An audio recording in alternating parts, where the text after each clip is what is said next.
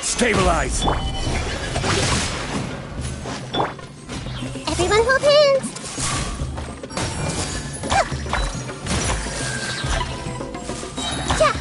Sharing my knowledge! Let me weave you a verse. Hey! Yeah! Yeah!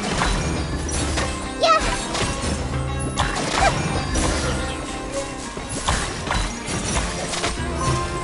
Yeah! Yeah!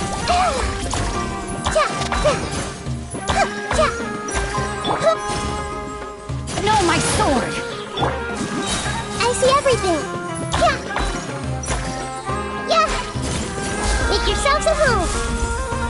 Everyone hold hands.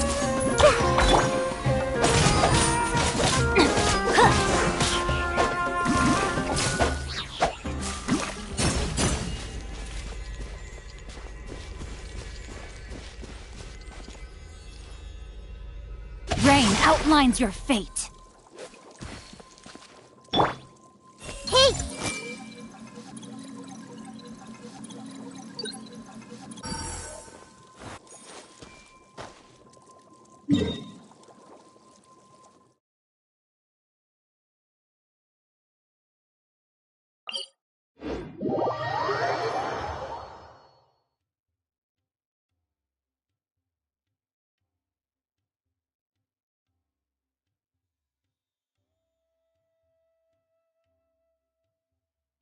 If you're not sure what to do next...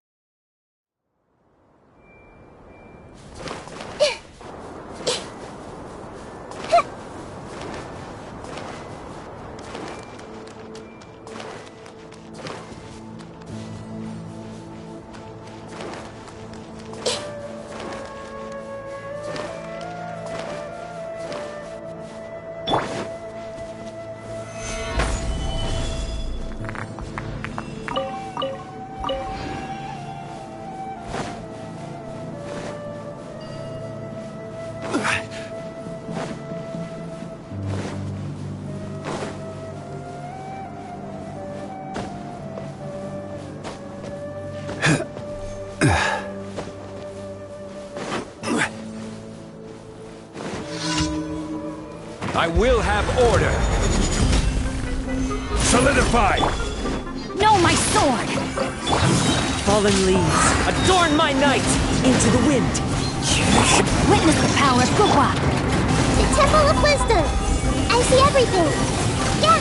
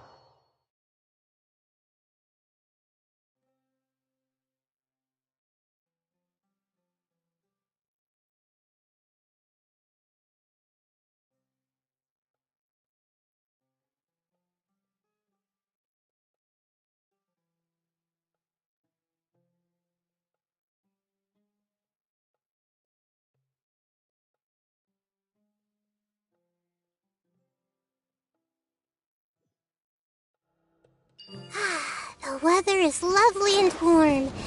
Things are about to start getting lively again.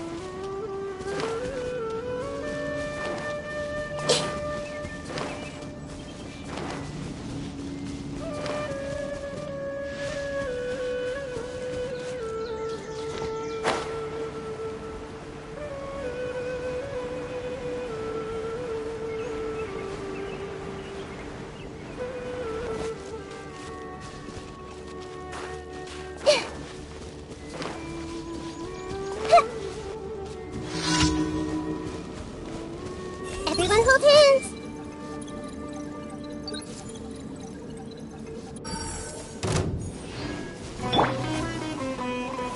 Stabilize!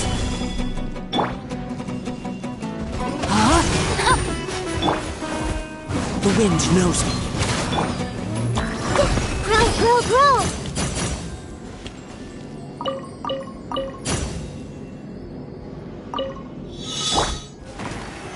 Solidify! Order guide you! Rain outlines your fate. Let me leave you. Make yourselves at home!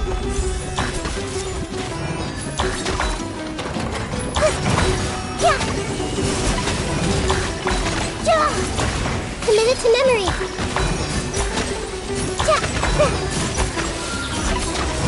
Hey! Sharing my knowledge! Witness the power of Gugwa. One with nature. I see everything!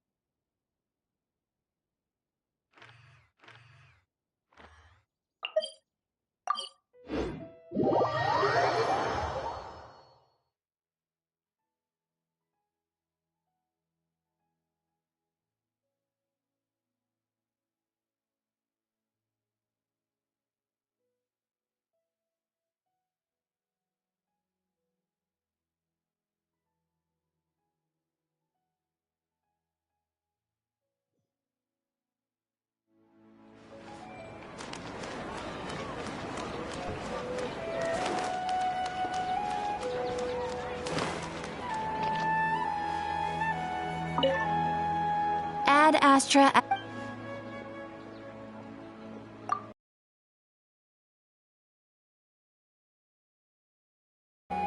Ad Astra.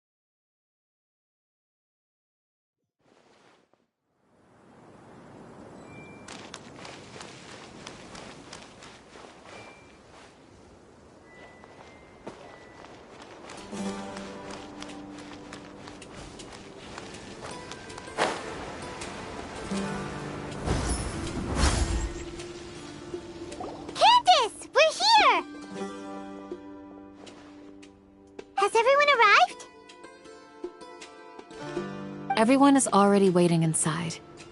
Well, what are we waiting for? Let's join them! Please, wait a moment. Before attending the meeting, I hope you can promise me one thing. What do you need? Promise me that you won't commit to anything too reckless. What do you think? Okay.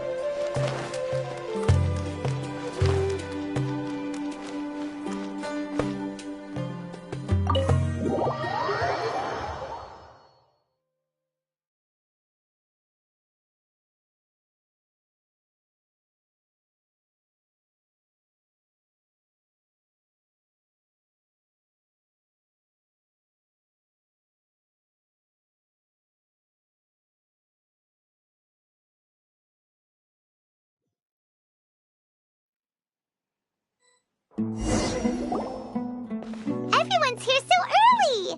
But why isn't anybody talking? We already discussed things a bit. Hey, where have you been? I've missed you too. Are you ready?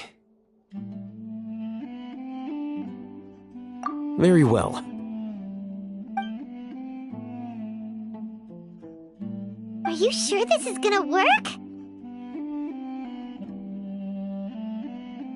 I gotta admit, it's bold. Color me impressed. It's worth a try. The point of discussion is to arrive at a solution. Let's cut the small talk and move to the next point. You're making Paimon nervous.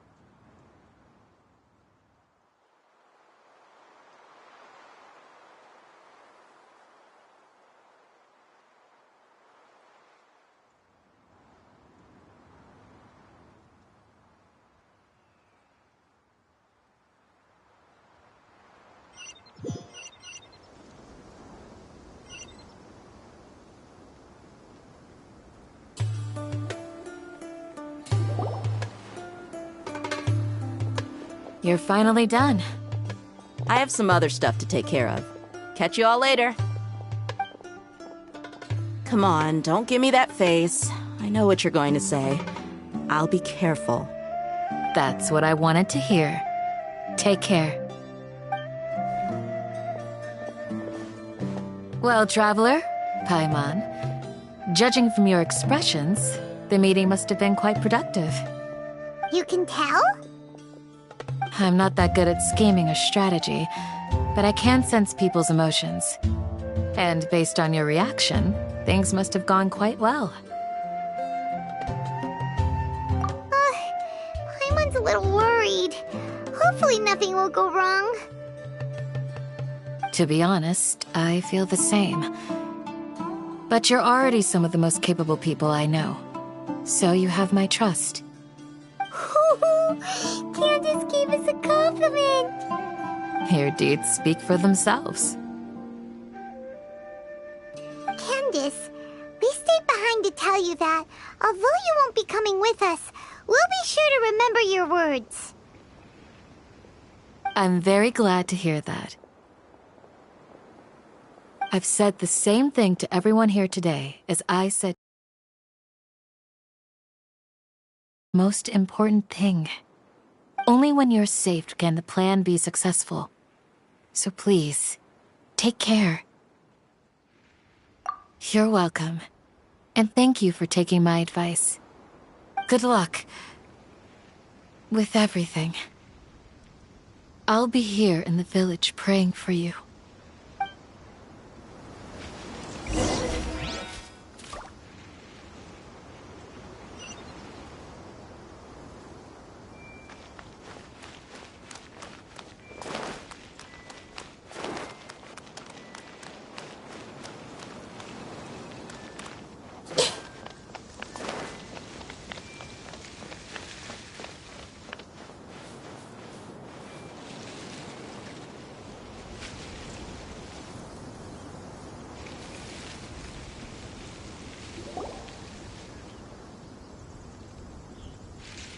Sounds good. I'll go make some preparations. Okay. I'll hate them! Have you finished saying your goodbyes? Yeah!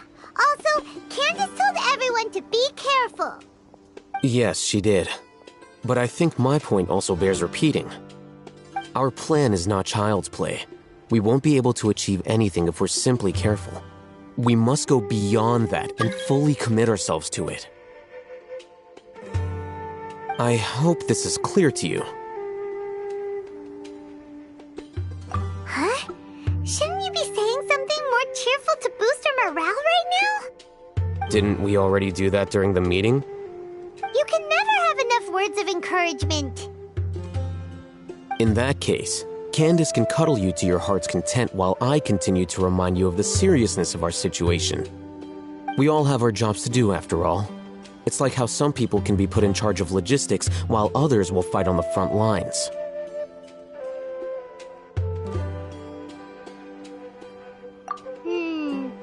Speaking of the front lines, you don't look anything like a soldier. Of course. Compared to the mercenaries, I'm merely a feeble scholar. But the advantage of not being a mercenary is that I get to stay in a safer place and offer my strategic insight. Just think about that mercenary who lost his mind. Mercenary groups are facing constant danger every single day.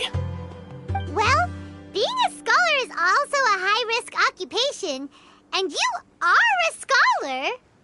I'm not like the rest of them. Even among members of the same species, some will exhibit far more potential than others. This guy.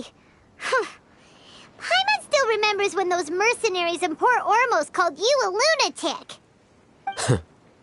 All intellectuals are lunatics in the eyes of fools. I'll take that as a compliment. That reminds me. Do you remember the record we saw in the King Deshret ruins? It mentioned forbidden knowledge.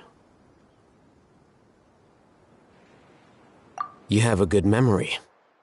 Forbidden knowledge has the power to drive people insane, but this fact has never been shared with the public. Even I, who has worked in the academia for some time, was never once informed of this.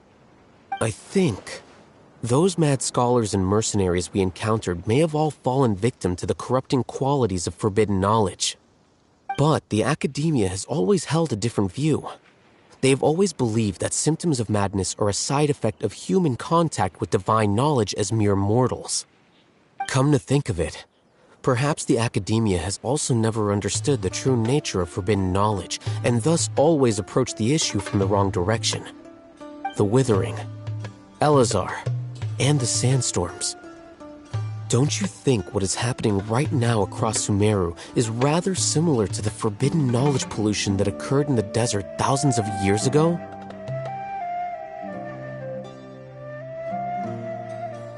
But Paimon thought that Irminsul's disease is what caused the withering in the sandstorms. At least, that's what Tainari told us. Wait a second. Could it be that... Ah, you've connected the dots. The cause of Irminsul's illness may precisely be the pollution from forbidden knowledge. But if that's the case, what should we do? This is huge! Wait. Why do you think Lesser Lord Kusanali would have a solution to this situation? You mean, it's related to the scene you saw when you passed out in the Avidia forest? That that whole the world forget me thing? In that case, it's imperative that we rescue Lesser Lord Kusanali. Only by working with her to save Irminsul can we completely resolve the problems Sumeru currently faces. To make sure we're still on track, I would like to check on the state of some of our preparatory work. Where are we going? To an Eremite base.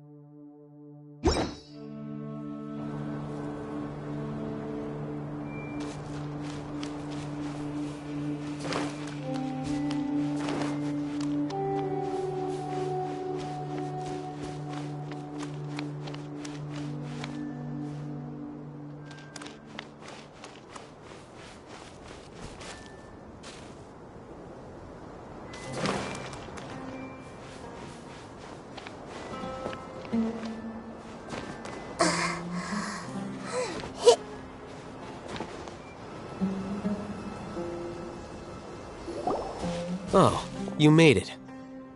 Huh? What are they doing here? I gave them some technical work to do. Ah, it's the scribe. And is that the traveler I see?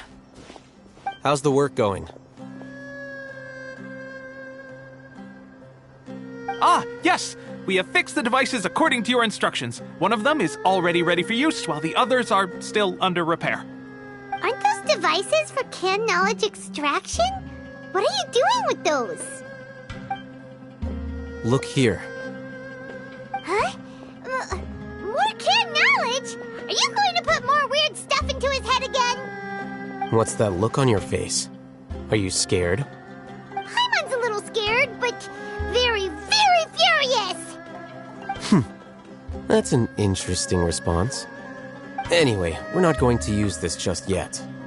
As I mentioned during the meeting, this knowledge capsule contains a decree I drew up in the past. The academia should also have their own copy. And according to the plan we just came up with, Traveler, I want you to record something into this capsule.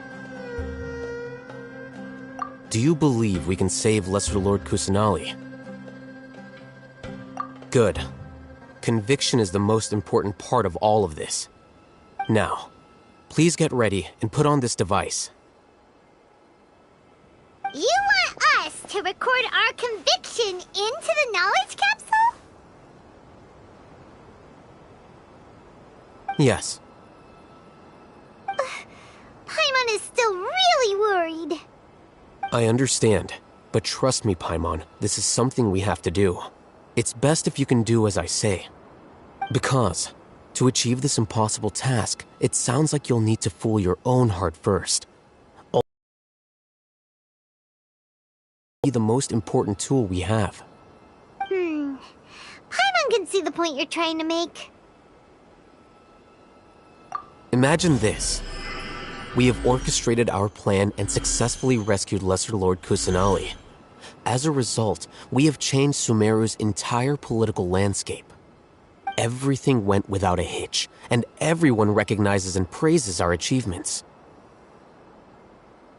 Now, open your eyes. Here. What's this? Read it out loud.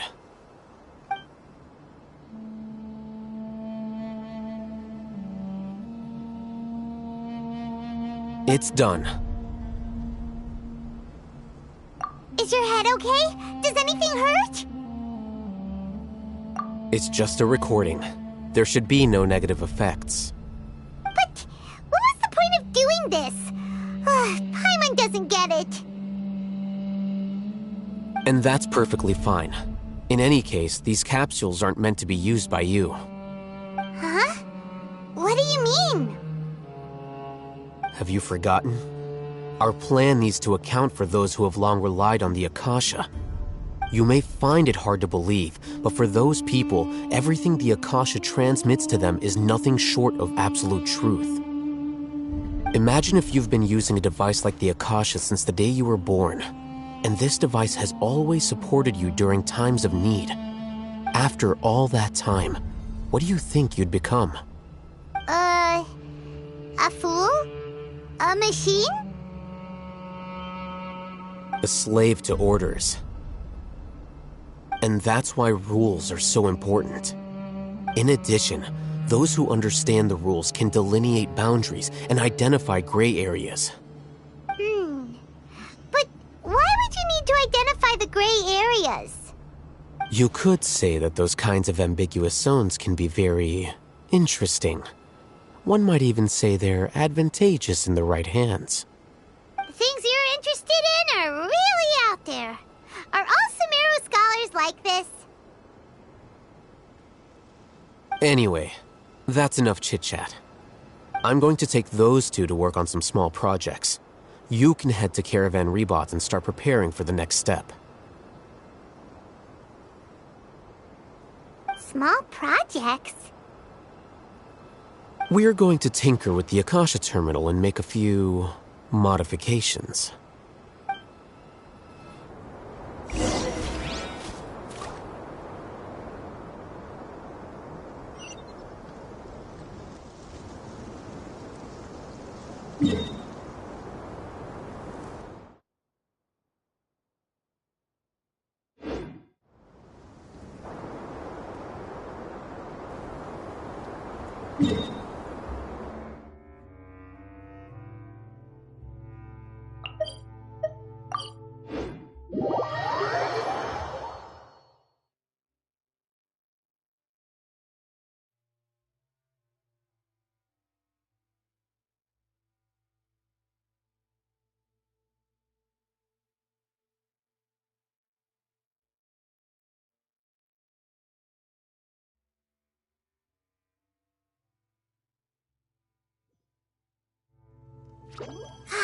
The weather is lovely and warm. Things are about to start getting lively again.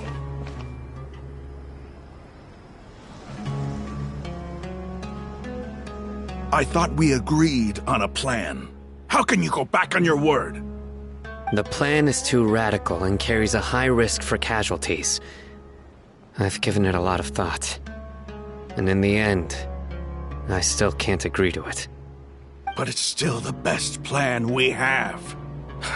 As a former Matra, you of all people should be able to see the bigger picture and recognize the innate advantages of our plan. I did. And that's how I saw the danger behind these so-called advantages. Al-Hitham's plan is even more radical than I imagined. Huh? Why are you guys arguing? My friend, you're just in time. Why don't you help me persuade Sino? He's turned against our plan. We agreed to work out a plan at the meeting. As mercenaries, you're familiar with the local environment, so you'll take care of the specifics. But then, you went to Al-Hatham for suggestions.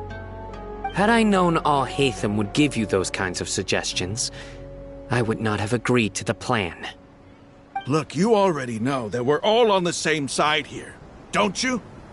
Mercenaries place a lot of importance on their bonds of friendship, but also will not hesitate to make sacrifices if they deem the situation to be sufficiently dire. I'm sorry, but as things stand, I can't accept your principles. Seems you really do understand the ways of the desert.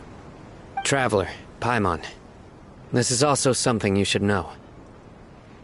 Rahman's plan is to have me work with the Caravan Rebot guards in my capacity as a Matra. We will arrest the mercenaries and escort them into Sumeru City.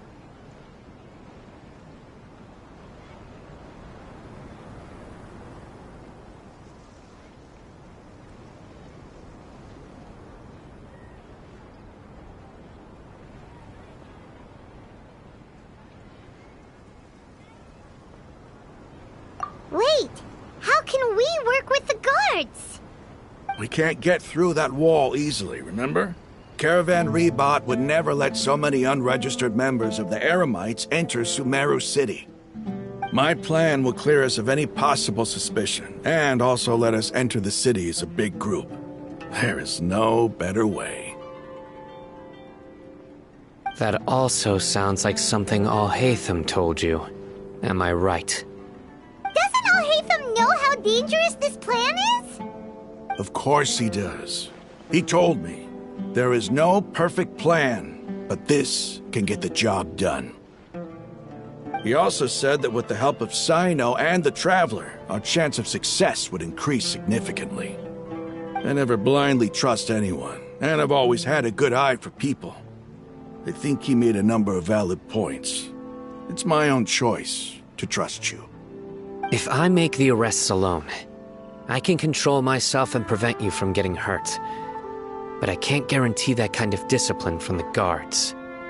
To make the whole thing more convincing, you'll need to resist to some degree. Casualties are inevitable once push comes to shove. I'm okay with the deaths of enemies. But now that we're allies, I'm against the meaningless loss of our own. I can't believe a Matra would actually care about us. I've lived a hard life, and I can say that people like you are hard to come by. I've always treated my allies with honesty and respect. They have the right to know important things like this. Now you're making this hard for me. Hey, is there something we can do to help?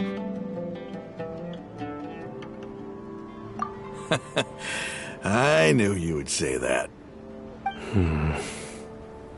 We can help fight some of the mercenaries, which should reduce the number of times you'll have to struggle directly with the guards. That should help at least a little bit.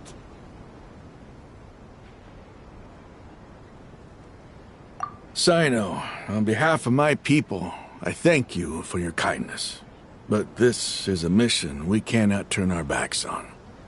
We strongly value the lives of our friends, but the goal we are about to achieve is even more important. We have no fear of casualties, because we crave the spoils of victory. So please, lend us your support. We will show you the determination of us desert dwellers. Well, now that you've put it that way, I can no longer refuse. But remember, you need to follow the plan and not do anything reckless. Candace made it very clear that we can only achieve our goals if we can ensure our safety. Since you and I both recognize the significance of this operation, there should be no more animosity between the followers of the Dendro Archon and those of King Deshret. Everyone's life is equally important. Okay, you have a deal. Let's do this for our shared dream. The guards should be stationed in the courtyard nearby. You can find them there.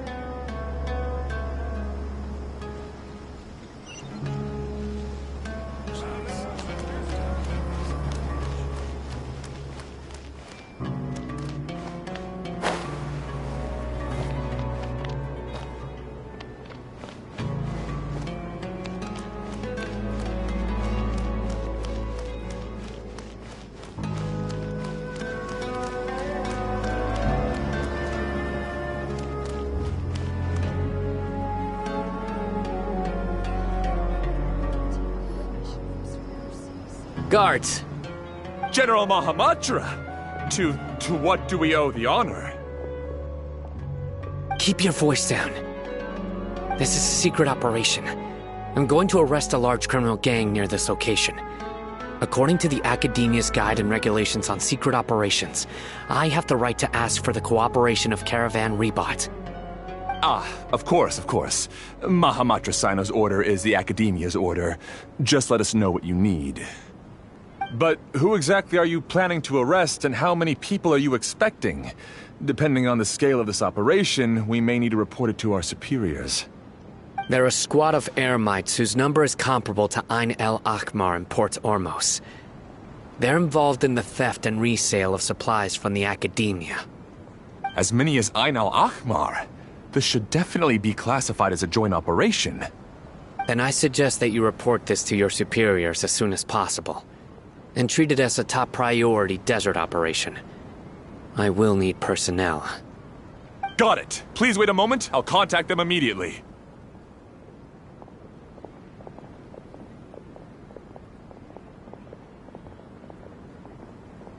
Because this is work. Because I trust you. Paimon can't believe you're still in the mood to chat. This whole thing has Paimon scared stiff. Aren't you even a little worried? What if these guards already know that you have betrayed the Academia and are no longer their General Mahamatra? Even if that guard doesn't know, their superiors might, right? The Caravan Rebot operation is of great importance. But don't worry, the guards there shouldn't know that Sino has stepped down. How can you be so sure? First, the other Matras still don't know why Sino has left, which proves that the Academia has been covering up the matter. Second, this is a crucial moment for the Academia's God creation plan. If something were to happen to the General Mahamatra, it's bound to attract a lot of unwanted attention. No matter how you look at it, they don't seem interested in sharing the news of Sino's departure. A reasonable inference. I agree. Which brings us to our next issue. I'm sure some of you have been wondering if the prediction function of the Akasha will affect our operation. The Akasha is still in operation, so I must remain on high alert. Actually, considering the power of the Akasha, it's quite strange that it hasn't already tried to interfere with my actions.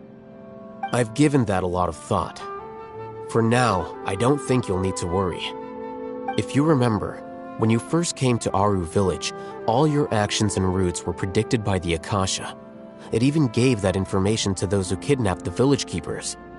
But things like that never happened again after we met up with the Traveler. That's true. But why? Look at it from a different angle. Why do you think the Akasha will predict your actions?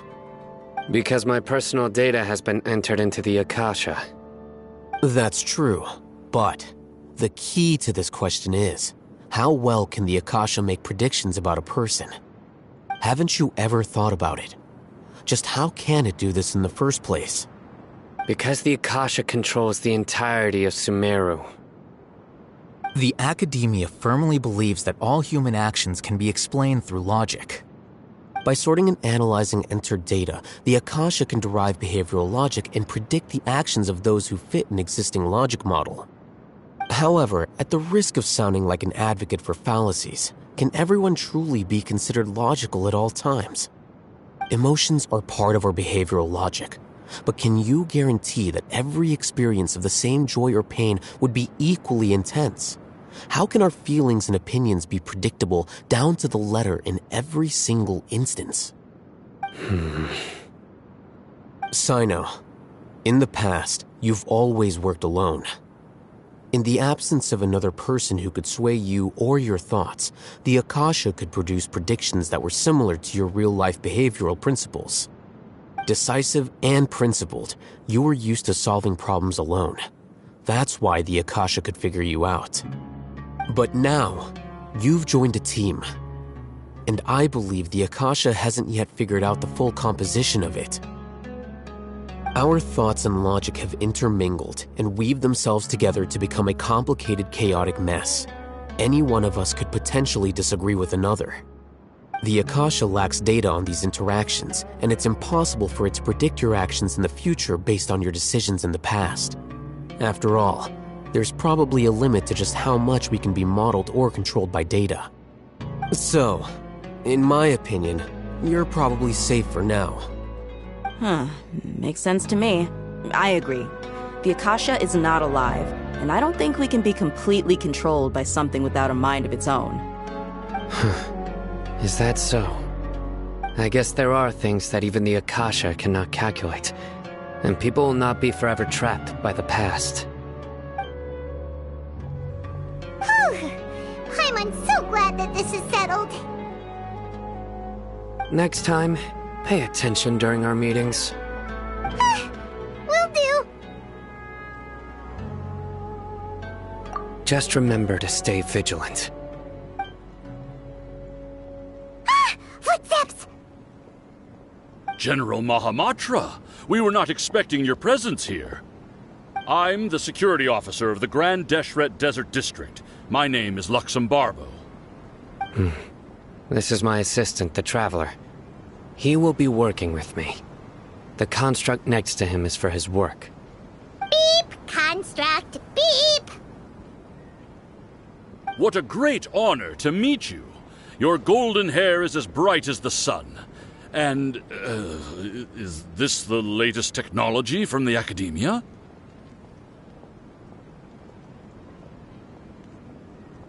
Have you made a decision regarding the matter I mentioned to your subordinate? It seems to be a dire situation, so of course you will have our full cooperation. To be perfectly honest, I've always longed to go on a mission with someone as well known as yourself. There's no need for flattery. Yes, sir. Take your most elite platoon and follow me to the eastern side of the district. We will carry out the operation there. Understood. Map. Hurry, bring the map!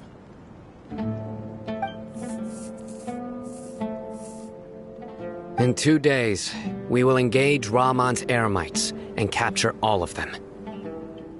Any questions about the time or location? None at all, sir. Good. See you then. Yes, sir.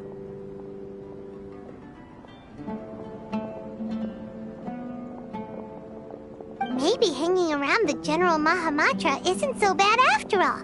Everyone's so respectful towards us. This is all due to the absolute authority of the Academia. And now, we're going to strike back against that massive pillar of power.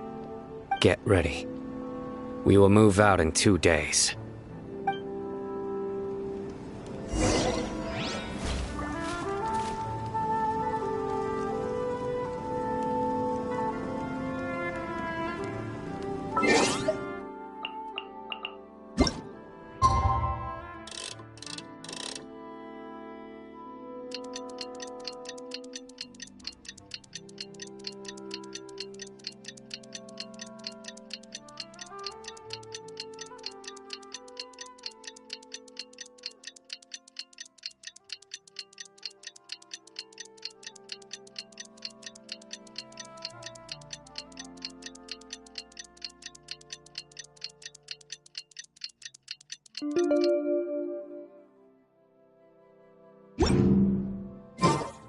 Something on your mic? Time for the operation! Let's go meet Sino in the desert!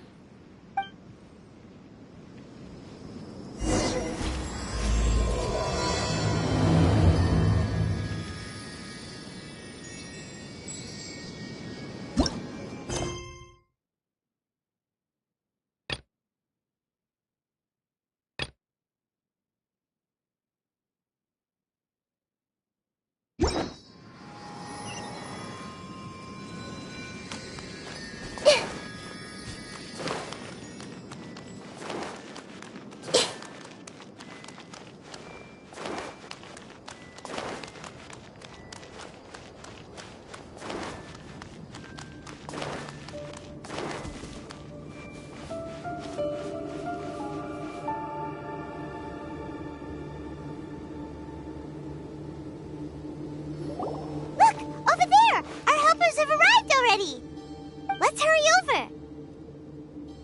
Wait a moment. Ah! Oh, it's you. You're my assistant, remember?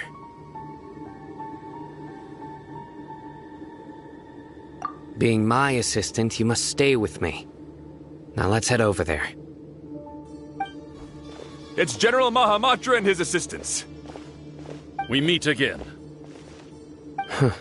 You're here early. It's to show how important we think the operation is. Since this is a big case for the Academia, we are prepared to give it our best. I'm glad to hear your sense of resolve. They are our only leads for the case. If they die, we will be unable to continue the investigation. Understood. Everyone! The Eremites are approaching from the west! Make preparations and be ready for combat!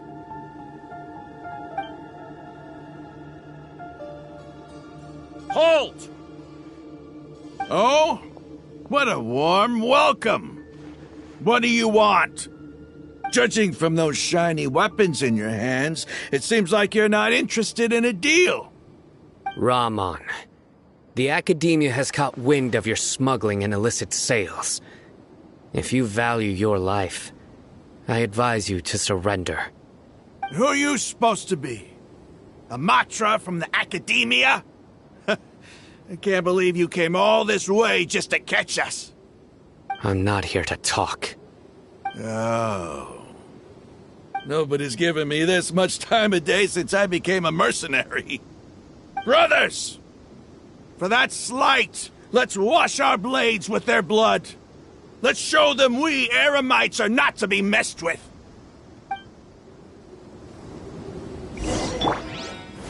Stabilize! Clouds high, the birds call! Into the wind! Everyone hold hands!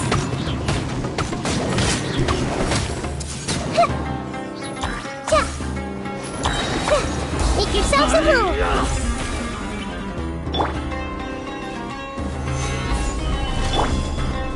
Body and mind. No, my sword!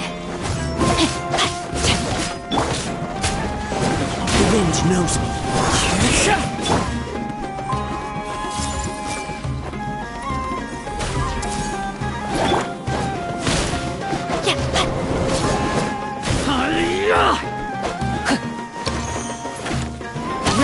outlines your fate. Into the wind. I see everything. Got it. Fallen leaves, adorn my night. One with nature. Ring cutter. The Temple of Wisdom. Everyone hold hands. Yeah.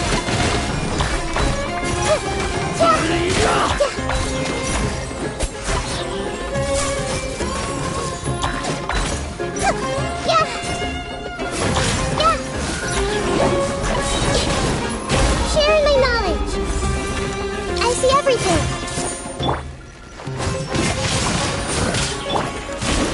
The wind knows me. Let me weave you a verse. Grow, grow, grow.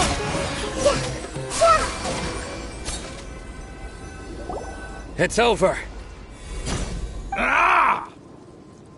We have subdued them. The operation is now over. All Aramite mercenaries and related personnel in the area have been arrested. Ah, you pitiful Dendro Archon dogs! You'll regret this! I'm afraid you'll regret it first. King Deshret will curse you, and you will all! Silence! Oh, Restrain them and take them back to Caravan Rebot. Count their numbers and send them to the Academia as instructed by the General Mahamatra. Yes, sir!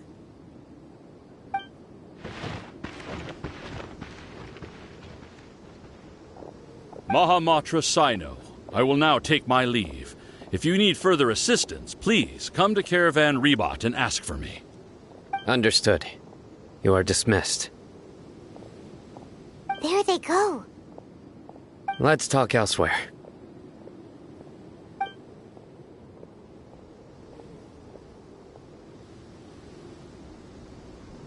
This part of the plan went really well. Yes, things went perfectly. That's fantastic! And that punch you gave Ramon there sure looked convincing enough. Once we're done here, I'll return to Caravan Rebot and oversee the group's transport. I promise.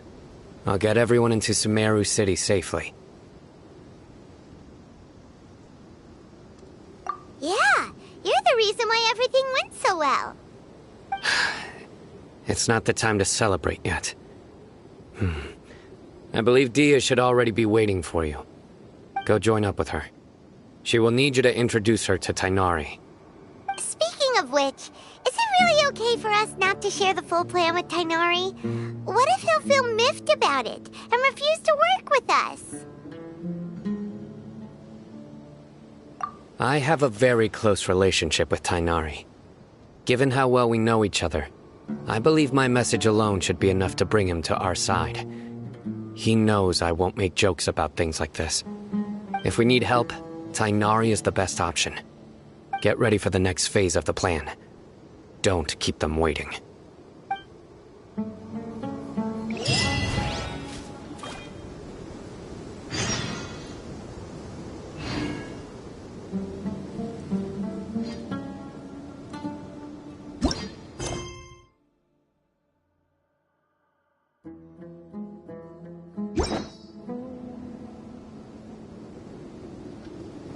What they say is true. You have to see the...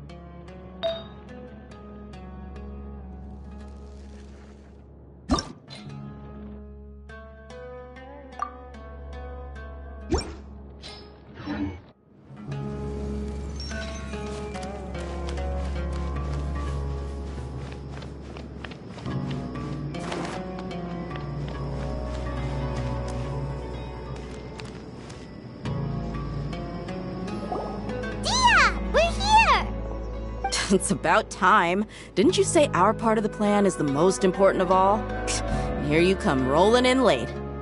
In the time it took you to get here, I already did 5 laps around the place, downed 7 drinks, and even did some clothes shopping. Sorry. We didn't mean to keep you waiting. I just wanted to fix your attitude and rub it in a little. After all, you took your sweet time getting here, and we've got important stuff to take care of.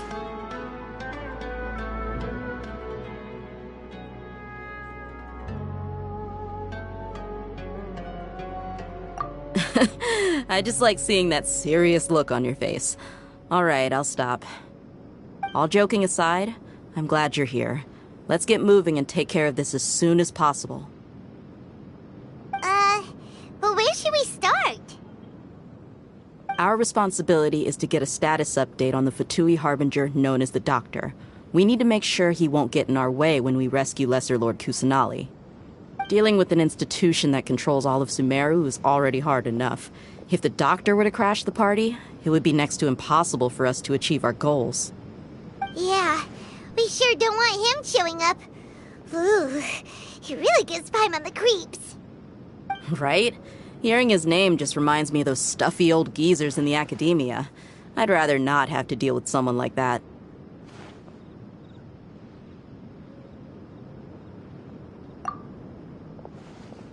According to the plan, we should first go to Pardis DI and ask for Forest Watcher Tainari. If all Hatham and Sino's sources are solid, then we can be sure that Tainari still has the Academia's trust. So, we'll find Tainari and convince him to get us the latest intel on the Doctor. Then, depending on what we learn, we'll make any necessary adjustments to our plan. The sages have placed spies everywhere on the other side of the wall. I'll follow you as a bodyguard. You should be honored. I don't offer my services to just anyone you know. But Paimon thought mercenaries would do anything for Mora. That's certainly true. But when multiple employers are vying for your services, you should always go with the best offer. Let's see. If I were to charge you a bill, I guess I can apply a discount. How much more do you want? Paimon's not sure we can afford it. How much do I want? Hey, how about paying me with a smile?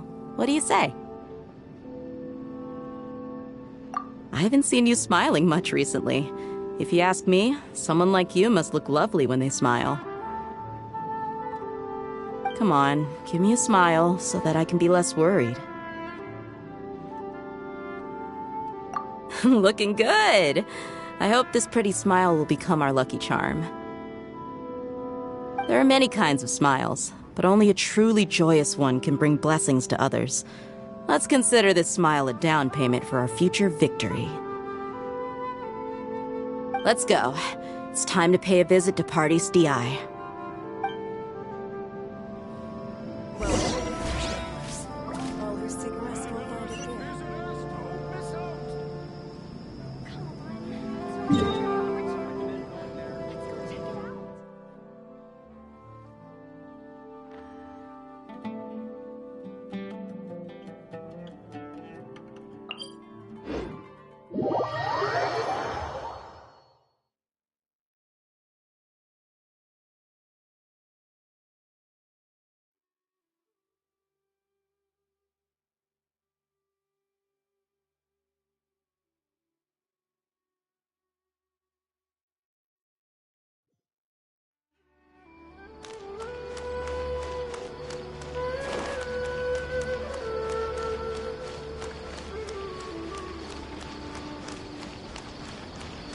He's over there!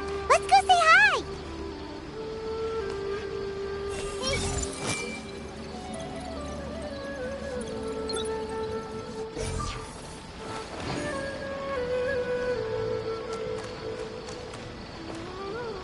I see everything!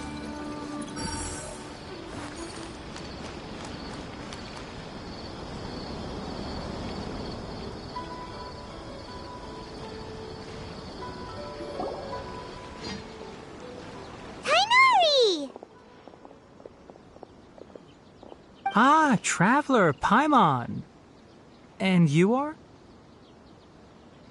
Hey there. This is our friend Dia. She's an Aramite mercenary. A mercenary? You must have some big news for me.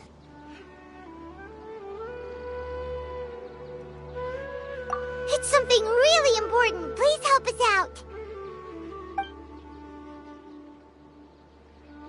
All right, then follow me.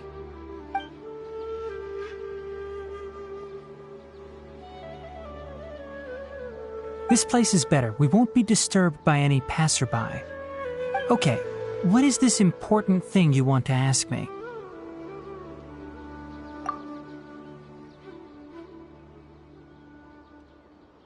The doctor, huh? He's that strange-looking Fatui Harbinger with the mask. Paimon thinks he has blue hair. Yes, I know him. Actually, he left Party's DI just a little while ago. He left already? Yeah, he came looking for me. Can I ask what it was about? Sorry to ask you like this after having just met, but your answer is very important to us. For now, all we can share with you is that your friend Sino is working with us. Sino, you say?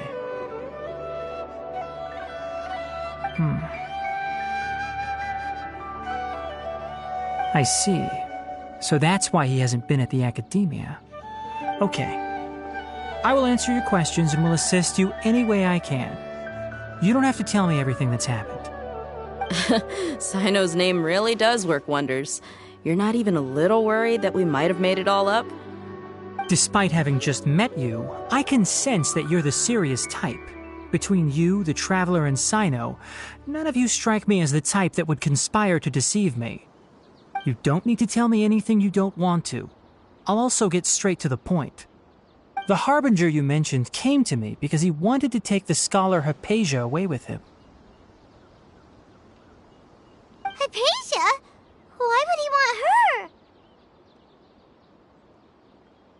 And what do you mean by take away? Is he planning to leave Sumeru? Yes. He told me his return to...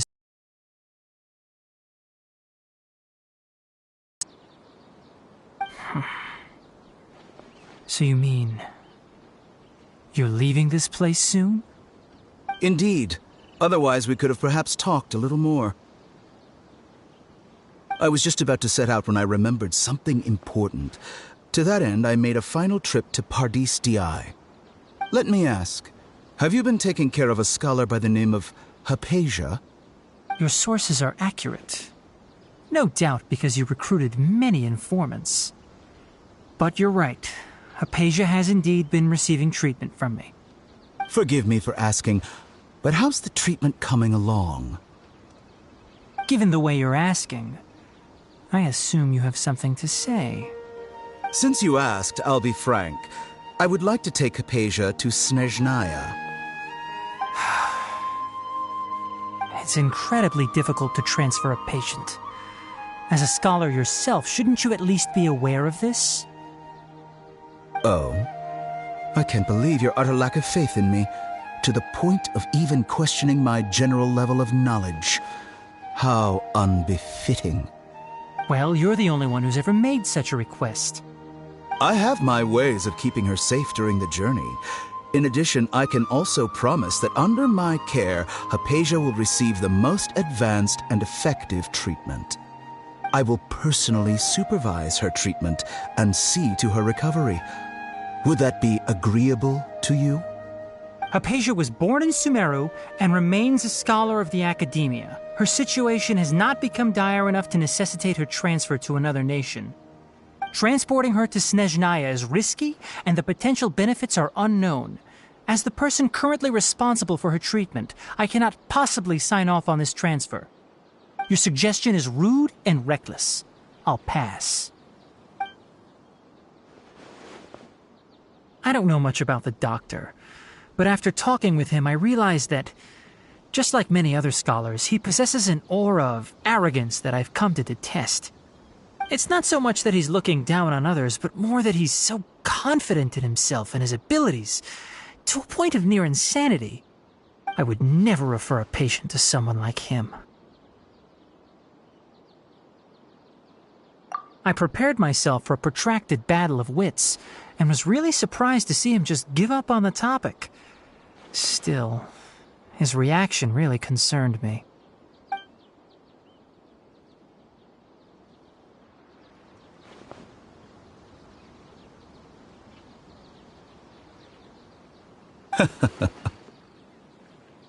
I see.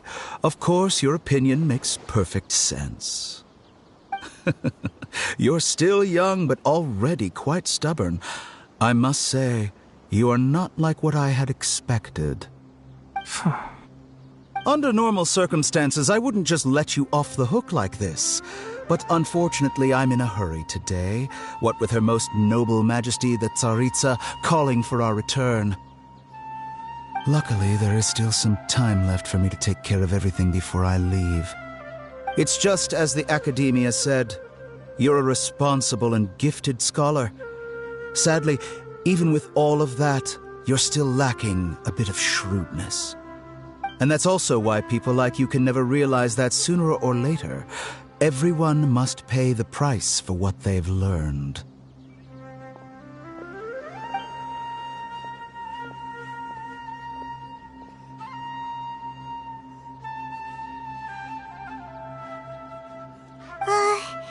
Paimon can't help but feel like he's hinting at something unpleasant. He asked a question, yet didn't care for my answer. Perhaps I'm nothing but a talking rock in his eyes. He never came off as malicious, but an utter lack of compassion permeated throughout our conversation. From his tone, I can sense that he's always looked down on others. I can barely believe it myself, but if that's true, the situation will be in our favor. I don't think I missed any details. Frankly speaking, I don't want you to do anything too risky. Now that you know a little more, it should be easier for you to stay safe.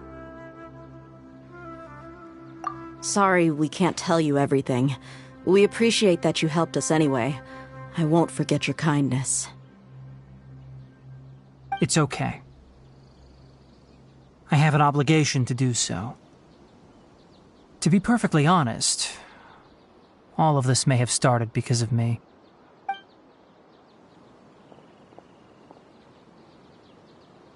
Recently, my master wrote several letters to me, asking me to return to the Academia and assist him with his research.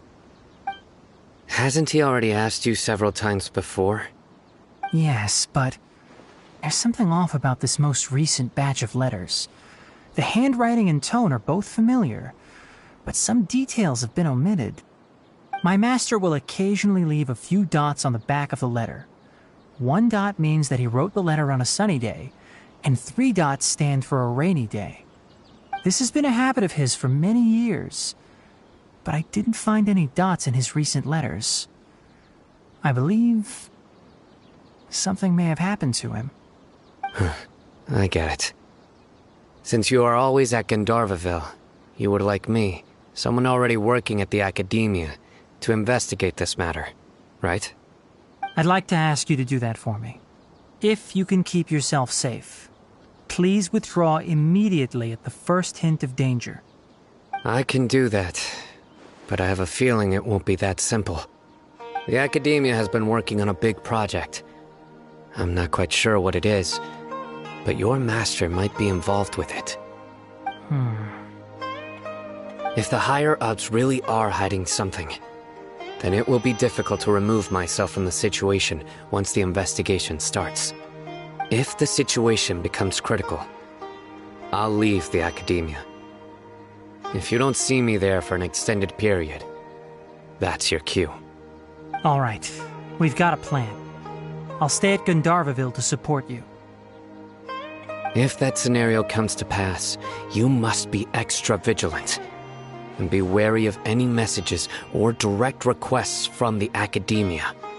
I must say, I didn't expect a warning like this from the General Mahamatra. Being loyal to the Academia doesn't mean blindly doing whatever the sages say. I know what I'm doing. On that note, aren't you also being quite distrustful of your alma mater? The academia, yes, but my master is a man of integrity. Even when I was a student, I was worried he'd get in trouble for sticking to his beliefs. I suppose he's lucky to have lasted so long. But in the end, it still caught up to him.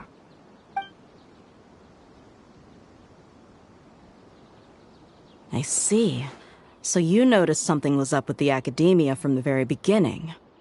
This may well be how Sino became involved in all this. In that case, I must keep my promise and help you however I can. Also, if you run into Sino again, please help me pass on a message to him. Trust your own senses and experiences. I think this may be something he needs to hear right now. Okay, we'll find a chance to tell him. Thanks. Right. Now let's go hunt down this Harbinger. Oh, by the way, which way did the doctor go when he left Pardis DI? That way. Gotcha. Thanks so much. We'll be on our way.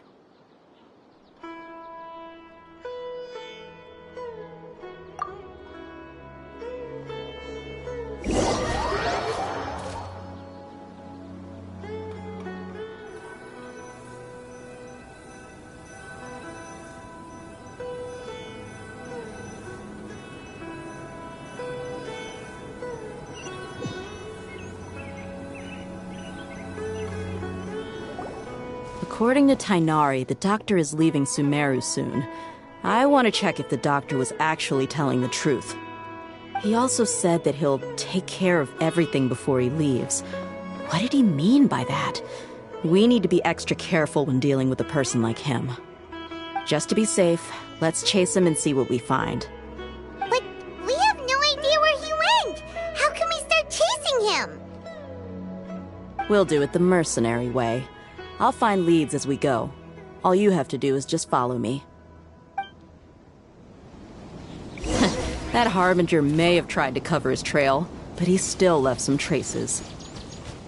Or perhaps he never even thought about concealing his whereabouts. Maybe that's just how arrogant he really is. Yep, we're headed in the right direction.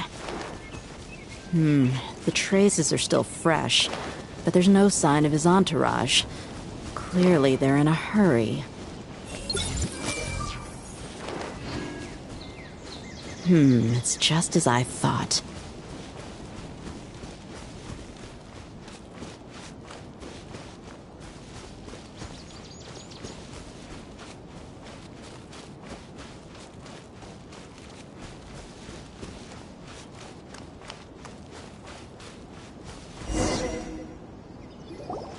We can stop here. I think I know where the doctor went. To the south of here is Port Ormos, which seems to be where they're headed. Port Ormos? They're going to leave by boat? That's right. Let's go to the port and have a look for ourselves.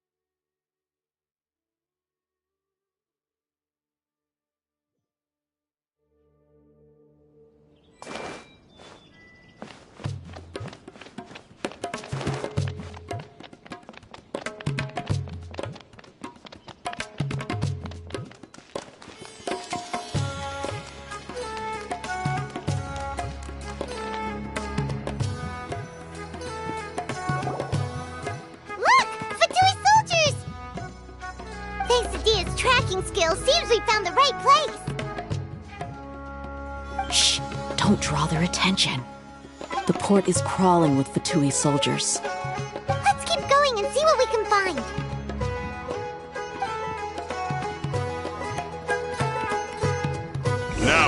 this is a proper farewell ceremony for a Snezhnayan Harbinger. The Lord Harbinger is leaving. I've still only seen him once or twice. I used to hold a position in our homeland, and back then, the doctor spoke in a very different way from the way he speaks now. Maybe the way people talk in Sumeru has rubbed off on him? It's always like that when you spend too long away from home. When he gets back to Snezhnaya, perhaps it will also take him some time to get used to the life there again. Huh? But, sir, that can't be right. No, I remember it like it was yesterday. Both his expressions and tones are now very different. Also, for some reason, he seems like he's all smiles now. You must be mistaken. Nobody's supposed to look happy when they're on...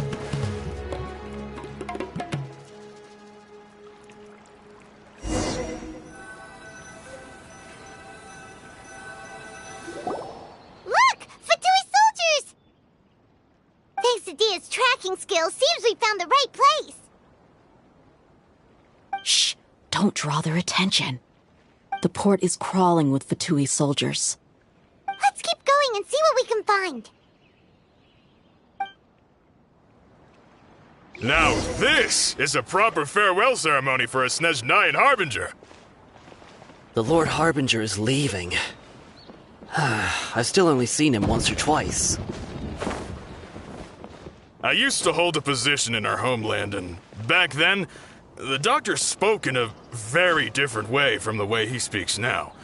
Maybe the way people talk in Sumeru has rubbed off on him? It's always like that when you spend too long away from home. When he gets back to Snezhnaya, perhaps it will also take him some time to get used to the life there again. Huh? But, sir, that can't be right. No, I remember it like it was yesterday. Both his expressions and tones are now very different. Also, for some reason, he seems like he's all smiles now. You must be mistaken. Nobody's supposed to look happy when they're on a business trip.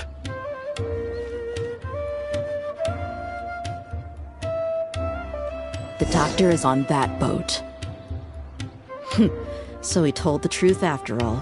He is actually leaving Sumeru. Let's get closer and find a place to hide so we can observe him.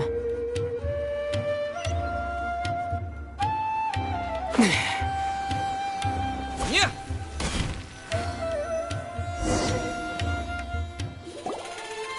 This place will do.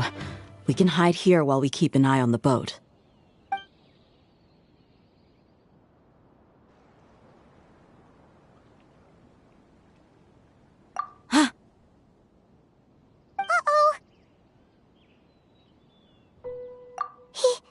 He saw us.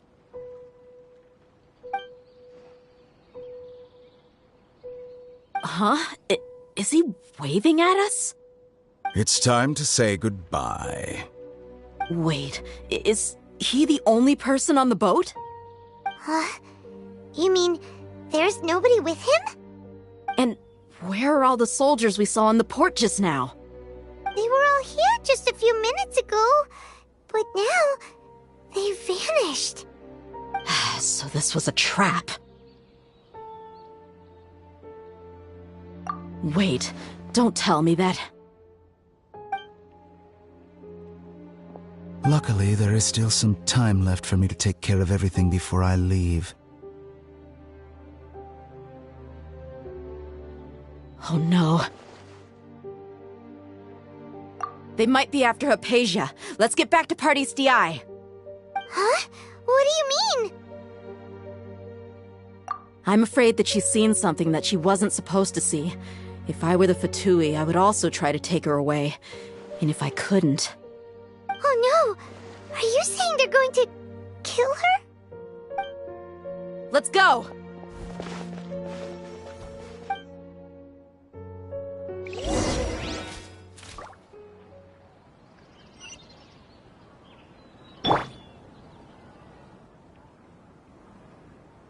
I see everything!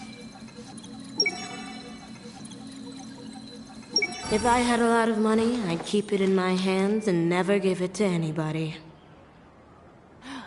Sumeru would be different. Everywhere.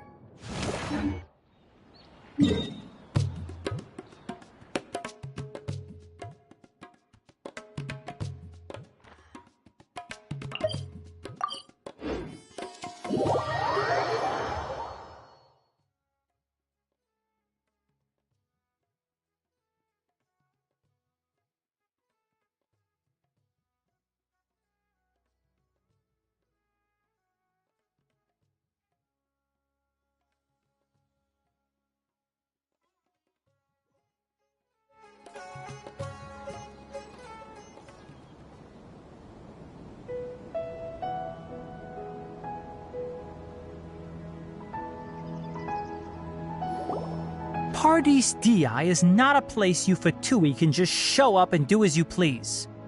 I believe we've already made ourselves quite clear. Our superior gave us permission to search for and collect medicinal herbs. But you've been in Sumeru for some time already. I find it coincidental that you chose to only come here today. Even the Grand Sage himself may not have the right to question our research, much less an ordinary scholar like yourself. I've done my duty to inform you. Don't make things difficult for yourself. It would seem that my words have fallen on deaf ears. You can keep trying to deny it, but coming to Paradise Di now? I'm pretty sure you're not just looking for herbs. With all due respect, your baseless speculations will only lead to unnecessary trouble. Well, you only have your Harbinger to blame. He knows nothing about keeping a low profile. I may be staying at Paradise Di as a scholar, but that doesn't mean I'm no longer a forest watcher. It is still my duty to protect the peace and safety of the scholars who have contributed so much to Sumeru. Then it seems our conversation has hit an impasse. No one will lay a hand on you, Hypatia. Not on my watch. Tighnari! Are you alright? I'm fine. These Fatui have really crossed the line. Time to teach them a lesson. One with wind and cloud!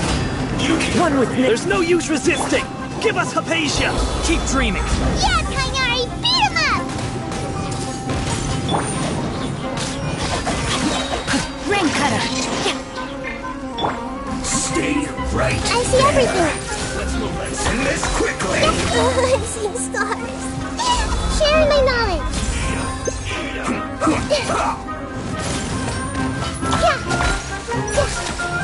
You need to hurry up! Everyone's okay! Roasted fry! Order guide you! Solidify! Rain outlines your fate. Hey! This one's well done! The Temple of Wisdom! Yeah! Roasted fry! Yeah! This one's well done!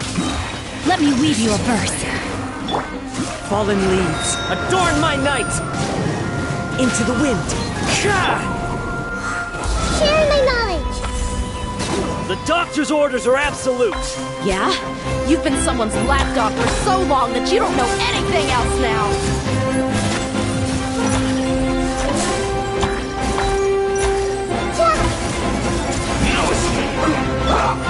I will have order! Stabilize! Make yourselves at home! No, my sword! Hey!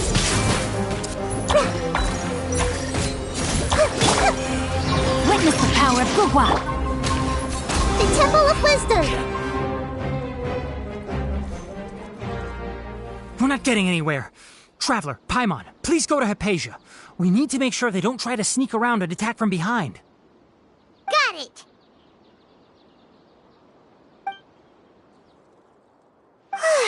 Hypatia's still here. Doesn't look like anyone's broken in.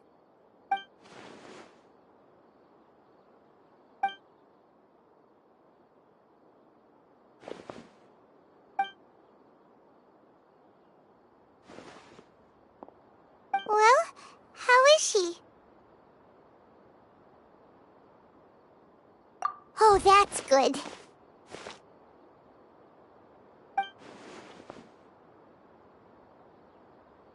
So, you think this is over?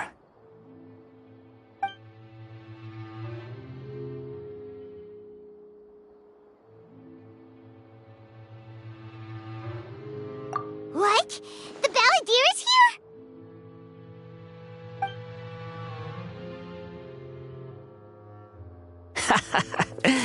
I've missed that look of abject horror. You've given me that look every time we meet. But, where is he?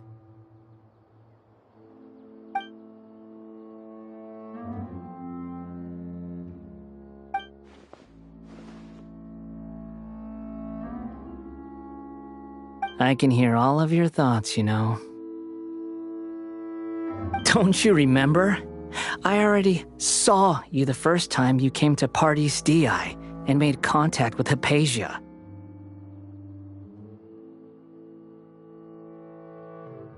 I didn't need to do anything. It is her honor to be able to connect her consciousness with me. Who are you talking to? It can't be the Balladeer, right? That's impossible.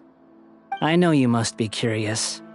I might as well tell you that I decided to enter Hypatia's consciousness the moment I sensed your touch. I wanted to observe you on a fool's errand. Hey, Traveler!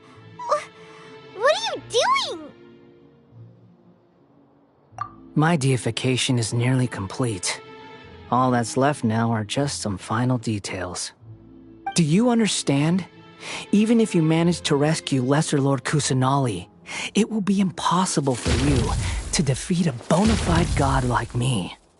Is it wise to force that childlike god into a divine battle against me?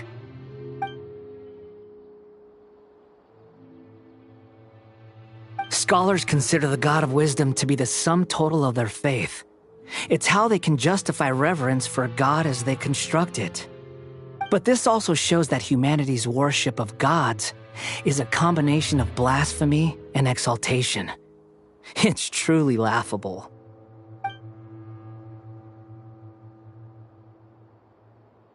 Yes. What is it?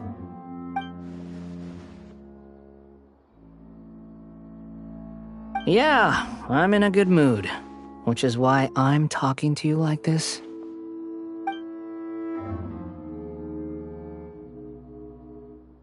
What do you mean?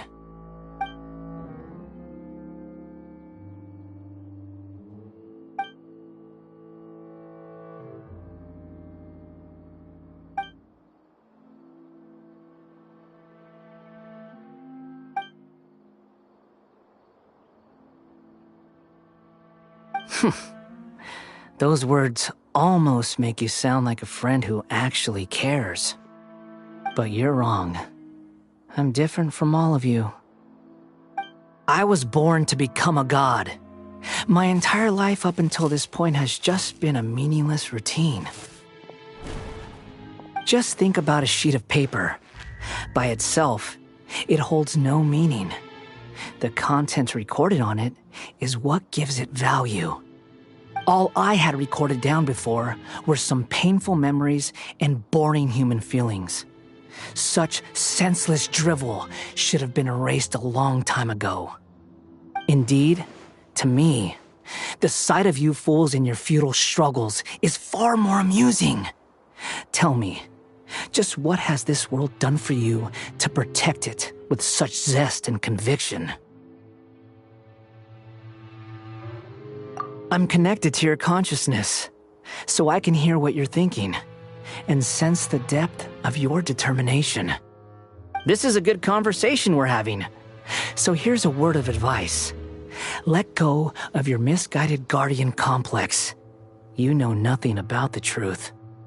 It'll be for your own good, as well as everyone else's.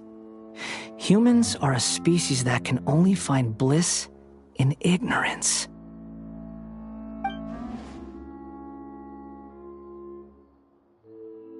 Ah, you've seen my affection for her. If you were in my position, I think you'd feel the same way. She peered into my consciousness and saw my past. Someone like that is qualified to become my first follower. All gods need followers. So Hypatia has been chosen. Her appearance heralds my imminent arrival at the throne of divinity, while her worship shall become my glory.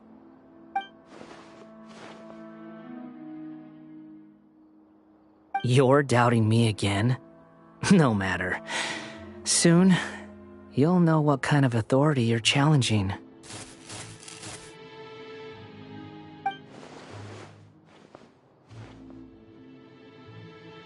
Who wants to hurt my devout follower?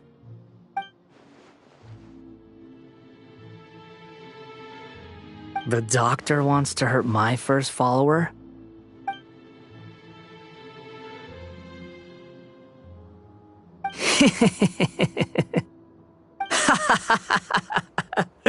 How very amusing.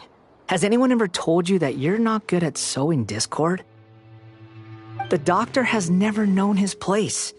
Even now, the puny human thinks himself capable of interfering in the business of the new god. You're still too naive if you think a few words will be enough to convince me to destroy the doctor. But I'm willing to give you a gift, just like my expression of affection towards Hypatia. It is an honor for you to be able to stand here and speak with me. As my listener, you will be rewarded.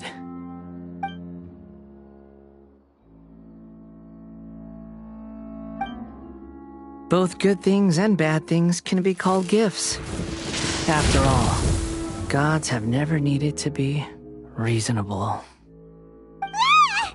Paimon hears thunder! That person Paimon couldn't see was the Palantir? Oh, he sure chatted with you for a while.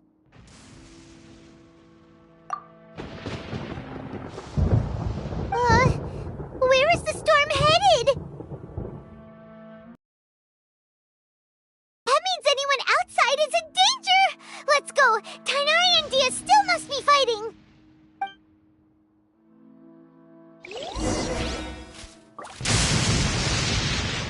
I see everything!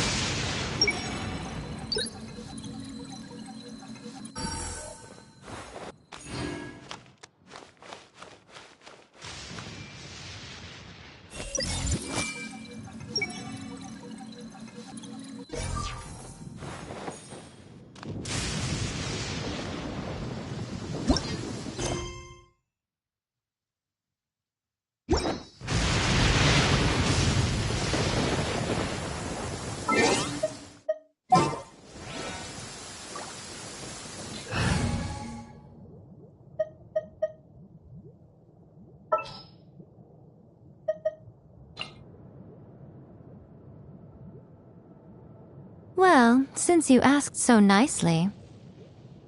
If you're not sure what to do next, how about I take you on a walk?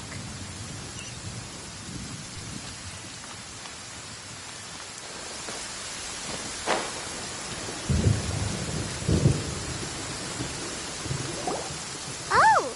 Have the Fatui retreated? Hey! What happened to you? He's hurt. I'm fine. Don't move. I've seen eremites get struck by lightning before. You need to rest. Struck by lightning?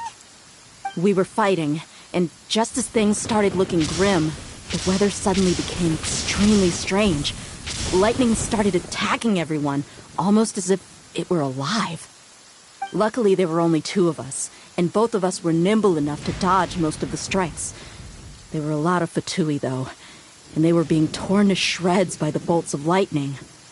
With that, all the Fatui soldiers were forced to retreat. It's all right. My wound aside, you look like you've seen something unpleasant. Is Hypatia all right?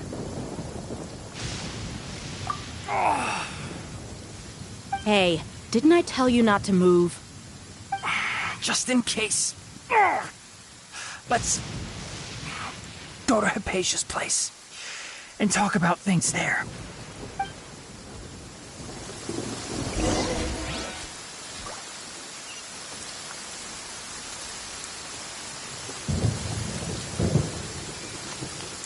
Everyone hold hands!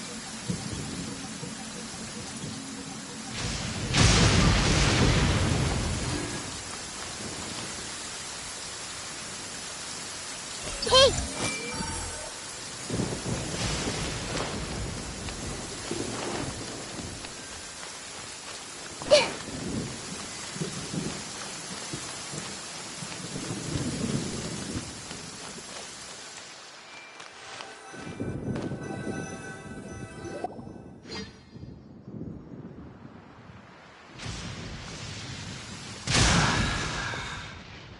Thank goodness she's fine. Hey, how about taking care of yourself first? I understand my condition. The wound is not fatal. I'll be all right. Ugh. The more you understand medicine, the worse of a patient you become. I know. They always think they can push through the pain. Oh, he sat down. Let me rest for a bit. Sorry, traveler. Now you may start.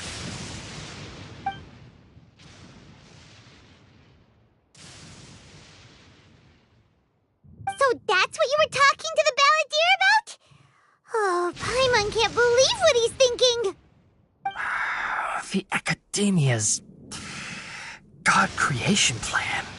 How ridiculous. That sounds, ambitious, I guess?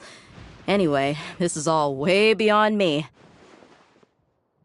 As long as I can enjoy every day with a drink in my hand, tasty food in my stomach, and a good night's rest, that's enough. I'll only work when I have to. I must be the least ambitious person who's ever set foot in Party's DI. Don't say that. I haven't even thanked you for your help back there. Don't mention it. Well, if nothing else, all this proves that the doctor really did have some urgent matter to attend to and left Sumeru in a hurry.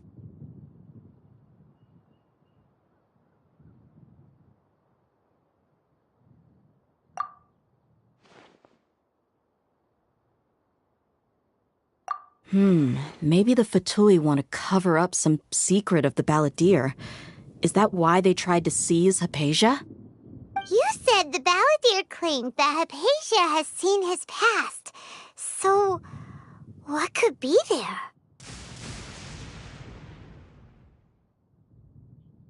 Have you noticed? The balladeer is not happy with the doctor's actions. He thinks the doctor has no right to consider himself as his equal. So, if the doctor was to show up again, would the balladeer zap him with lightning? Based on what the traveler has said, I think he would.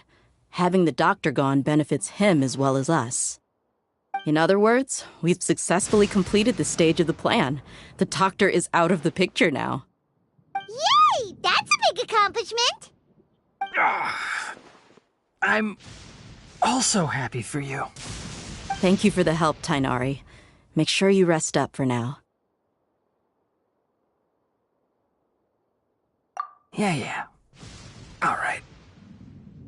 Okay, that wraps things up for us here at Party's DI. Traveler, it's about time we rendezvous with the others at the Grand Bazaar. Let's continue to keep a low profile. You can head there once you're ready.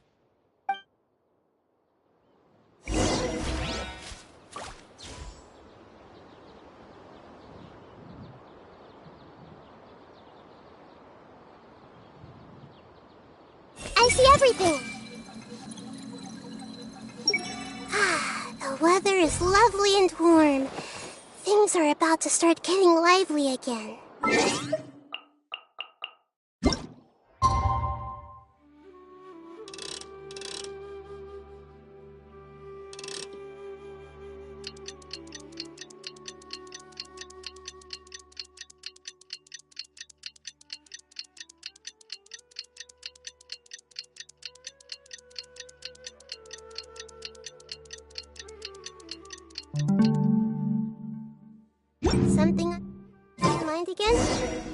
work through it together. 2 heads are better than 1.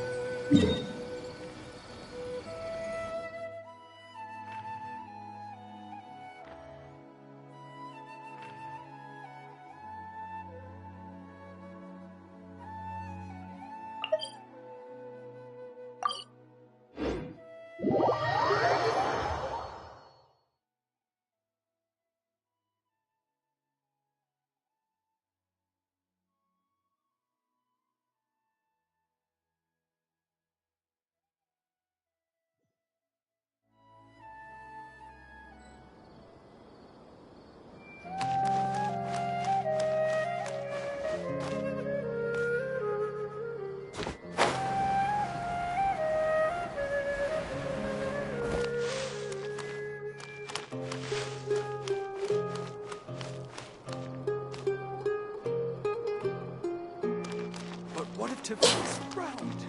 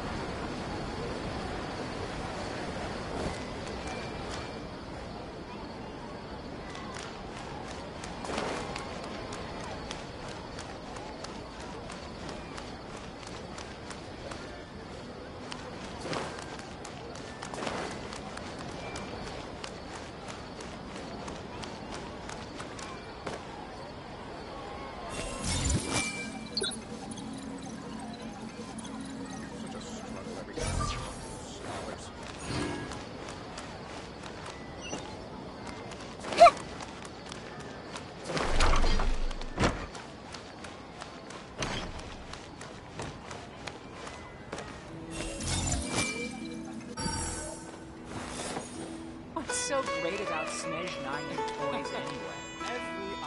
Everyone hold hands!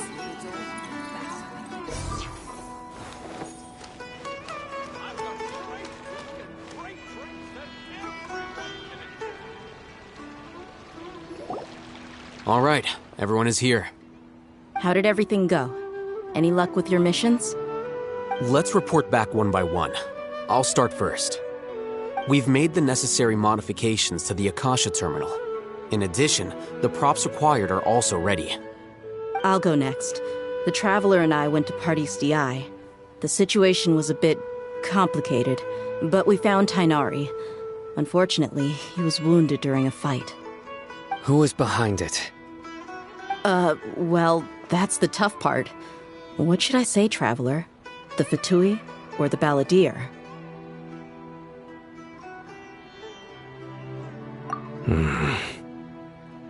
After some back and forth, we confirmed that the doctor has left Sumeru by boat. He has something urgent to attend to back in Snezhnaya. So, we've successfully removed the doctor from the picture. Also, Tainari's already resting, so he'll be okay.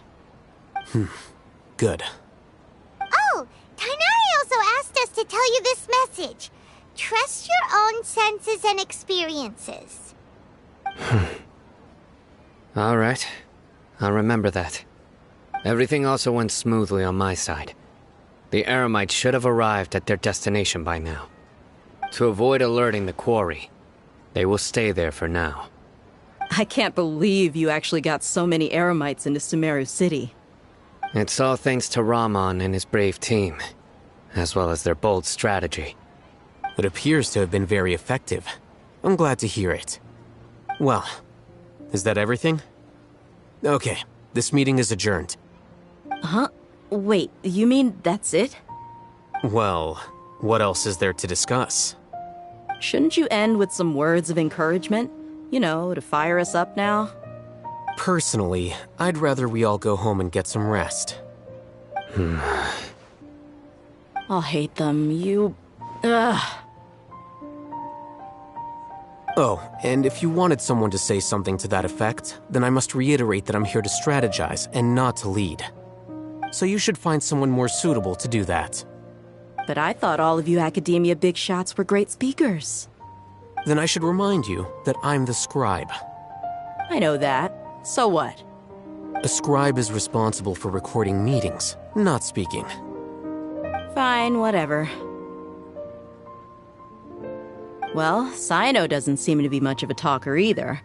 I guess that leaves it to my employer. Employer? Yep, the Traveler hired me.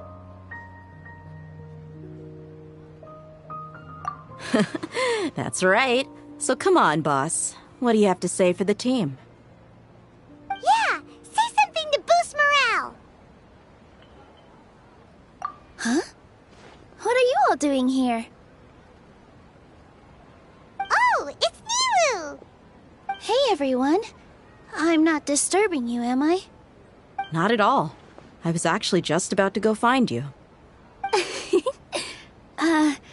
Judging from the group and all your serious faces, you were discussing something important, weren't you?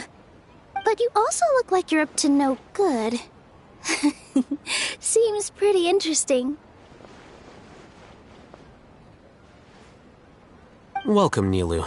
Would you like to join us? Huh? Join you?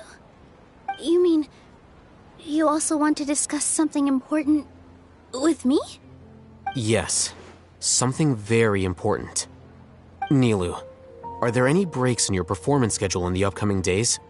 Huh? Wait, you're seriously inviting me?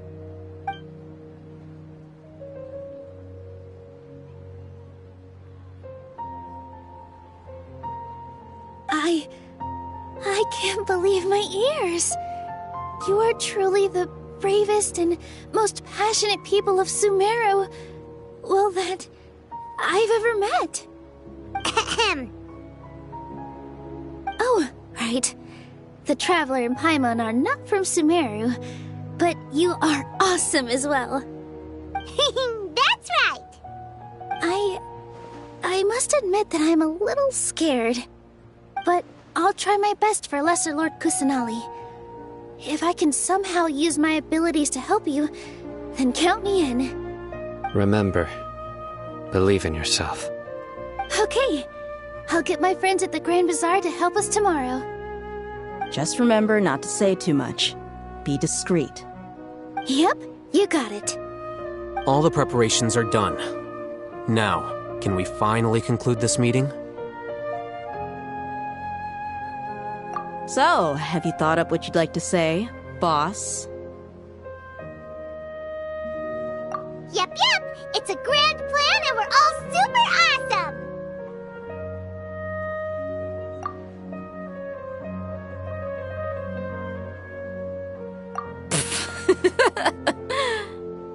Well said.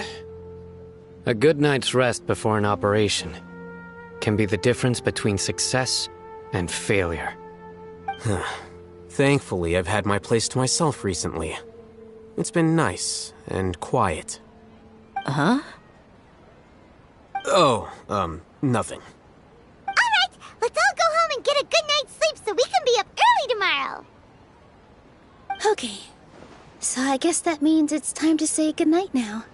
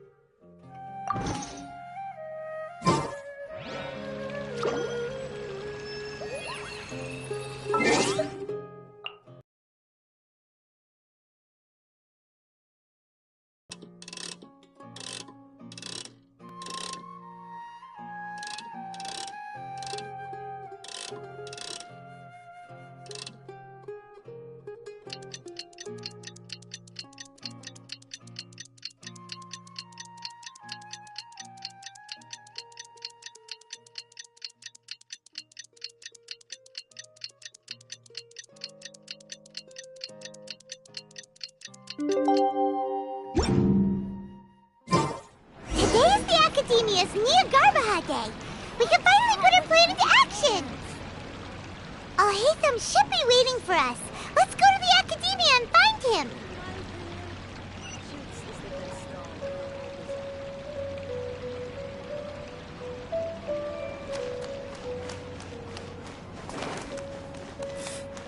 What's so great about Smash?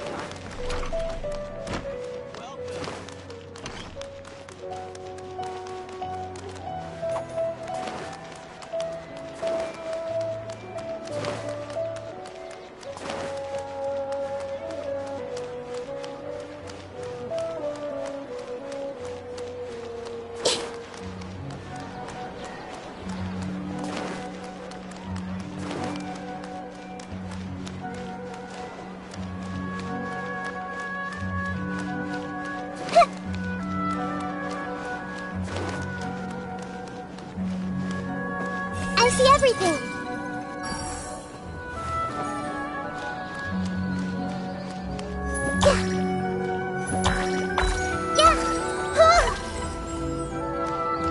Everyone hold hands.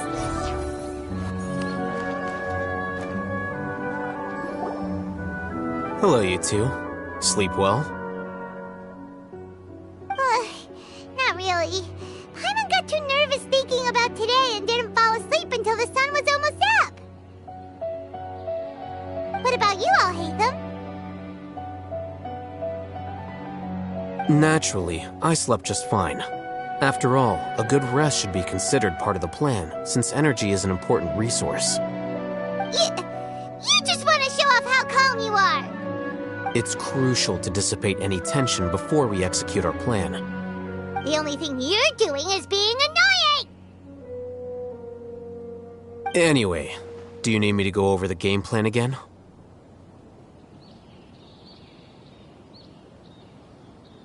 Our target is Grand Sage Azar's office. Everyone in the Academia knows that's where the Grand Sage's console is. Only they can operate it. Many restricted commands and operations are executed via that console. I'm sure that console has a way to free Lesser Lord Kusanali. You know, Paimon's been thinking, what kind of technology could let the sages imprison even a god? That isn't something they could have accomplished with their scholarly talents alone. In the Sanctuary of Suristhana, there's a device of Greater Lord Rukkhadevata's that she once used to isolate herself while meditating. 500 years ago, the Grand Sage at the time modified the device so that it can no longer be controlled from the inside. They were effectively trapping one god with the power of another. So, how are we gonna get to the Grand Sage's office? Don't forget, today is Niagarbaha Day, arguably the most important day to the Academia. The sages and core Academia personnel are busy loading the latest batch of research developments and legal decrees into knowledge capsules so that they can be entered into the Akasha. All the Darshan's researchers have their noses to the grindstone, and the Academia's grounds are flowing with all sorts of people.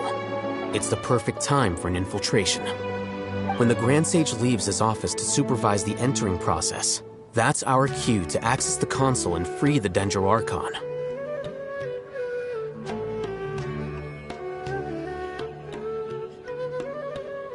Well, yes. That's just the visible side of our plan, after all.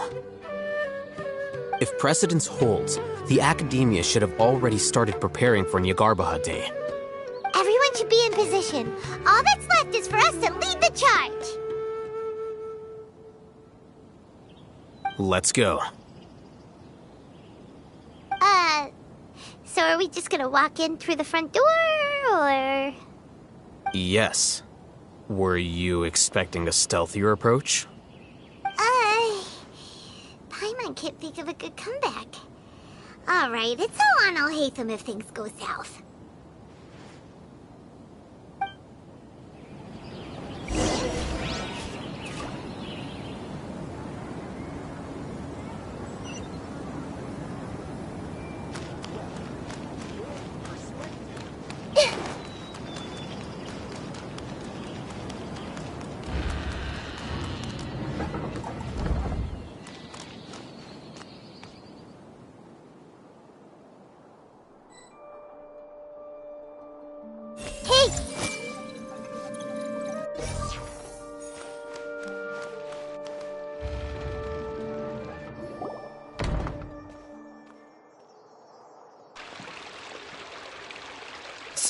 Scribe? Please, wait. Are you Scribe Alhaitham?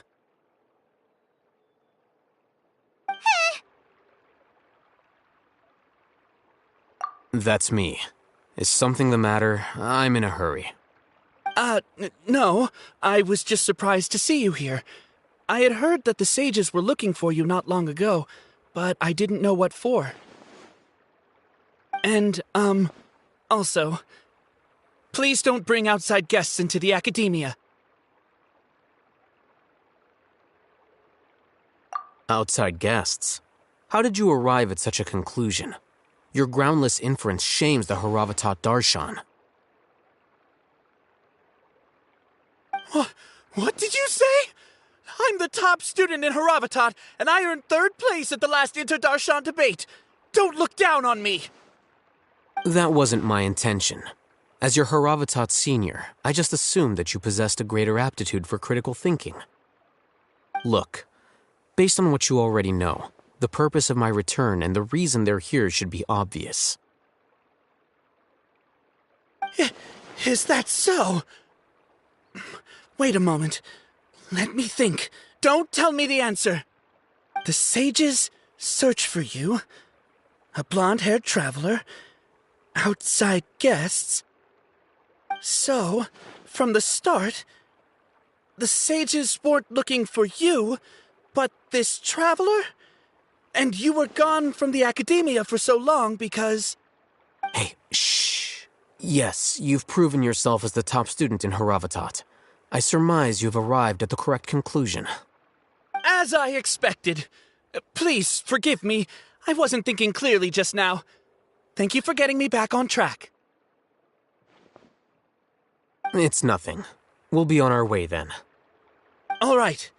Thank you for your contributions to the academia, Scribe.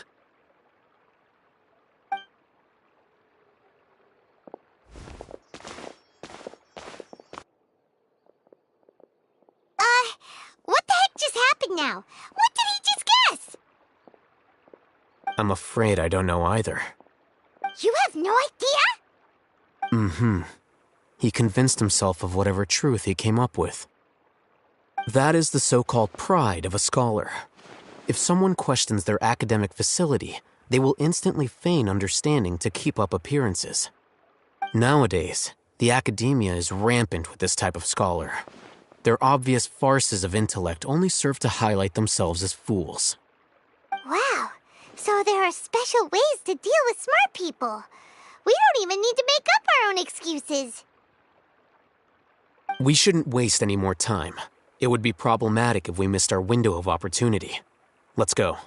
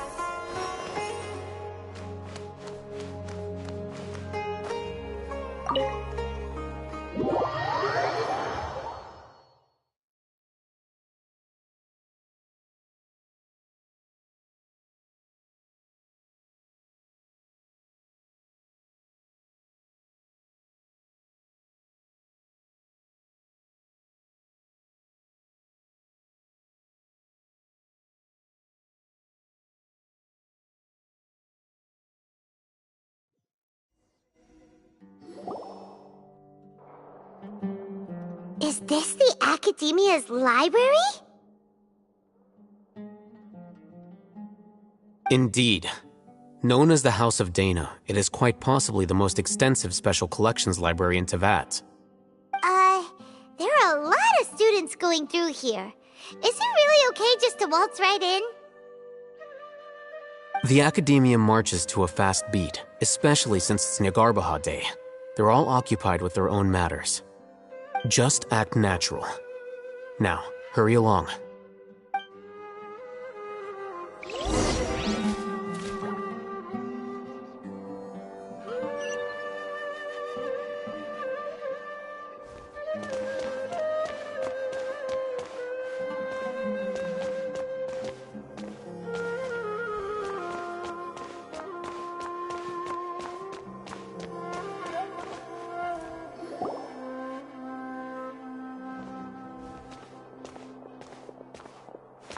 What's this platform for? It's a lift that Academia personnel use to access higher floors. Are we gonna take it then? The Grand Sage's office is up there somewhere. No, not right now. We can't guarantee that we won't run into the Great Sage. Let's step back and observe for now.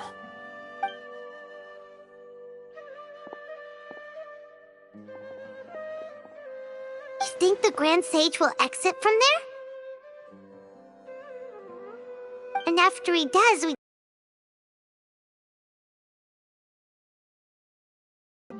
Who knows? However, if we can confirm Azar's current location, our operation will be much safer if we... Allow me to offer you a hint. If you wish to know his location, look behind you.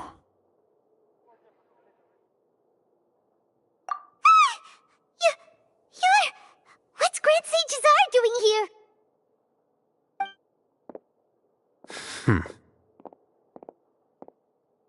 Do not tell me you believed the Academia would not grow suspicious of you after such a prolonged absence, scribe. An eyewitness had informed me of your whereabouts, so I came to personally welcome you. Great Sage, I didn't expect you to care so much about me. I'm truly flattered. I'm sure. But compared to you, I am far more interested in these two unexpected guests. You are the Traveler and Paimon, correct? It's a pity that only now have I been afforded the opportunity to formally meet two of Sumeru's most esteemed guests. I do apologize for my lack of decorum.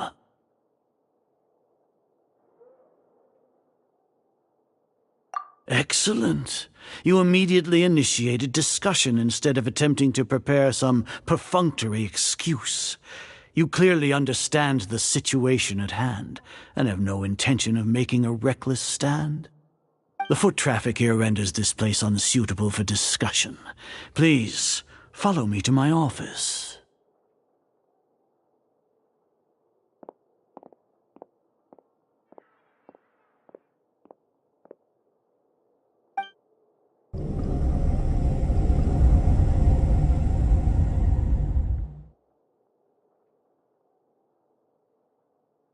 This place is crawling with guards. There's no way out for us. All right then, Traveler. What did you wish to discuss with me? Today is Niagarbaha Day, so I still have many responsibilities to attend to.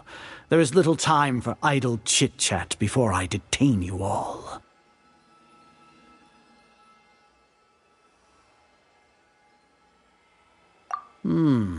You seem to know quite a bit about our endeavors. If that is so, then you should be praising our great work, rather than using your trivial misgivings in a futile attempt to sway me. Trivial? Then tell me, what do the Fatui want from me?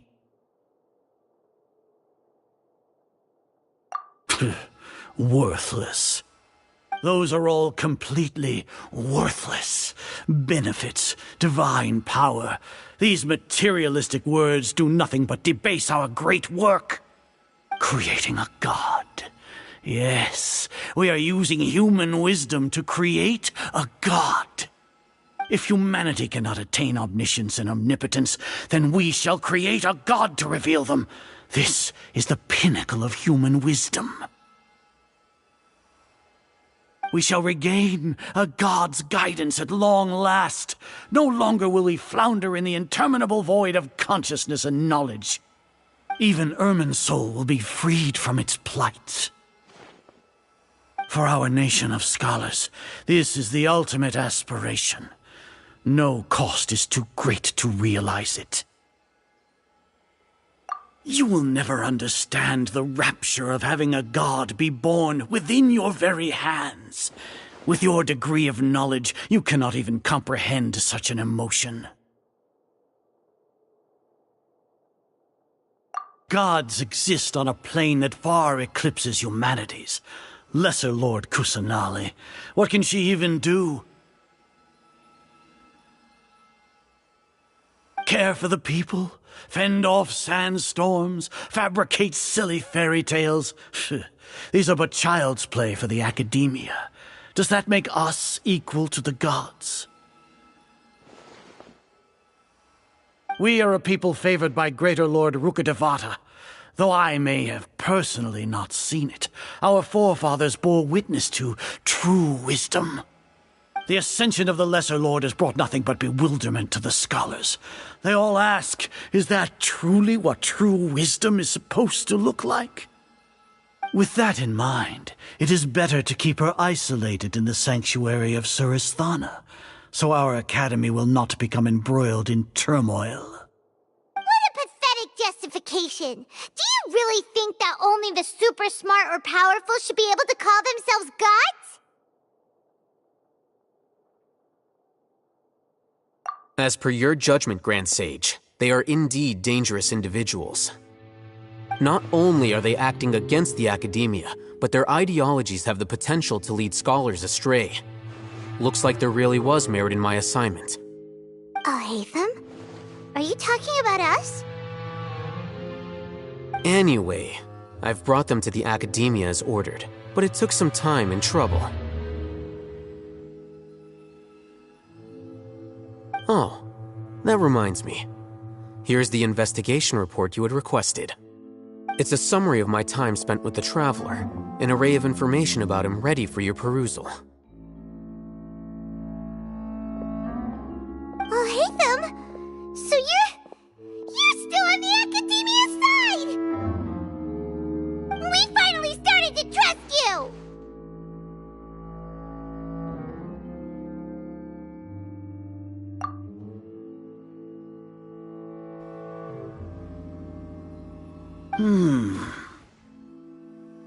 Excellent. Detailed contents with no errors. I would expect nothing less than an immaculate report from the scribe. As it is Niagarbaha Day, I'll enter the information on you into the Akasha. Surely you know what that means. We'll be monitored, just like Sino. With the Akasha's calculation prowess, all of your actions will be predicted with an accuracy of at least 98%. Furthermore, your data will be updated in real time whenever new information presents itself. To put it into words you can understand, wherever you go, you will be walking under an invisible leash. This is Sumeru's greatest penalty for dishonest persons. Are you not familiar with the concept that great responsibility begets an equally great suspicion? In any case, you are Sumeru's most concerning external variable. Locking you down will greatly decrease the chance of any undesirable outcomes coming to pass. You're despicable! Despicable? Perhaps from your perspective, but I suppose you had mentally prepared yourselves for this, no? Your ploy was to sacrifice the Traveler here, was it not? Lord Azar, I know what you're trying to say, but I've been following your plan this entire time. Why are you doubting me at this juncture? Must I delineate your entire plan? Very well, I will spell things out. First off, I received an eyewitness report that you were spotted with the Traveler at Caravan Ribat. However, you immediately departed for the desert and escaped surveillance range. Judging by the time, you all likely encountered the truant General Mahamatra in the desert. Am I correct?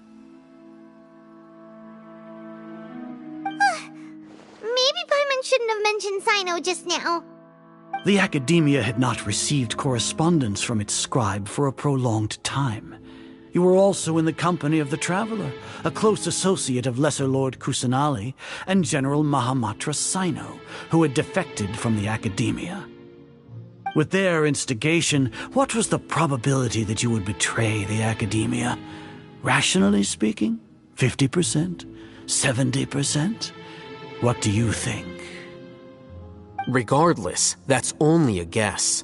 The facts are that I've brought the Traveler right before you, and I gave you my report. Indeed, your boldness deserves praise. To think that despite status as an outlander, the Traveler is still willing to sacrifice for the sake of your plan. If I'm correct, you have a contingency plan to save Lesser Lord Kusanali and ruin our great work. Sneak into the Academia on Nia Garbaha Day, using Alhaitham's status as the scribe, for there is a good chance that an opportunity to save the Lesser Lord will arise. Should your intentions be discovered, Alhaitham will turn traitor and sacrifice the Traveler, thus proving his innocence. He can then stay inside the Academia and continue searching for a way to proceed forward. As for Sino, according to the Akasha's calculations, he will soon return to the Academia and confront me in person. I suppose this is also a part of your plan?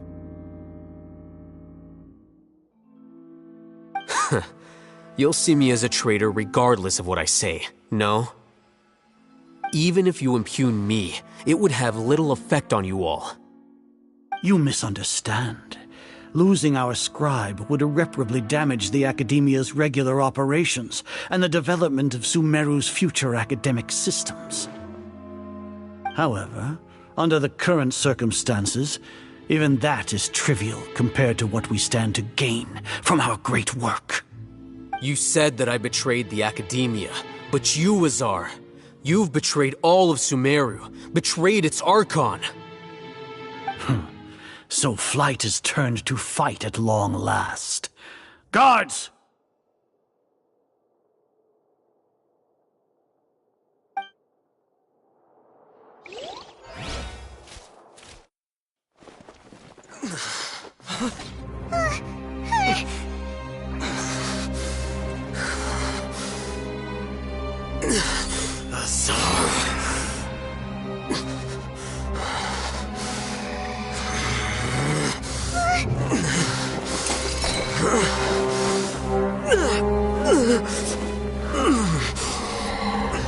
Well, what do we have here? So you stole that divine knowledge capsule? Traitor! You traitor! Even the most rational scholar will yearn for the power of a god in a moment of desperation. Aren't you doing the exact same thing as me, Alhaitham? Unfortunately for you, no god will lend you their power.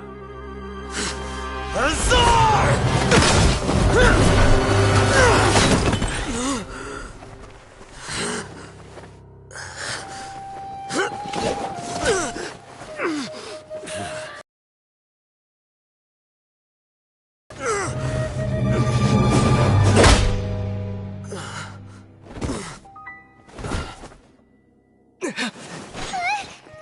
Take him to the Matra and exile him to Aru village.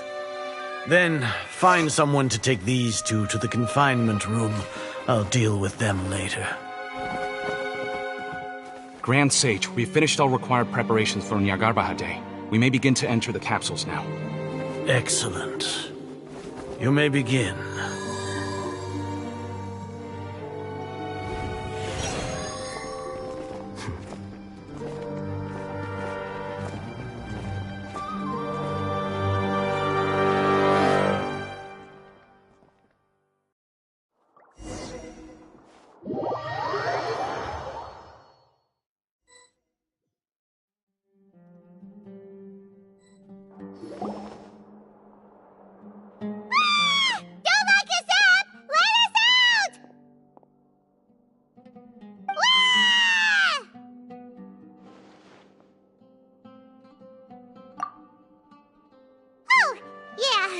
Paimon got a bit carried away there.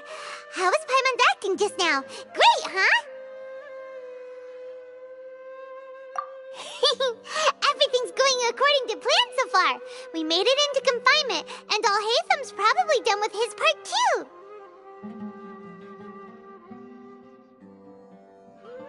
We even managed to trick Grand Sage Azar. Alhaitham sure knows how to cook up a plan. What are we doing next? Paimon has trouble remembering things when she's worked up.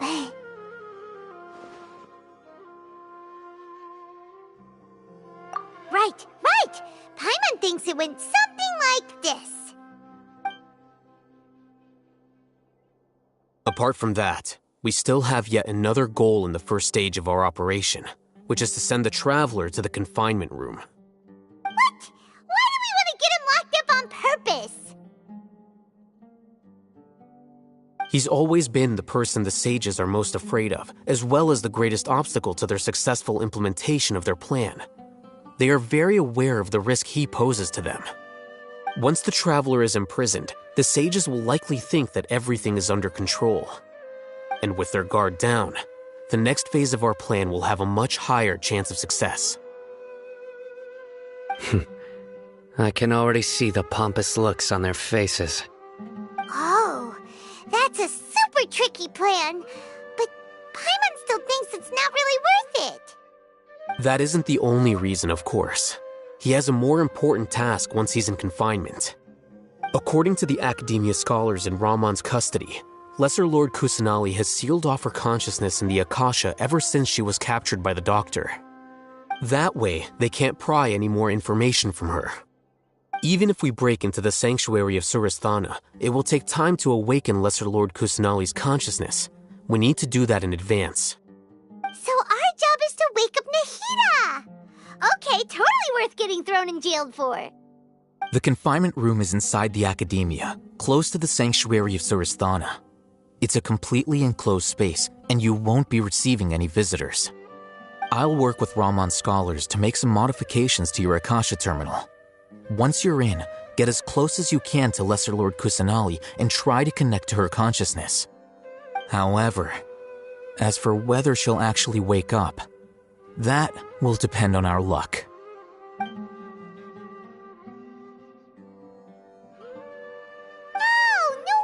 You've been wearing your Akasha terminal today. It's the one that Alhaitham modified. Paimon thought they'd take our Akasha terminals when they locked us up in here. Were they being careless?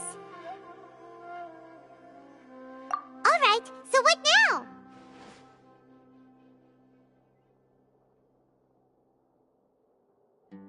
Sounds easy enough. We can finally talk with Nahida after all this time. Let's do it.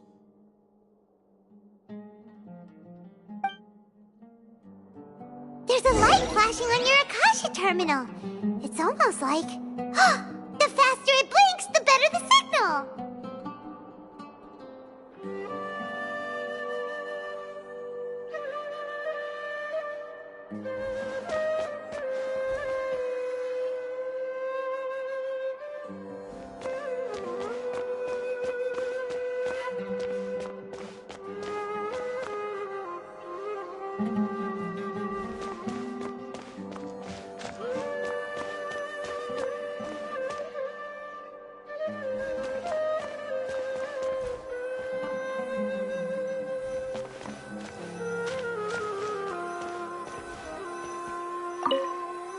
Whoa, it's Mora!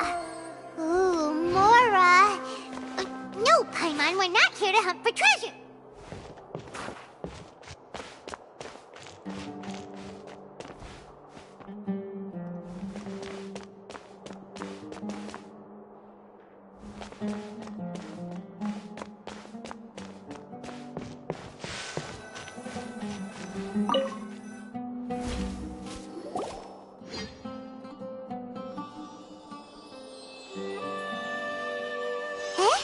Is this the right spot? Are you getting anything?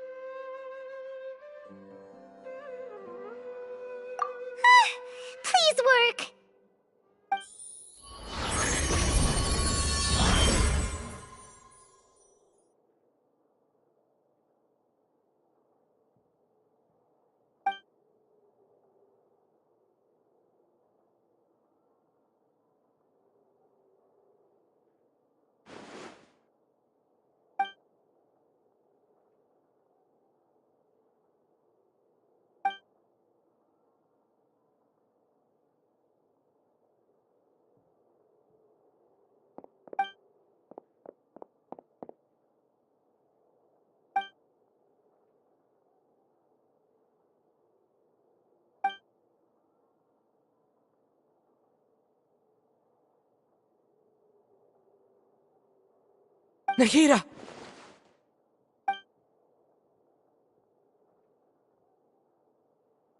Hey, Nahida!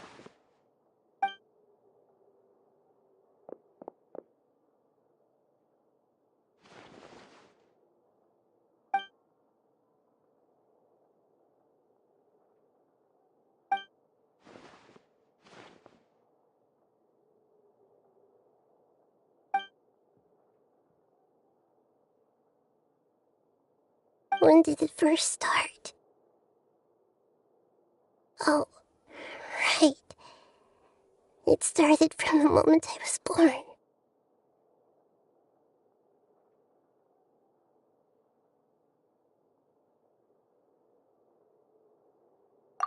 I want to become a worthy Archon.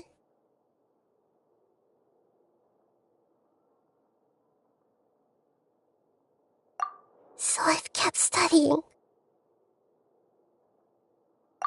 Kept listening to my people and their hearts.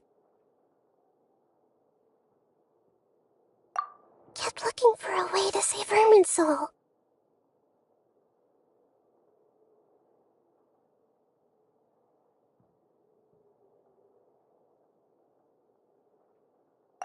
So I can catch up.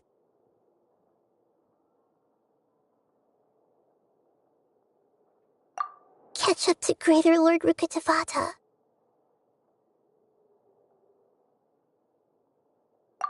But I'm stuck in the sanctuary of Surasthana. The sages are creating a god to replace me.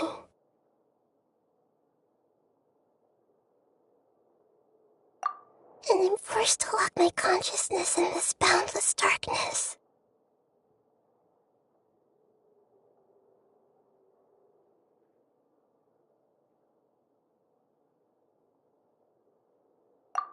Nahida!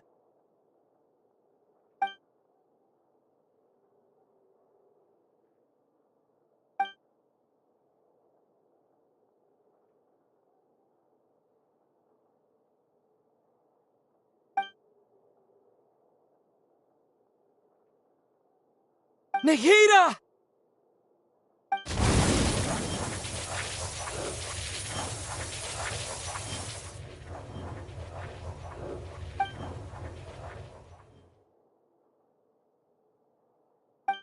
It's so quiet here.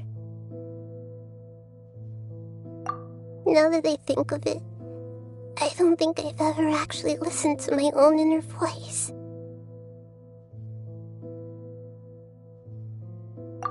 Do Archons have them? Should Archons have them?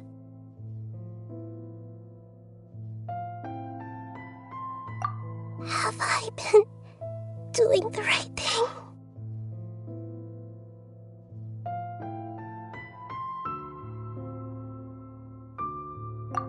Am I really not needed? How do I really feel about all of this?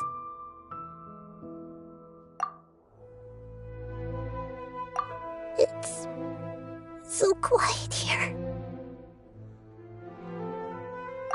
Since you're the god of wisdom,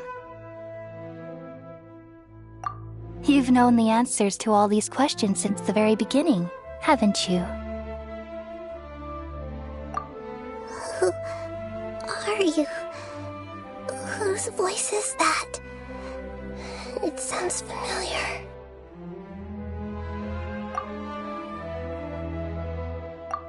You're right, though.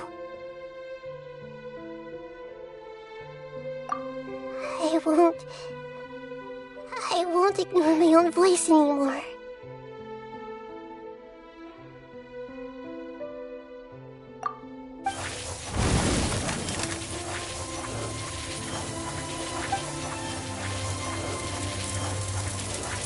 Nahida!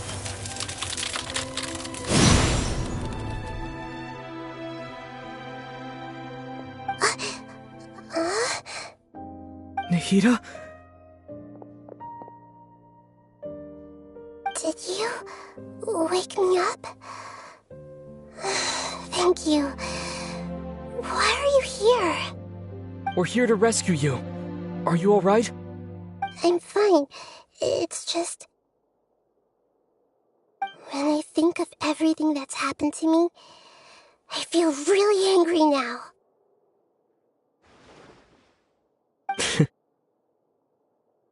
You should have been angry ages ago.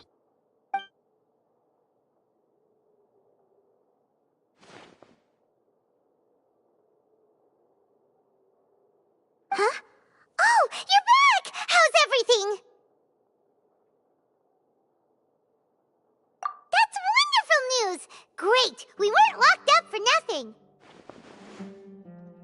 When you went to wake up Nahida, Paimon was listening for any sounds outside. You were out for a long time. There are fewer and fewer scholars going about now. You think everyone's done with their Nyargarbaha Day stuff?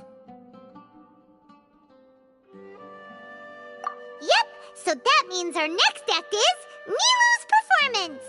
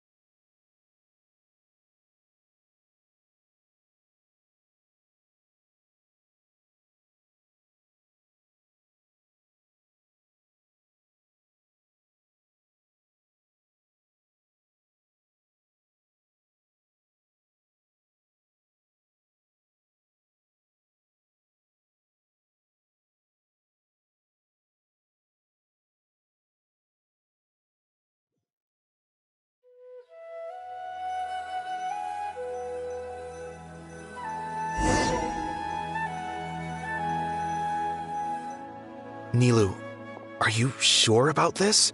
You're taking such a great risk for them. I'm sure, and I'm going.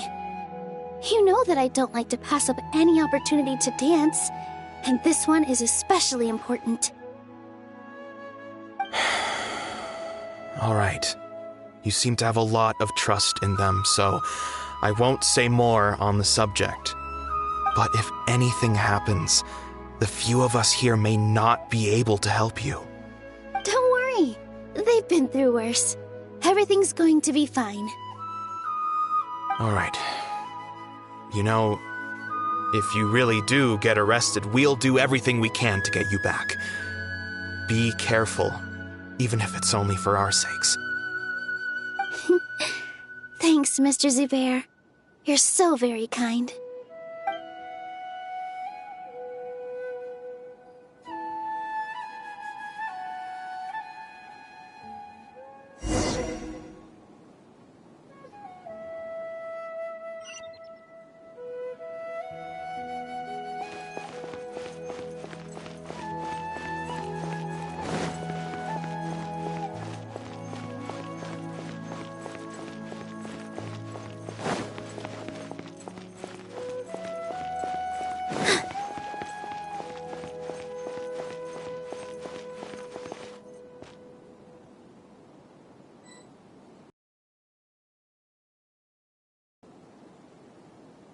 Nilu, how's it going? Nervous? Definitely more than usual. But it's because I'm worried I won't dance well enough. It's okay. Just focus on your performance. We'll take care of everything else. You sure know how to talk. Taking all the credit, even though we came here together to help out. Well, thank you both. I'll have to treat you to a meal after all this ends. I really, really appreciate all of your help. Ooh, that sounds great. Huh? How can we say no to that? All right, let's get back to business. Nilu, we'll be here to keep people from going to the academia so they don't interrupt your performance.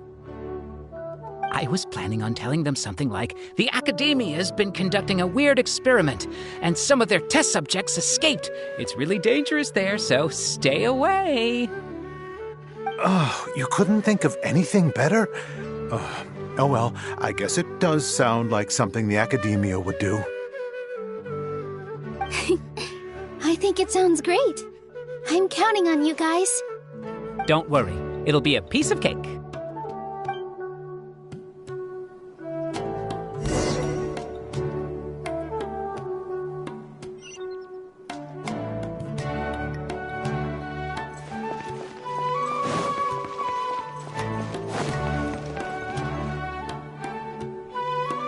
Hey, Nilu!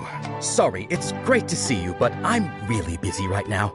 Our Bait People Away with Yalda Candies plan is working beautifully. Do you want some candy? We have more than we can give out. Vihar, thank you so much for doing all of this. And even dressed up as the Knight of Flowers, no less. I'll pass on the candy, though. I cut back on sweets in the period leading up to a performance, and I'm about to start one. You have a point. The stage is cleared and everything's ready, so you can start your performance at any time.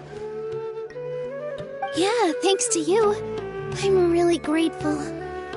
All right, time to hit the stage. You're welcome. The honor's all mine, since I'll have such a great view of the show.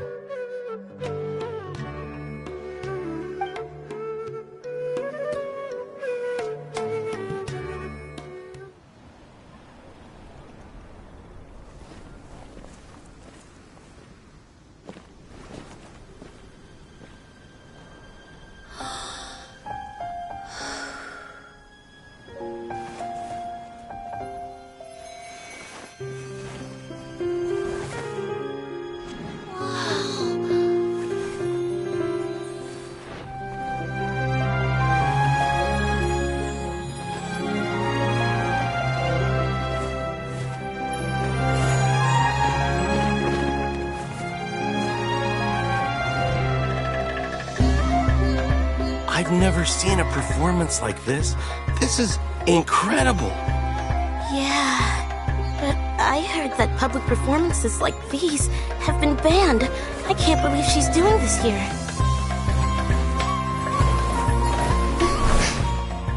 Grand Sage, there's some commotion outside. How uninteresting. Issue the new Prohibition Act from the Akasha to the guards. They'll know what to do. Do you think we should, stop her? Let's just watch for a little bit longer.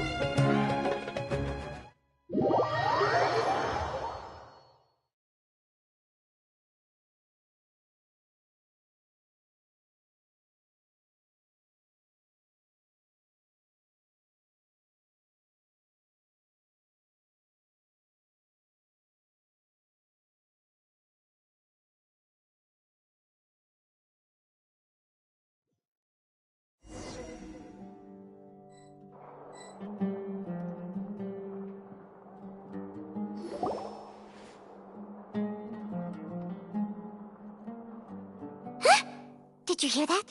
It sounds like a lot of guards just ran by. Does this mean the plan has moved on to the next stage? Yep. It's great that everything seems to be going well. Come to think of it, when did Alhaitham replace the knowledge capsule that was about to be entered into the Akasha?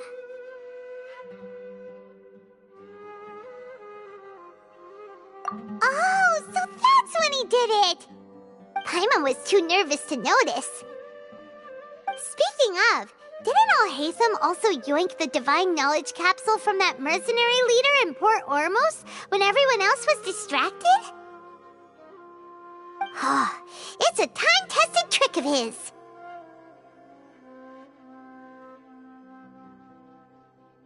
Why are we complimenting him? Yeah, he's smart and all, but he still makes Paimon's blood boil. Let's review our plan for this stage again.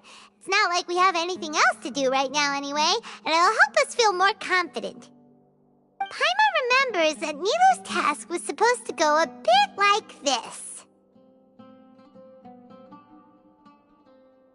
Now that Lesser Lord Kusanali's consciousness has been forcefully sealed, the core figures of the Academia and their guards have started to wear their Akasha terminals again. With the Doctor's technological support, they think they have nothing to fear. How despicable of them to rely on such a person. But this is also our chance. I was originally asked to draft the knowledge capsule for the Artistic Performances Prohibition Act when I was still at the Academia. It should be on the Grand Sage's desk right now, and will be entered into the Akasha during the next Nyargarbaha Day. Are they really going to stop all artistic performances? That's horrible! I'll make an identical knowledge capsule, but this time, I'll smuggle some misleading information into it. We only need to find an opportunity to switch the capsules. Once it's been entered into the Akasha on Nyargarbaha Day, if someone were to be seen performing in public, the sages would definitely use that opportunity to announce the ban, and so the misleading information will be disseminated amongst the guards. Sure sounds complicated, but it seems like if everything goes well, we'll be able to get rid of all the guards in the Academia without any effort. That's pretty clever, getting right into their heads. I just have one question. Even if we manage to get the misleading info out to the guards, how can we be sure that they'll believe it? People who are used to relying on the Akasha become less inquisitive, and their ability to distinguish truth from misinformation is significantly reduced. They will view everything the Akasha releases to them as the unequivocal truth. The Akasha will turn humans into machines. I've seen it happen many times. Yikes. Good thing I didn't wear it for long when I was working in Sumeru City. At first, I thought it was a good thing too. By the way, this plan still requires a performer, right? Do you have someone in mind? Nilu of Zubair Theater. I know her really well. We can trust her. I'm kinda hesitant to ask her to participate in a dangerous plan like this, but we can ask her in person. All right. After the guards in the Academia are gone, then it'll be time for me and my stowaway brothers to shine.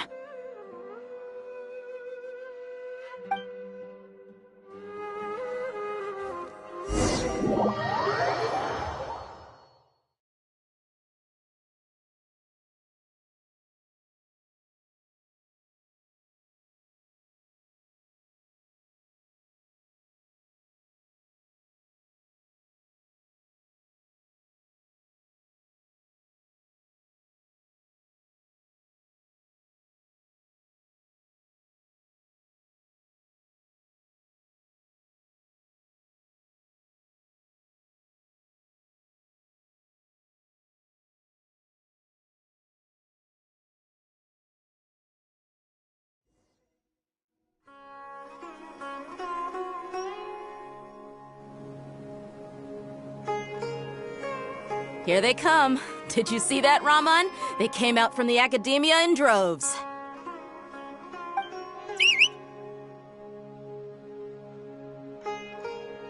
After laying low in the city for so long, this is the moment we've been waiting for. My brothers have already sprung into action. We couldn't do anything to them inside their coop, but outside the Academia, this is our hunting ground. With a lioness like you, the prey sure won't be able to run far. We still need to eliminate the guards as soon as possible. If we give the sages enough time to realize what's happening, the plan's doomed. Yeah, all they've done is to sit on their cushy salaries and twiddle their thumbs all day while we fought and struggled every day in the desert. The only advantage they might have is their numbers. Speaking of which, most of the guards who report directly to the Six Sages belong to the Corps of 30, but they have a completely different reputation. Following those blasted sages every whim, throwing away all the principles of being a mercenary. As someone in the same profession, I'm obligated to teach them a good lesson today. Indeed, the trap has been set. All we need to do is lead them there. All right, let's each take a road and herd those scattered guards back into one place. Make sure to attract their attention. Isak will be the key. You gave such an important task to that child. Will he be okay? It'll be fine. Isak was so determined to help, so let's put our faith in him. Besides, even if he's caught, the guards would be too scared to do anything to him. They've never seen Lesser Lord Kusanali in person, after all. You've got a point. Anyway, I think I see them coming. Let's head out. Good luck.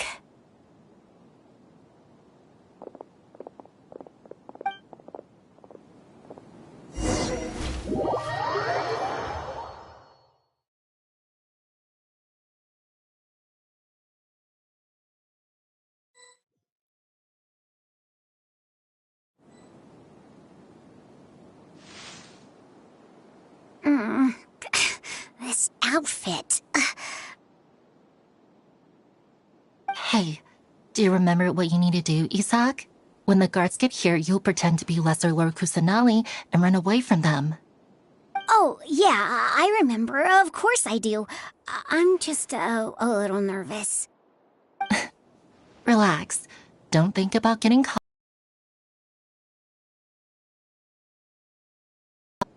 You only need to think about getting the guards' attention and leading them to the Grand Bazaar. Leave the rest to us. Okay, got it. I'm here to pay back Lesser Lord Kusanali for helping Grandpa. I won't get cold feet. Hey, they're here. I can see the Academia guards.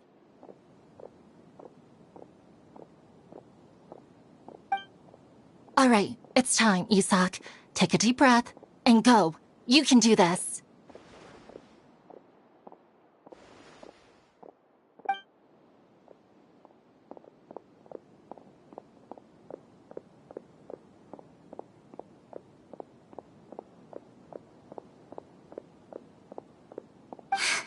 Why is there a guard over there? Did he already run ahead of me? This is different from our plan. But there's no time. I need to make a choice.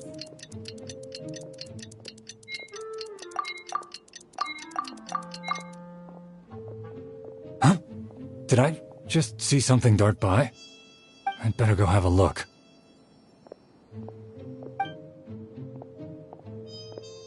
Were my eyes playing tricks on me?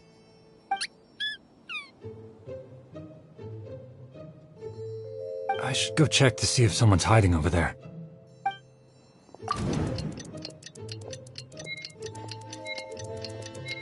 There seems to be nothing here. Just to be safe. Good thing they didn't find me. That was close. I'd better hurry and keep going.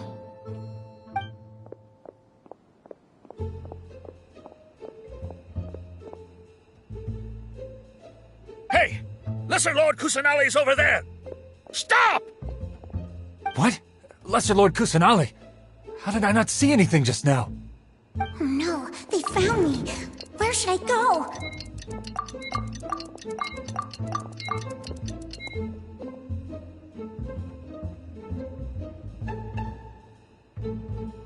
Hey! Lesser Lord Kusanali's over there! Stop! What? Lesser Lord Kusanali? How did I not see anything just now? Oh no, they found me. Where should I go? The target suspected to be Lesser Lord Kusanali has escaped into the Grand Bazaar. Assemble and arrest her!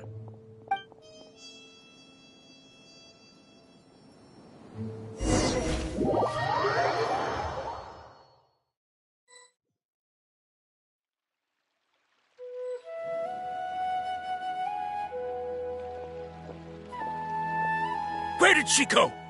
How did she disappear? Did we lose her? Hurry up and find her! Hey, why is your team here? Didn't we say to split up our search? Hurry! Hurry! This place is... Why are you all here? Yeah, isn't it one heck of a coincidence? Everybody's here. What on earth is going on? I suppose that's all of you? Who are you? Did you set us up? What are you planning? Phew, that was rough. I almost got caught. Little brat! So you're not actually Lesser Lord Kusanali. Who exactly are you all? Eremites from the desert? Just some colleagues. Think of this as a business competition, or a personal grudge. After stepping into our traps, stop thinking of yourselves as hunters. Behave like the prey you are.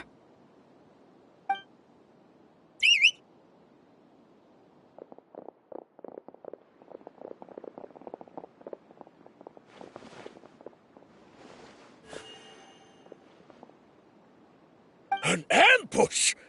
How's that possible? This is Sumeru City, but mercenaries from the desert somehow ambushed us! You've spent all your time hiding away in the academia. This place has long since become our hunting ground. Brace yourselves!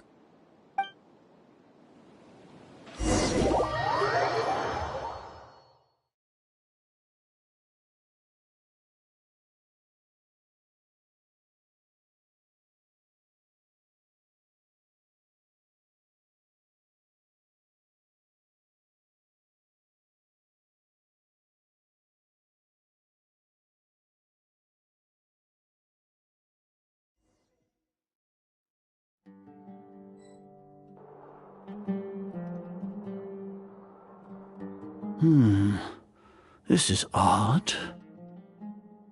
The academia has quieted down after the conclusion of the Nyagarbha Day ceremonies, but it's much quieter than usual. Where are the guards? Why have I not seen a single one? Guards? Guards! Grand Sage, how may I be of assistance? I called for the guards. Why did you come? My apologies, Grand Sage. Right now, all Academia guards have entered the city to perform the ordered arrest. I thought you knew. Arrest? Who is there to arrest? I have an ominous feeling. Arrest Lesser Lord Kusanali, right? Is that not what the order was? Lesser Lord Kusanali? You mean she has disappeared? Yes. I wouldn't dare make up something like that. Right now, everyone is in a panic, and many are saying that Lesser Lord Kusanali will take revenge on us. What happened? Just what is going on? Lesser Lord Kusanali somehow escaped? Was it Alhaitham and his party that freed her? That's impossible. The Academia is heavily guarded today, and any order to release Lesser Lord Kusanali would be strictly confidential. Besides, Alhaitham and the Traveler are already in our hands. What manner of trickery did they employ? How could Lesser Lord Kusanali disappear into thin air? Disappear? Wait. How was the arrest order distributed to the guards? It was issued by the Akasha earlier today. Only you have the authority to send messages like that, so I thought it was your order. Let me check.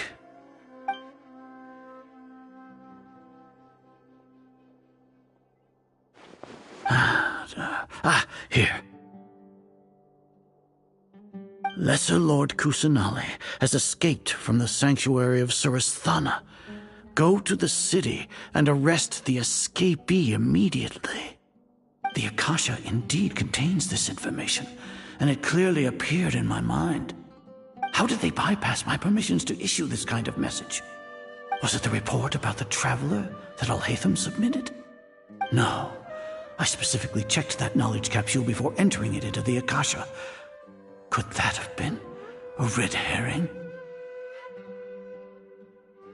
Well, even if I figure it out now, it won't make any difference. The important thing now is to confirm Lesser Lord Kusanali's status. Have you been to the sanctuary of Surasthana to confirm that Lesser Lord Kusanali has indeed escaped? Confirm? No, I haven't. It may be a bit offensive to say this, but Grand Sage, what you're saying doesn't make any sense. How can the information in the Akasha be inaccurate? What the Akasha decrees is fact. That is common knowledge to all of us. If we have to confirm the information and knowledge from the Akasha ourselves, then how is that any different from us learning that information ourselves? Wouldn't Greater Lord Rukkhadevata's legacy lose its meaning that way? In the beginning, it was I who asked you to believe in the Akasha, to believe in the legacy left by Greater Lord Rukkhadevata. Are you trying to use my words against me? No, Grand Sage. I'm merely confused because I believe in you. I never meant to refute you. Stay here and see if there are any suspicious people around.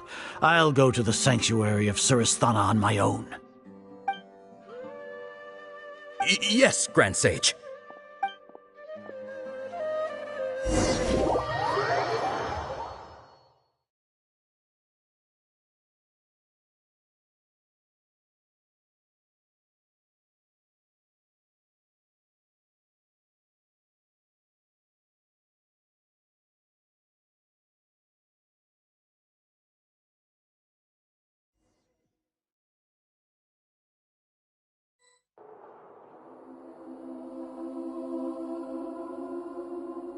Lesser Lord Kusanali has escaped from the sanctuary of Surasthana.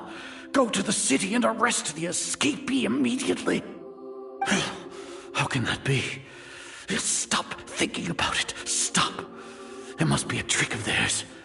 As long as I personally confirm it. Ah! Impossible. That's impossible. There must be something wrong with my eyes.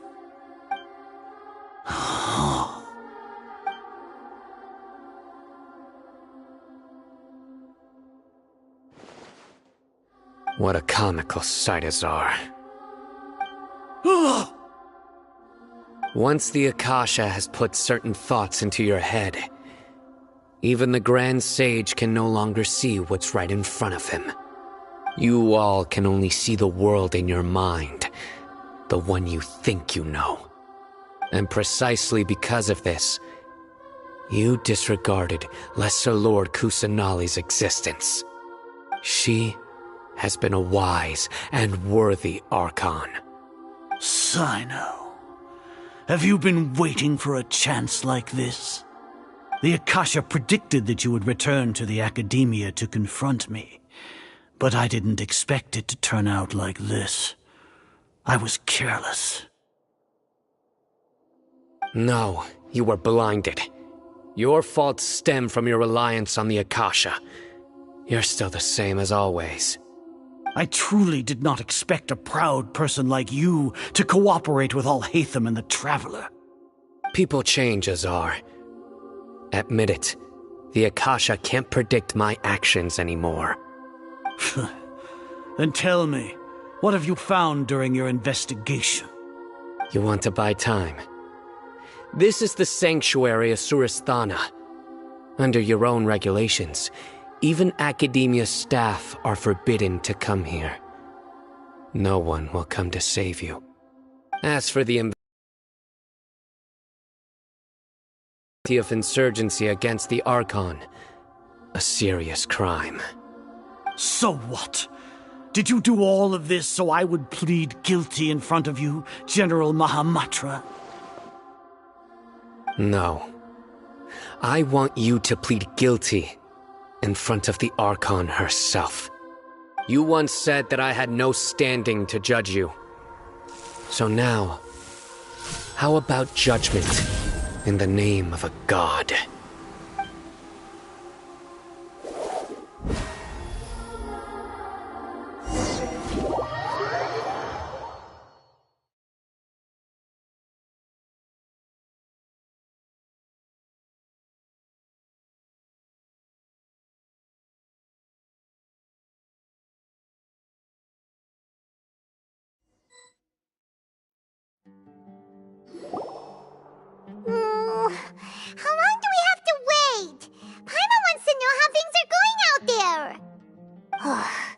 Paimon hasn't heard any sounds outside for a while. Hopefully something bad didn't happen. Yeah, but aren't you scared that we might be locked up in here for the rest of our lives? Thinking about it, at least Paimon has you. We could still chat like this. When Paimon thinks of Nahida being imprisoned alone in the sanctuary of Surasthana, Paimon can't help but feel sorry for her.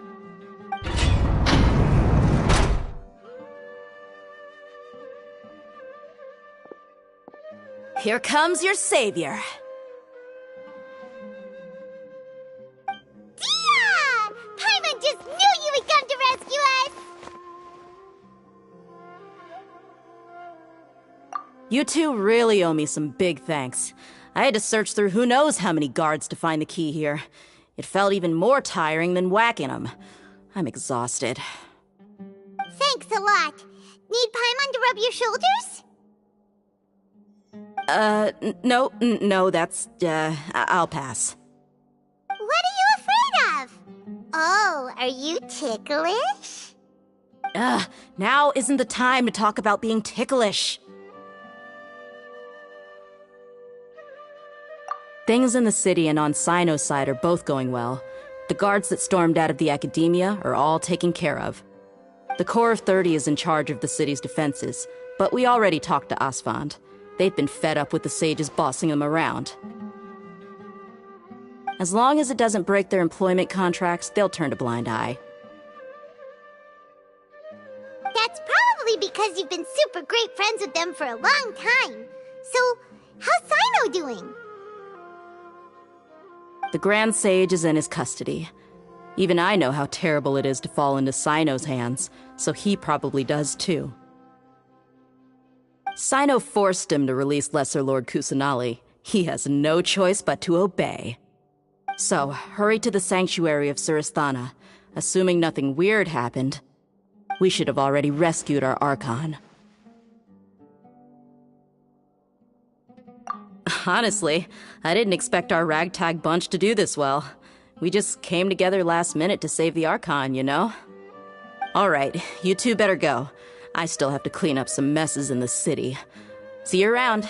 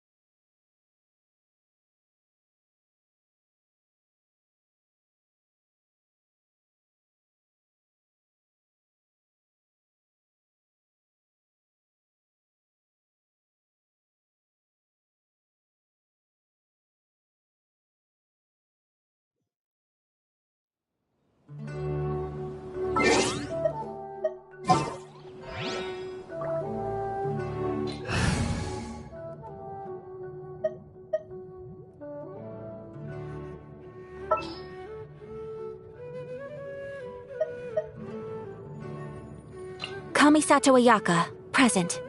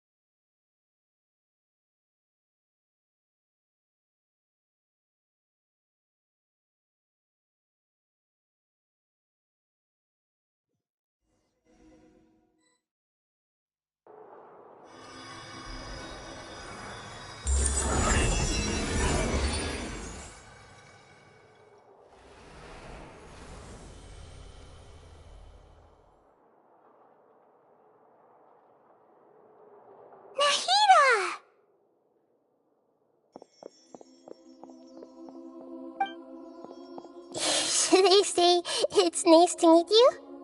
This is the first time we've met in real life. Before, we've only met in dreams, consciousness, or when I was in someone else's body. Thank you so much for coming to rescue me, but I also need to apologize.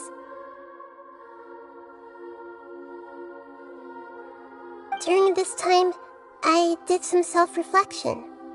My sense of inferiority and yielding to the academia led to all of this, and created so much trouble for you all.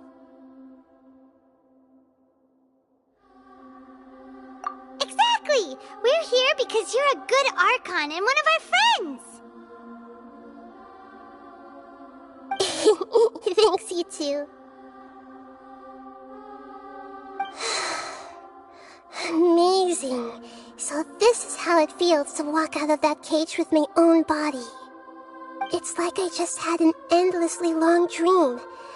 I can't even tell if I just woke up or was only now born into this world.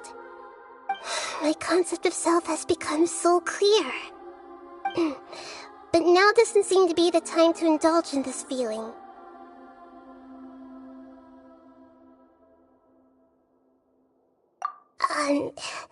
This is really embarrassing. You all just rescued an Archon, and now she needs your help to save her country, and even the entire world. It's okay.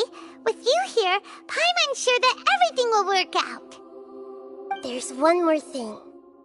What is it?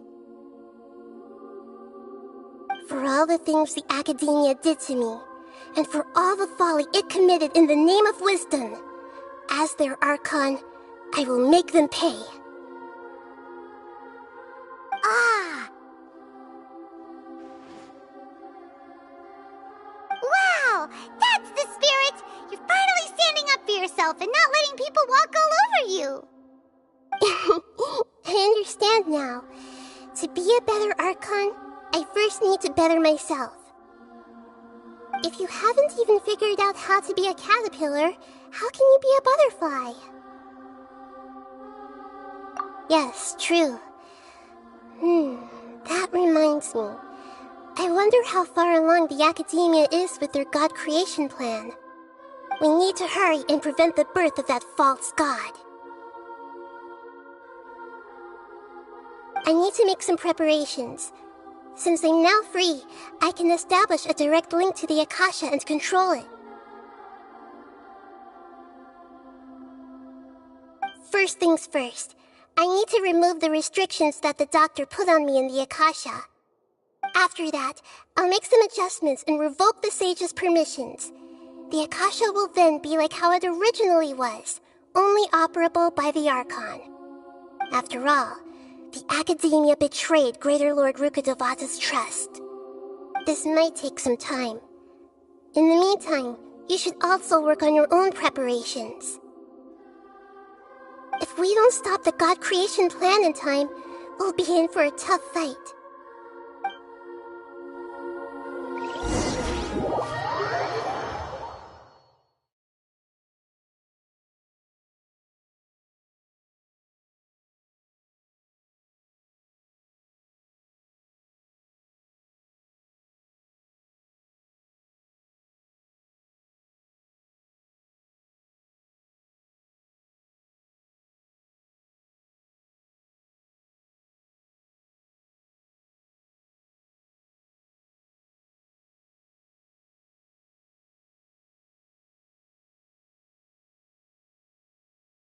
You might as well prepare for a fight. When we're done, we can take a walk around. After all, we missed out on a lot of stuff when we were locked up.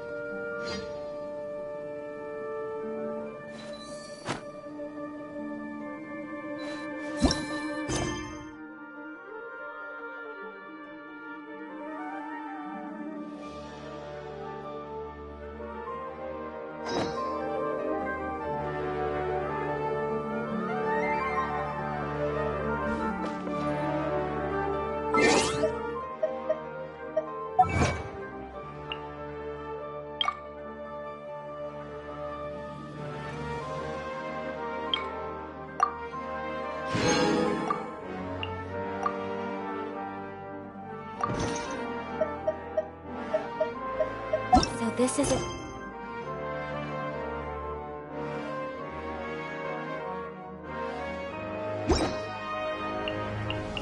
day in the life...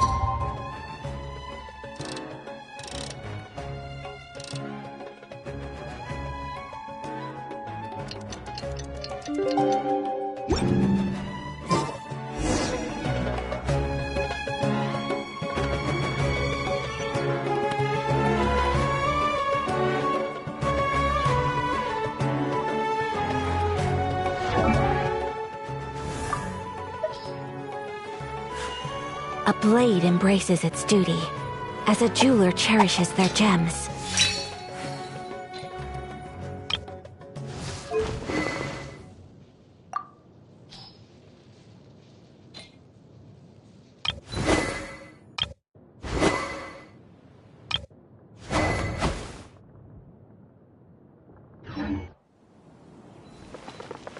A blade embraces its duty, as a jeweler cherishes their gems.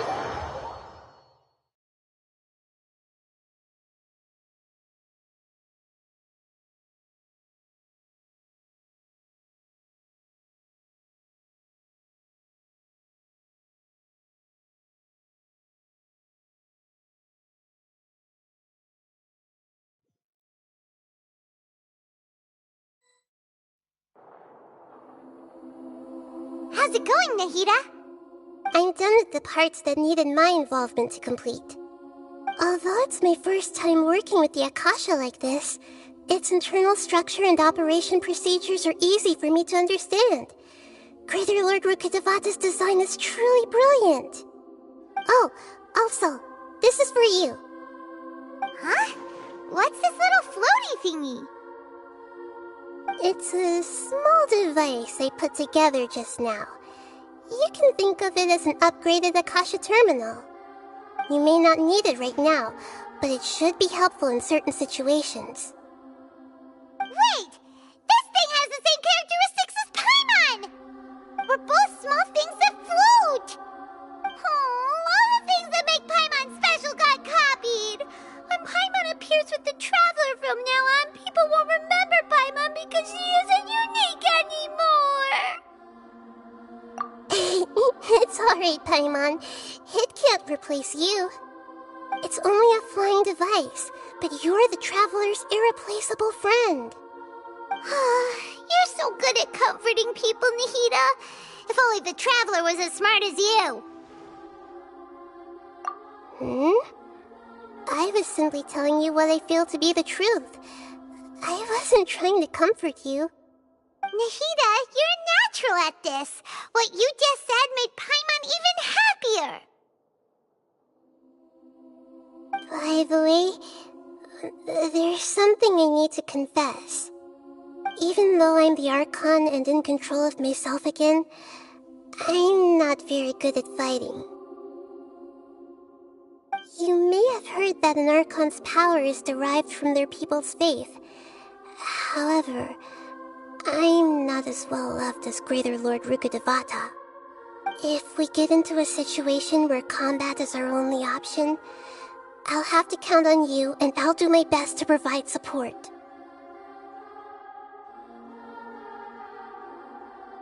I'm glad I can rely on you. So the God of Wisdom isn't good at fighting? That actually sounds about right. I've located where the false god is. Time is of the essence, so let's skip to it.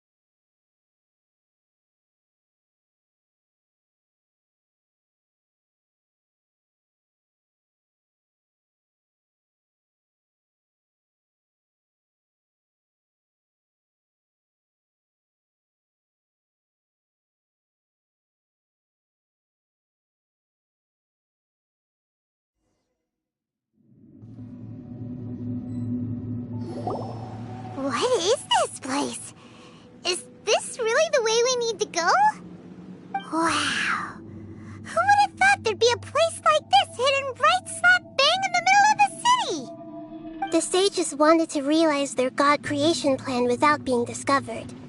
The safest and most...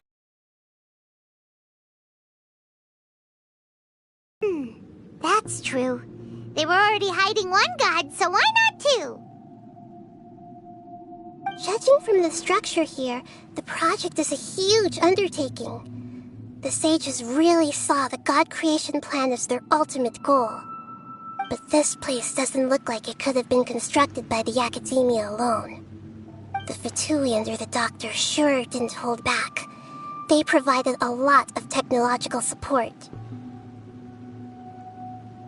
Yeah, or else they wouldn't have been that generous. Is that it, though? I've always felt that this Doctor is different from the academia sages. He doesn't seem to share their sense of urgency. Instead of being interested in the end product, it's like he's enjoying the experimental process. The Fatui Harbingers are all such weirdos. So, the Doctor being weird is actually normal. So, this Fatui that they're trying to turn into a god is called the Balladeer? We had previously come into contact with his consciousness. He harbors particularly strong obsessions. One is the desire for a gnosis, since he was created to be the vessel for one. The other obsession is probably related to his past. I can't quite explain it. Paimon knows that he was a prototype puppet for the Raiden Shogun before he became a Fatui Harbinger. That's why he wants a gnosis so badly. There's no way he'd willingly be a test subject. Now with that temper and ego of his. It sounds like you know the Balladeer quite well.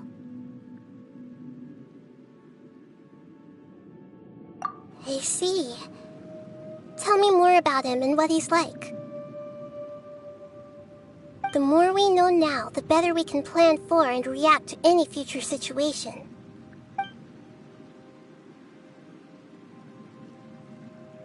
Ah, I see.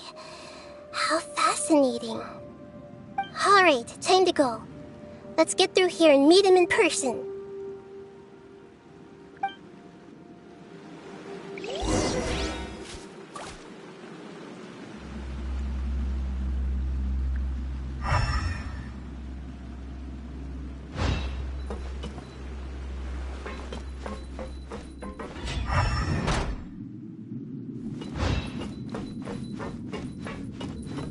Time to work. This is order. Work time. Gather. As one with wind and cloud. The wind knows me. Nothing lasts forever. Right now. Emerge. Right now. Quickly. Take flight. I see. This isn't good.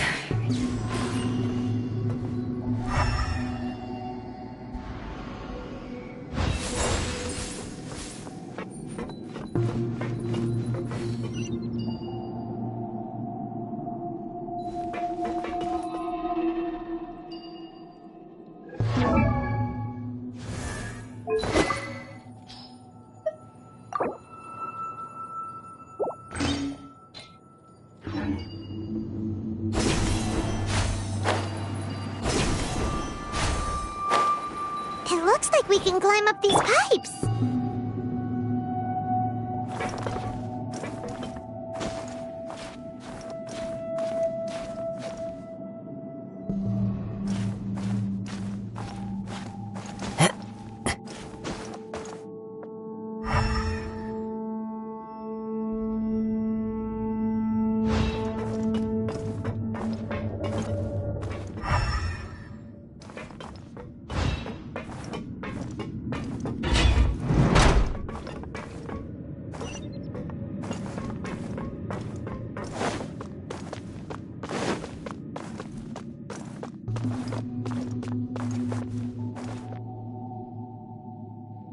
On the ground seems all messed up.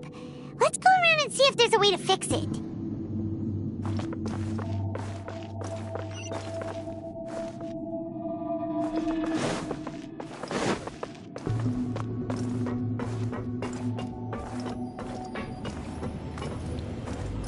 It seems to have stopped.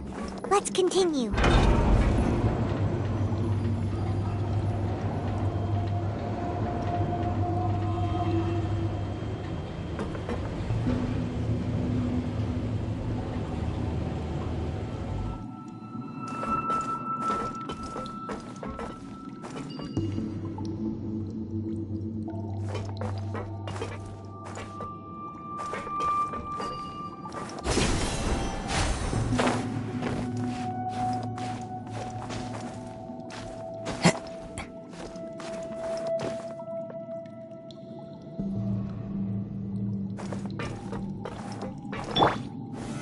Solidify!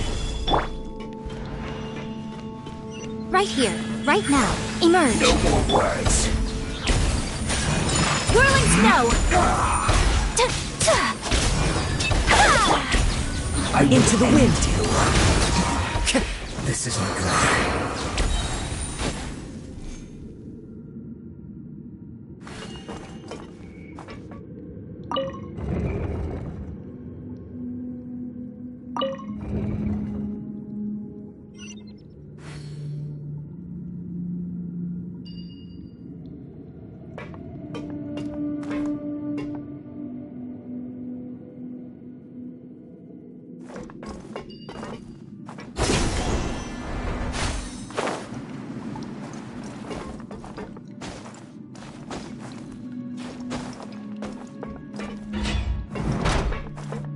Frozen. Order guide you. Frostbite. Gather! Fallen leaves, adorn my night! The wind knows me. Right now. Right here. Disgusting. Pay your dues. Into the wind. A sight to behold. Emerge. Right now. The wind knows me.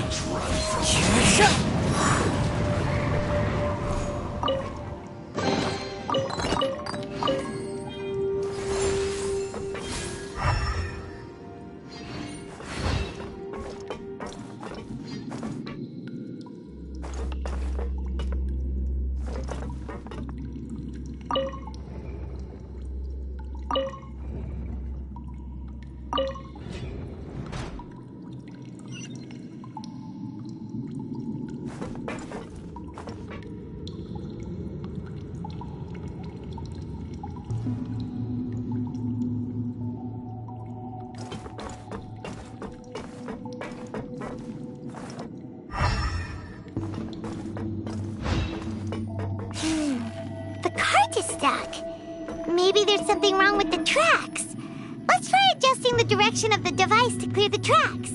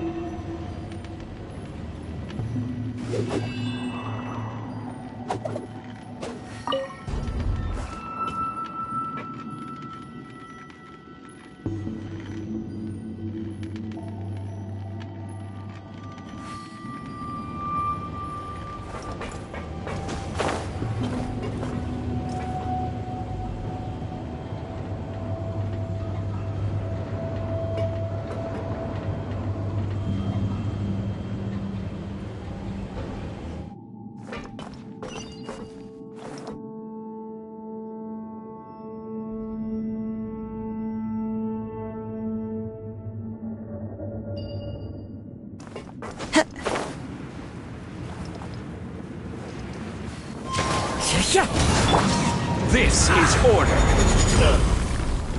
Stabilize. Kamisato art.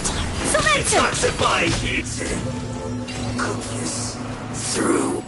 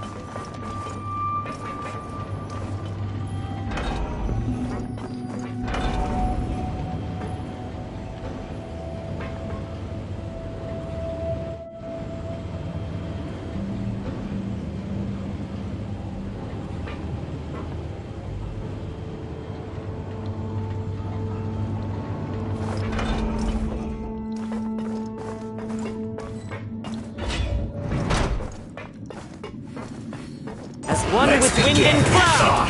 Into the wind!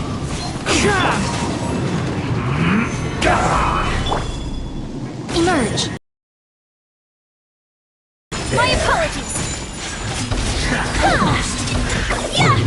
Order guide you! Solidify! Whirling snow! This isn't good. Come at me! Should've get killed. Stabilize! Killjoy! We've only just One with nature! Right here, right now. I'm always watching. Right here. You can't run! Clouds high. The birds call! Into the wind! My apologies! An unfortunate fault! Sakura swirl! One with nature! This is order! Solidify!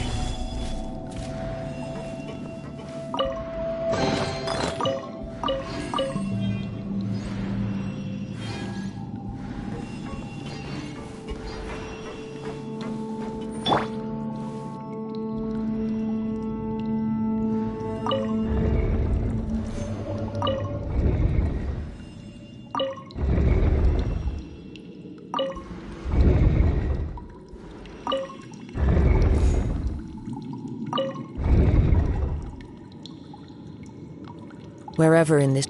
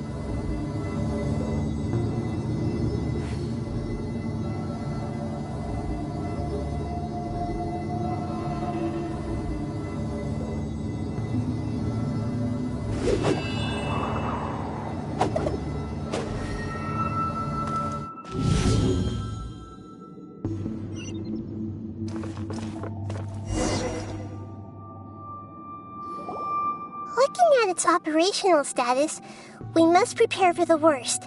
The god they wanted to create is likely close to completion or already completed. Oh no! What should we do? Paimon can't imagine how hard it would be to fight against a Fatui Harbinger with a Gnosis! Are you nervous, Paimon? If you really want to know, of course Paimon's nervous! Aren't you too, Nahida? Yes, I am. This is probably the first time I faced with a calamity of this degree since my birth. I feel not just nervous, but curious as well. Curious? Curious about what? Curious about our fate. To me, everything we perceive in this world, everything we learn, and everything that happens to us is considered knowledge. And if it's a form of knowledge, then it can be understood. However, only fate is about that which has yet to occur, so it has always drawn my curiosity. So to me, fate is the ultimate knowledge. That's also why I love observing humans and all the things that happen to them. It all brings me great satisfaction. And now, at long last, I'm not just an observer anymore. I will personally experience my own fate with you by my side. Isn't this such a wonderfully exciting thing? Ah, so that's what you mean. Paimon thinks she understands what you're feeling. Agreed. Okay, let's continue on. I can sense his aura from here.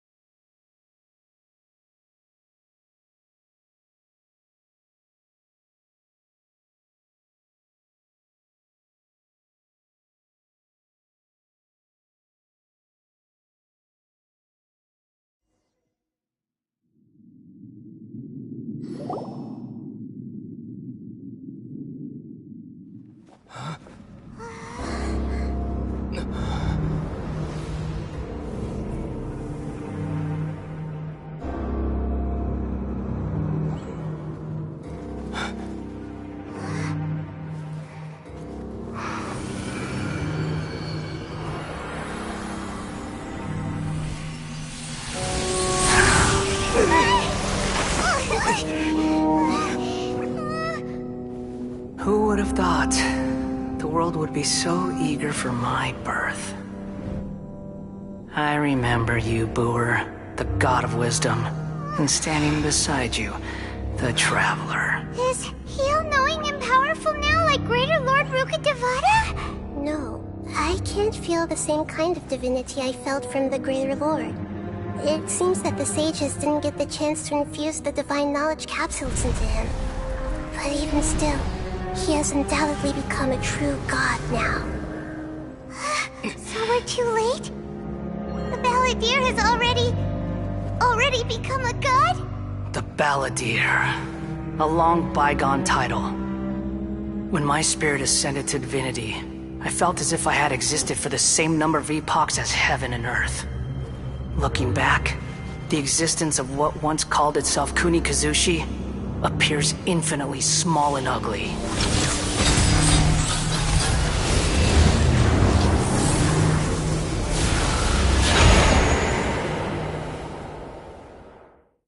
This imposing aura, it really feels like the gods! A body that capitalizes on the Balladeer's original construction as a mechanical puppet, with the Gnosis serving as a constant power supply. How much effort and resources did the sages put into this? From a purely technological perspective, it's a commendable achievement indeed. It's no exaggeration to say, this is the culmination of human wisdom. You sure are something! Dishing out compliments at a time like this? But I don't think he's reached the spiritual height of a god.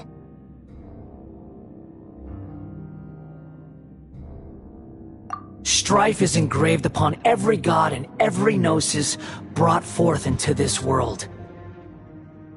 Can you feel it? The exhilaration of such power, and the thrill of anticipation for our contention. Nahida wouldn't feel the same things as you! Do you not realize that you are interrupting a conversation between gods? Lowly creature, know your place!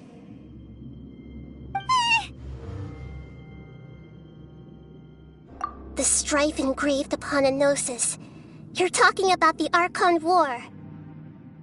Tevat's current peace was not easily won. I didn't personally participate in the Archon War, but the way I see it, all those losses were meaningless, driven by the demands of the laws. There's no point in bringing it up again. Is that so? Yet I am deeply disappointed that I was never allowed the fortuity to personally participate in the Archon War. This is a first. Encountering a god in this world who does not crave power. No wonder your own people have abandoned you, God of Wisdom.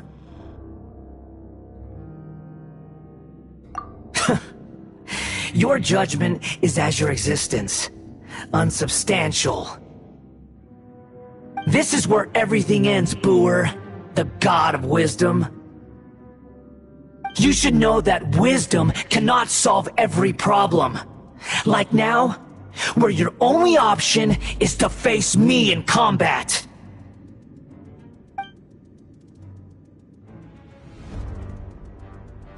Come! Let us reenact a scene of the Archon War. Come and inaugurate my birth as a god.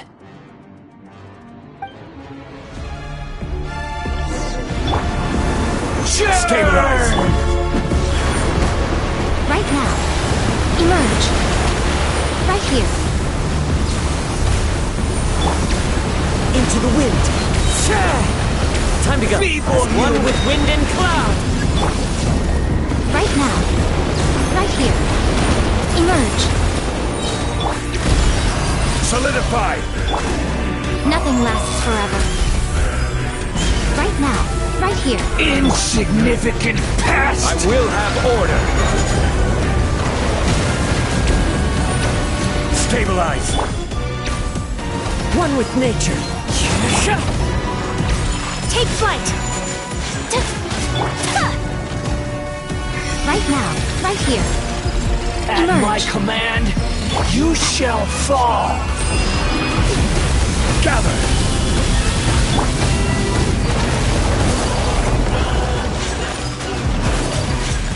My apologies. Feeble human! Into the wind.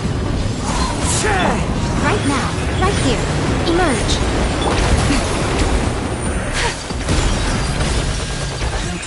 Whirling snow. Yeah.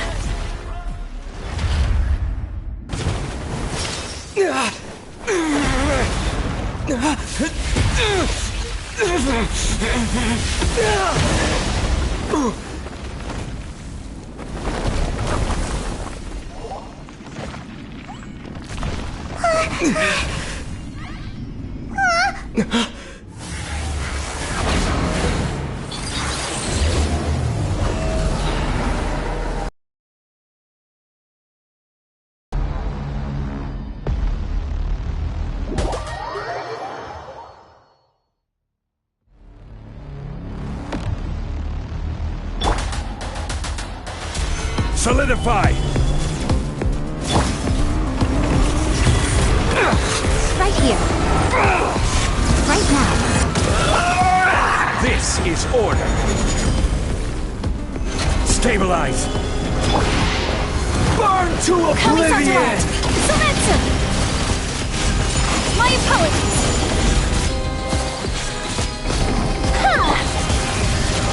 Kneel!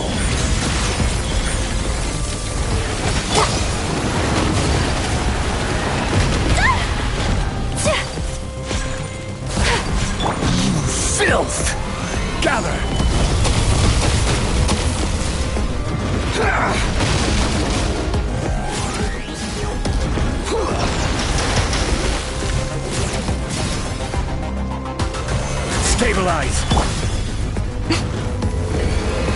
reality is pain!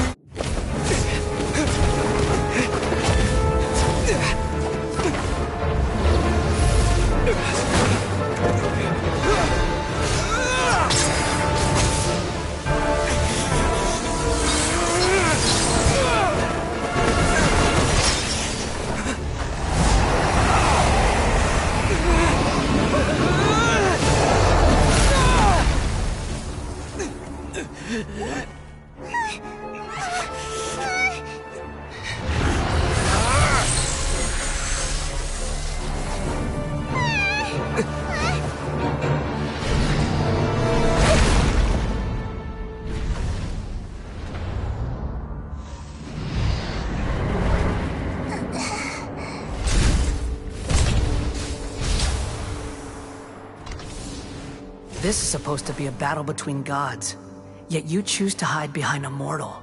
And now, you're acting like you'd sacrifice yourself for a human.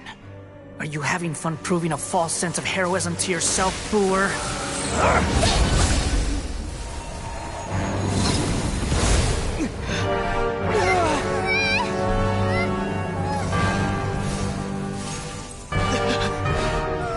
The data collection is almost complete.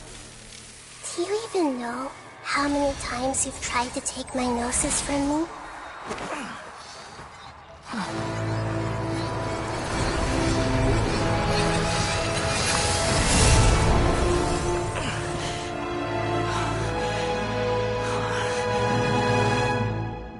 We just concluded the 168th loop.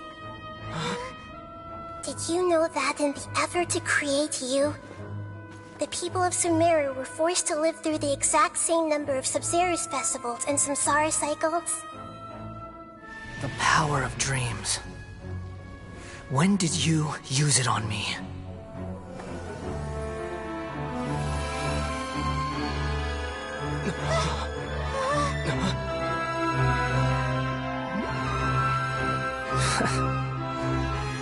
You can't even defeat me in a dream. What do you hope to achieve with this little trick? Come, Traveler. Just like before. Allow me to awaken the memories in your dreams. All that battle experience! It's more than that.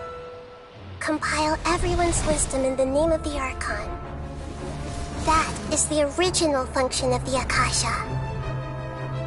I've sent everything that happened just now to the people of Sumeru in the form of knowledge. I've asked them to help you find a way to defeat the false god.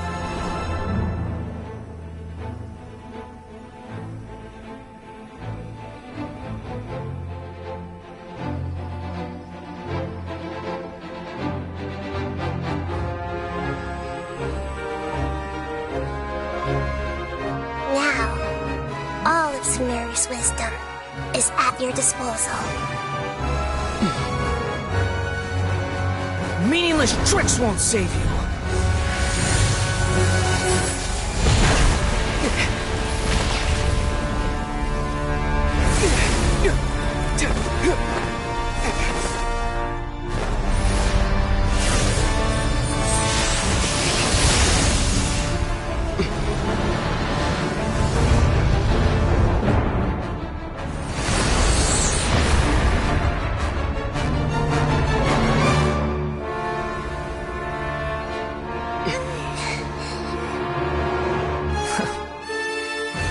Are you done with your tricks? Can I finally take this as a real battle between gods? I'll leave this to you. The first sage of Booer.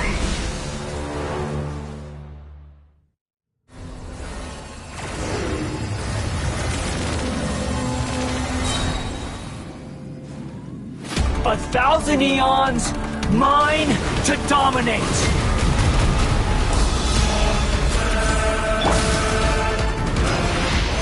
Burn to oblivion! Right here, right now. Ha! A sight to behold. Right here. Kneel! Emerge. Sakura Swirl! Take flight! Clouds high, the birds call, one with nature.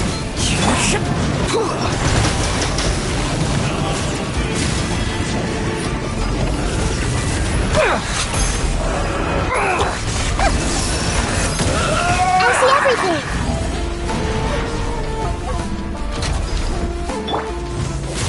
Solidified! Reality is pain! Right here. Emerge. Right now. My apologies. Right here. Right now.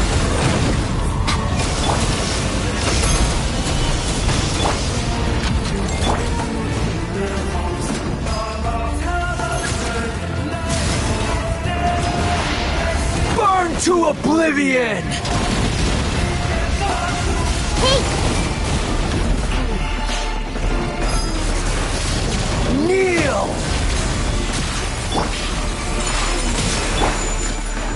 Gather! Emerge. Right here. Good riddance, cruel world. Right now. Emerge. Stabilize! Into the wind. I see everything!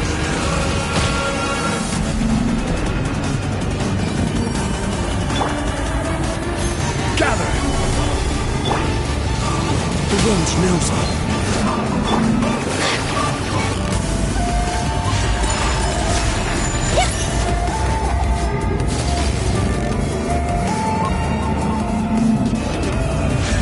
Right now. Right here. Emerge.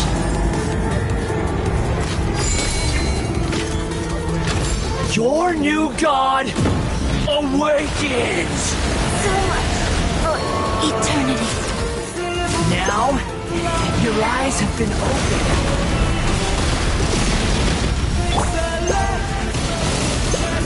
Right now. Right here. Emerge. Kneel!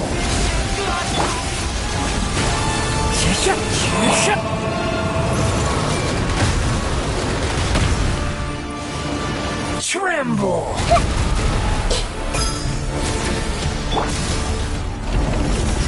Stabilize! Right now.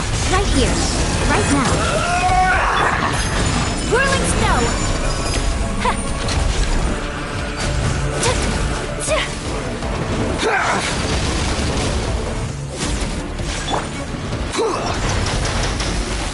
Everyone hold hands! Gather! Emerge. Right here. Reality is pain! I see everything!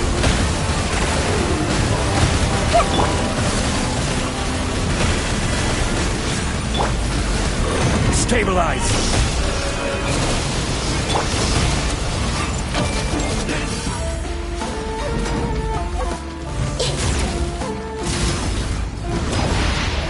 Burn to oblivion!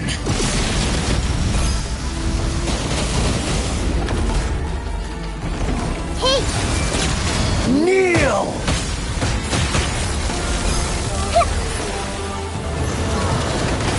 Everyone hold hands!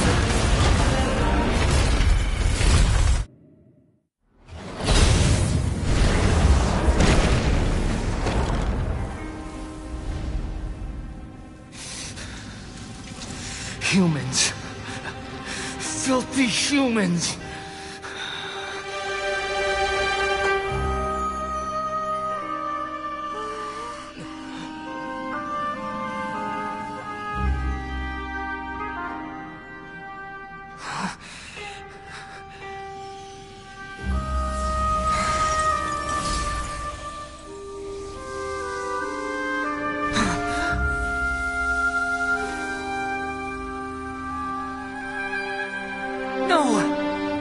Wait! Please! Anything but the Gnosis!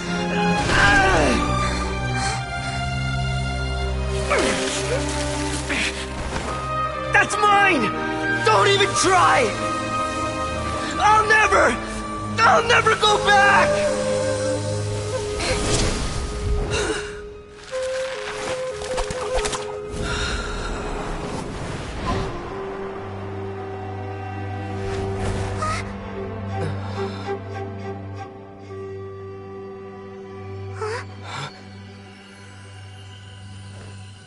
We haven't yet found the answer to the most important mystery. Irminsul is still waiting to be saved. With the power of another Gnosis, we may now finally understand the last memory of Greater Lord Rukkhadevata.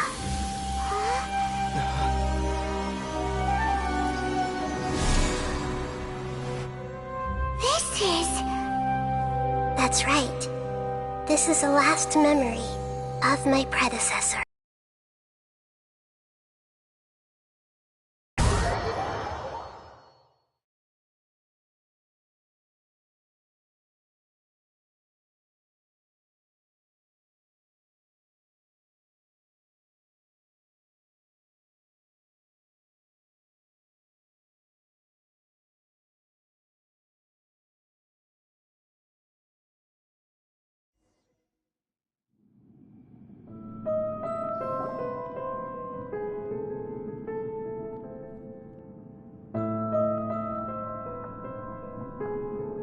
Huh.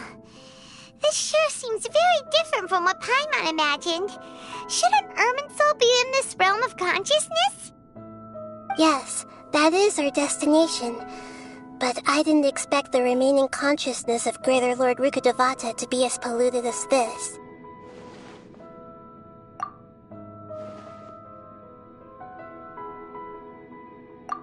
Forbidden knowledge? It seems you know about a concept that even I don't completely understand. Could you tell me what you know?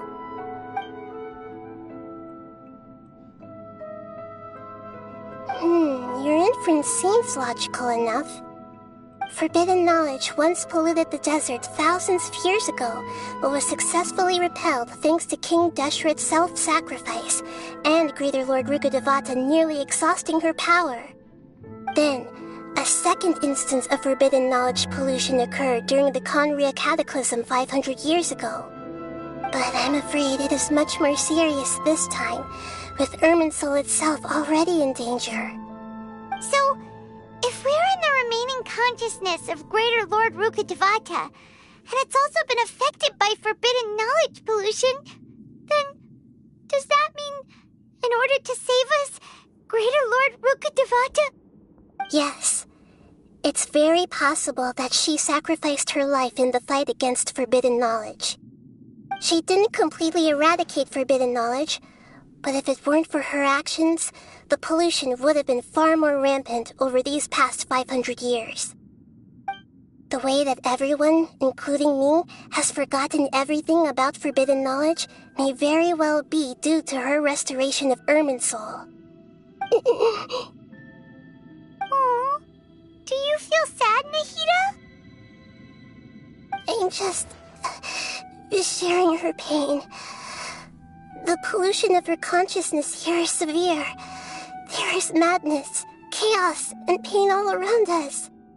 Did she fight to resist the forbidden knowledge pollution in such terrible conditions, all the way up to her last breath? She even used her last remnant of lucid consciousness to leave a clue for us to follow.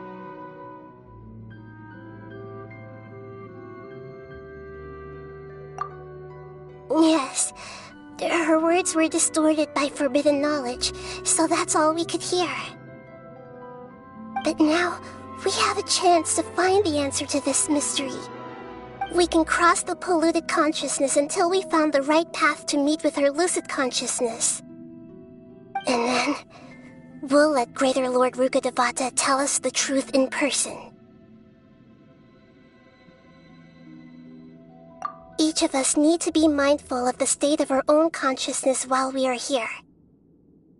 Even with the Gnosis' protection, we must always keep a clear mind. Otherwise, we could go mad at any moment. That's so scary. Don't worry.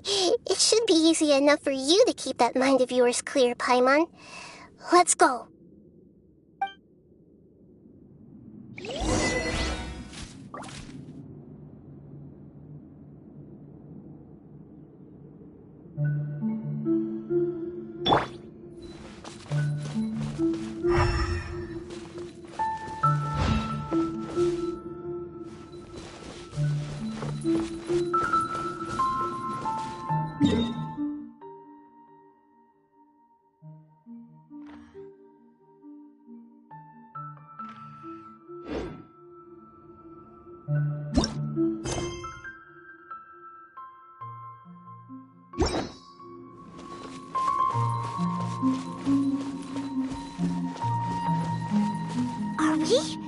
in the air?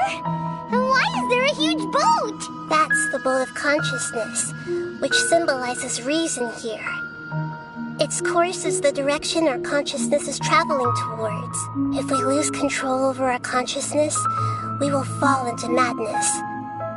So let's make sure the boat stays on course.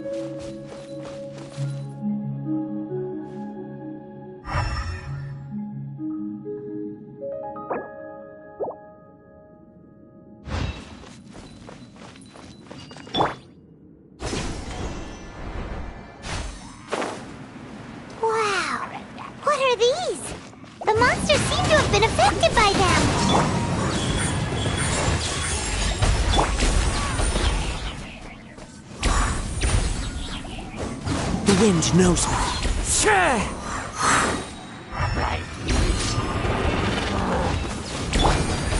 Order guide you. Gather. Emerge, right now. Emerge. Fallen leaves, adorn my night! I'm always watching.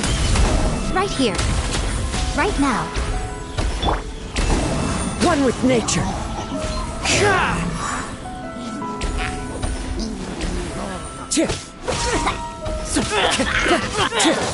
The wind knows me. Take flight!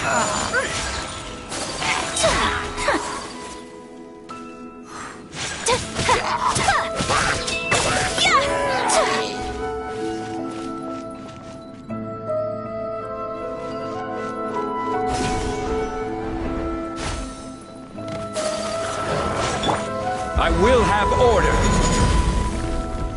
Solidify. Embrace the ice! One with nature. Clouds high. The birds call. Right here. Right now. Right here.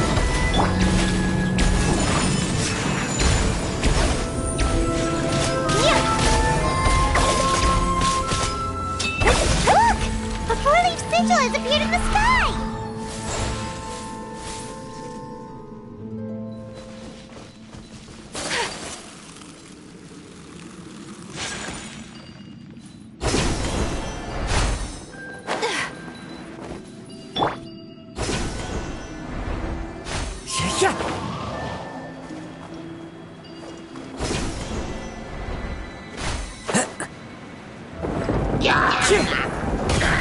Into the wind.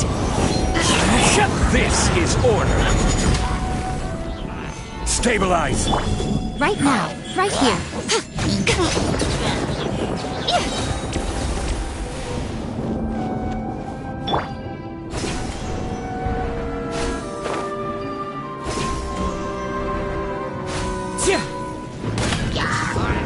The wind knows me. My apologies. Solidify. Nothing lasts forever. Emerge. Right here. Take flight.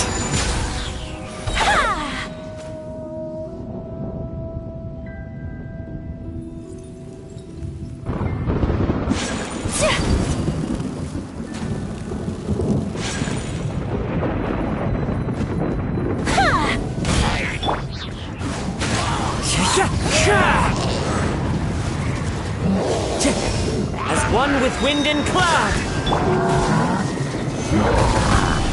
Order guide you. Sakura swirl. Whirling snow.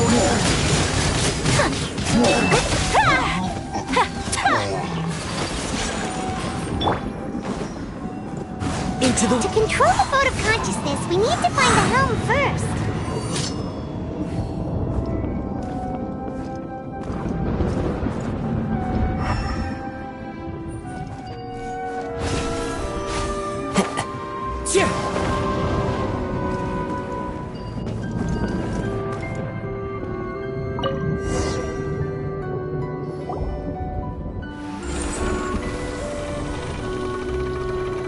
We changed direction. Are we still going the right way, Nahida?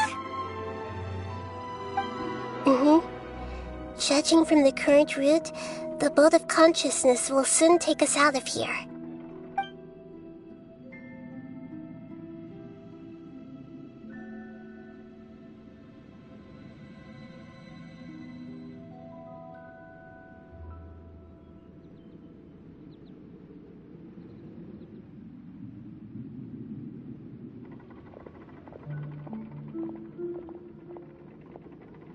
We'll be arriving at our destination soon. How are you feeling? Are your minds still intact? Huh? But everything's been completely normal for Paimon. Hopefully there won't be any more interruptions. This time, we should be able to meet Greater Lord Rukkhadevata. Are you saying you've never met Greater Lord Rukkhadevata before? No. It seems that my birth and her death took place at the same time. Otherwise, I think she would have given me a little more guidance, and I could have done a better job. Hey, you've done a great job, Nahida. Let's get out of this creepy place and go meet her.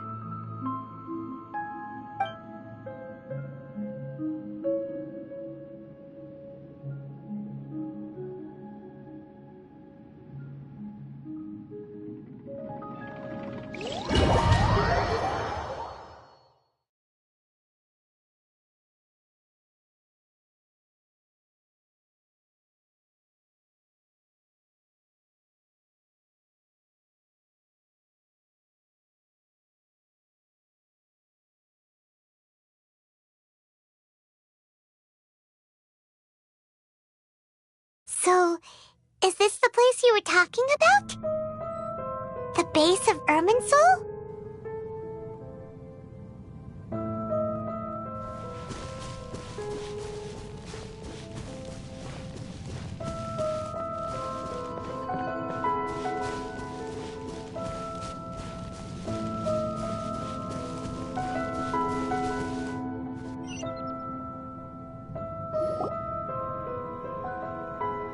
Well, this is the place.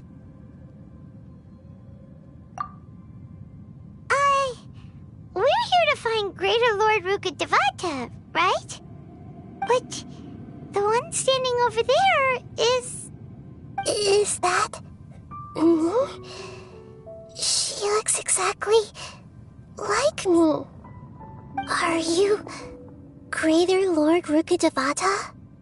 Yes, that's me. Are you surprised by my appearance?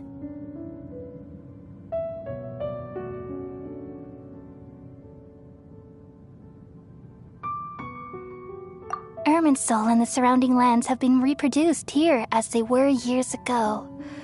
But this is just a realm of consciousness.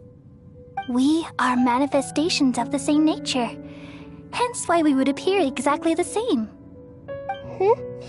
We're of the same nature? Why? Because you are me, and I am you. You are me in the new samsara. The new samsara? As Greater Lord Rukkhadevata, I'm the avatar of Irminsul, and you are the purest branch snapped from Irminsul. Imagine it this way. Even if a tree dies, its branches will eventually take root and grow, continuing the tree's life in another form. I'm merely the remaining consciousness of Greater Lord Rukkhadevata. The real me has presumably died a long time ago.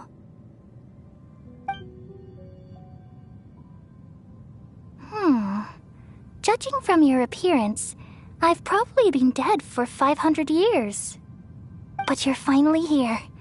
My new self in the samsara.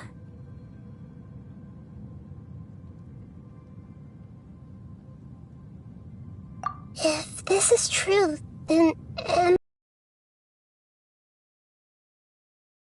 someday?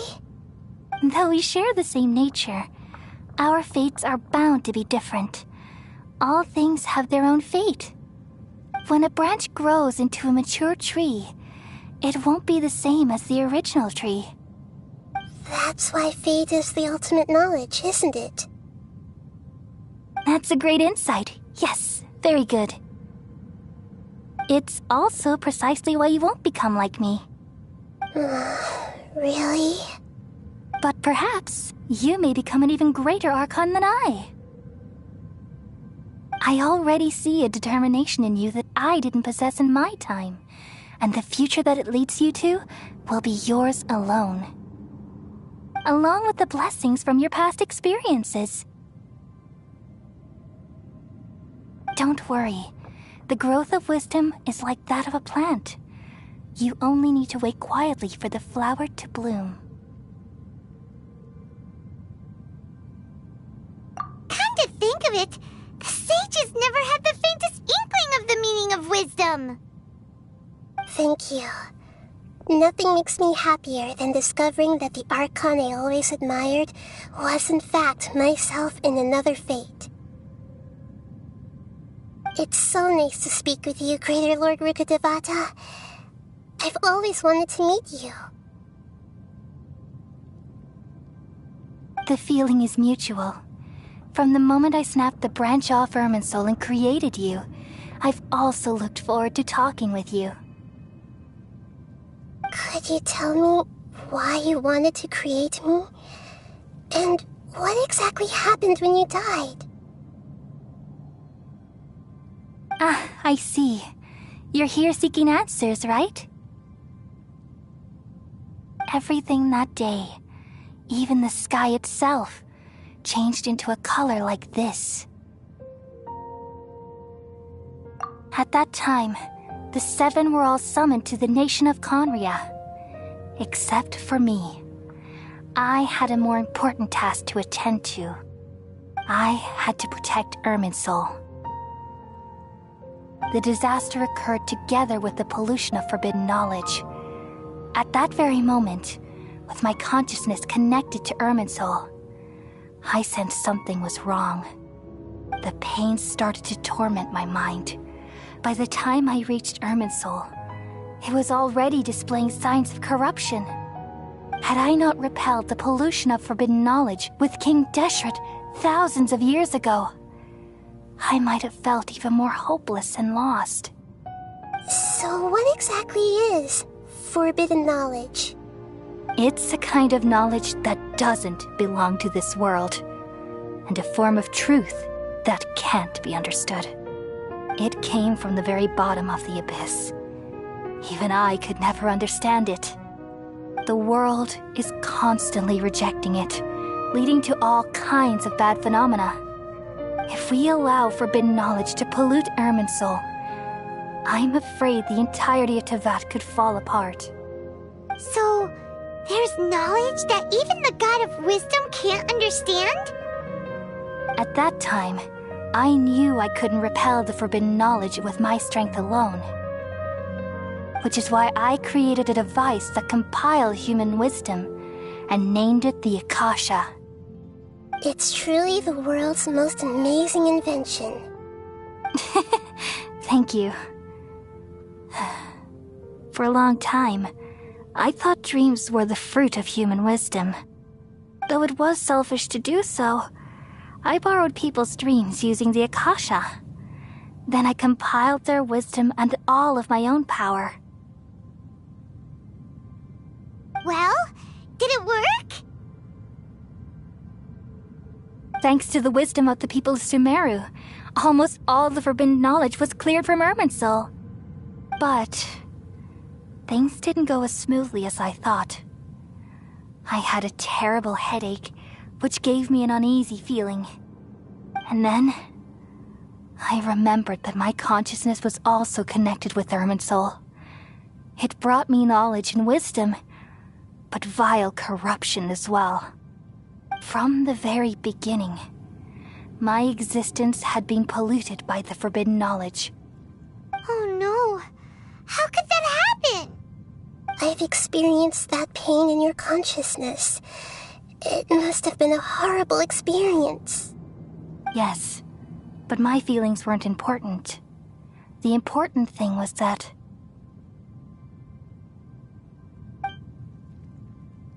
even if I died, my existence and everything related to me would continue to exist in Irminsul as memories and knowledge, meaning that the forbidden knowledge couldn't ever be permanently eradicated. And there's no way for me to eliminate myself. It would be a sort of paradox. So, I took the purest branch of Irminsul as my incarnation in the next samsara and left a trail of clues, all in hopes that you would come here and remove me and my pollution from Irminsul forever. Wait, no, I can't. So you realize what that implies. You are very smart indeed. Irminsul has all the knowledge and memories of this world. And as you've realized just now, removing me from Irminsul means I essentially will never have existed in this world. But this is the only way to save Irminsul. People love you so much, and they've missed you so much over the past 500 years. I am exactly the same. So how can we just forget you like this? Is there really no other way? There must be something else I can do. You're the god of wisdom, Boer. You should know that there is no other way. But this is so cruel. I don't want to forget you. No need to feel so sad, Boer. As someone who delights in wisdom, you should feel joy at finally finding the answer. These are the words in their entirety, the answer you've been seeking all along. Let the world completely forget me.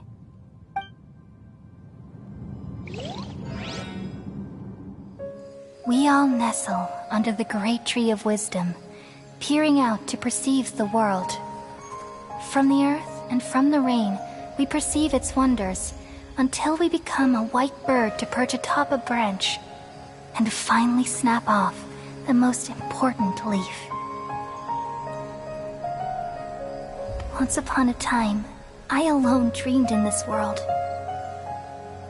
In my dreams, everybody would also dream after they fell asleep. Wild and wonderful thoughts would emerge from their minds. Some tumbled to the ground, and others floated to the sky, connecting all things in the world into one dazzling net. Among a plethora of worlds were numerous smaller worlds, all of fate, finding within the tapestry their brilliant glow. I gradually understood that these indescribable and constantly changing things are the most profound things in the world.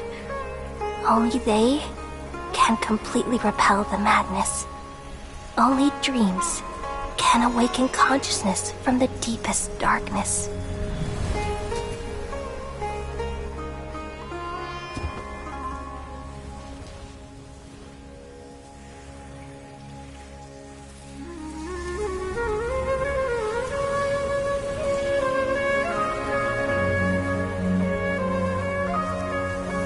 I'm the one who posed this question, yet also the one who sought a solution. Saving the world with the dreams of the people used to be my answer. And now, you've also found your own answer, and I shall return all the dreams to the people.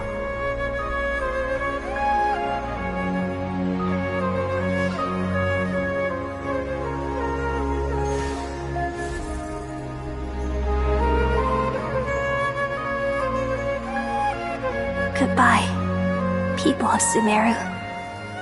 May you be blessed tonight with the sweetest of dreams.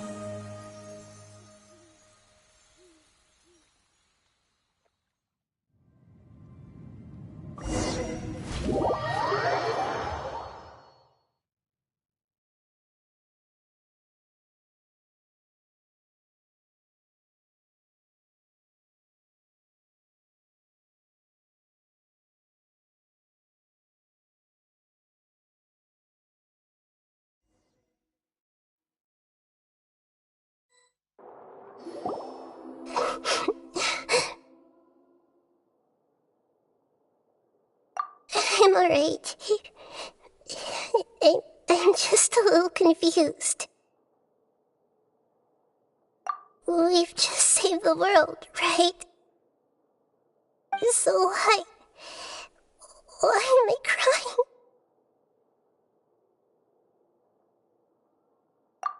I don't know where this feeling inside of me is coming from, but I feel very sad. Just now, we used the power of two gnosis to successfully connect with the Irminsul consciousness from 500 years ago. Then, we removed the remaining pollution from Irminsul. Yeah, what's wrong? Weren't you there just now?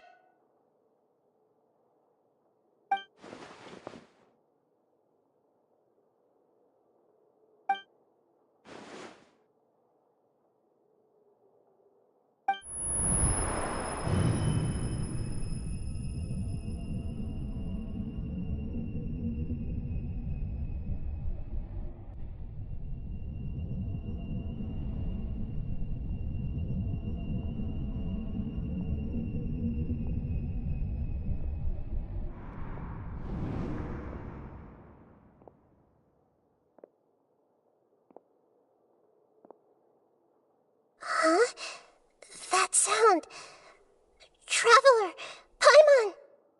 I've been waiting here far too long. But finally I have the chance to be alone with you. All the precious time I wasted has finally paid off. The doctor! Wave that can quickly put defenseless people into a dream. As I expected, it doesn't have any effect on gods. This is the only thing of interest I found among the sage's research. I thought I'd take it for a little spin. Don't worry. I know you would never forgive me if I actually killed them. I'm here to negotiate with you. Naturally, I won't do anything dangerous that could potentially damage our relationship. Negotiate with me? I heard you had already left Sumeru. Why are you here again now? I left Sumeru, but I also stayed in Sumeru. Even the God of Wisdom is restricted by the habits of cognition. How disappointing. You mean there are many different versions of you in this world? An astute guess. Even the same individual will have different cognitions at different ages. A long time ago, I made a major decision in hopes of preserving all my perspectives of how I observed the world. Observation is the first step of any experiment, but observing the current world doesn't satisfy me. It lacks an important dimension, that of time. So I saved segments of all my ages and made them into independent individuals. That's all there is to it. Indulge me. How does the God of Wisdom find my method of seeking knowledge? It's an insult to the very concept of life. Life inherently has many rules and restrictions, each with its own significance and reason to exist. They can't be broken on a whim. Good. Amazing, even. Indeed, it's difficult for humans to make peace with themselves, not to mention oneself from a different period. Since you were in the academia, why wait until now to show up? You could very well have stopped us and helped that fake god. Simple. Let me ask you this. Would any staff member ever help the subject in the middle of an experiment? It was my experiment. So why should I interfere with the results?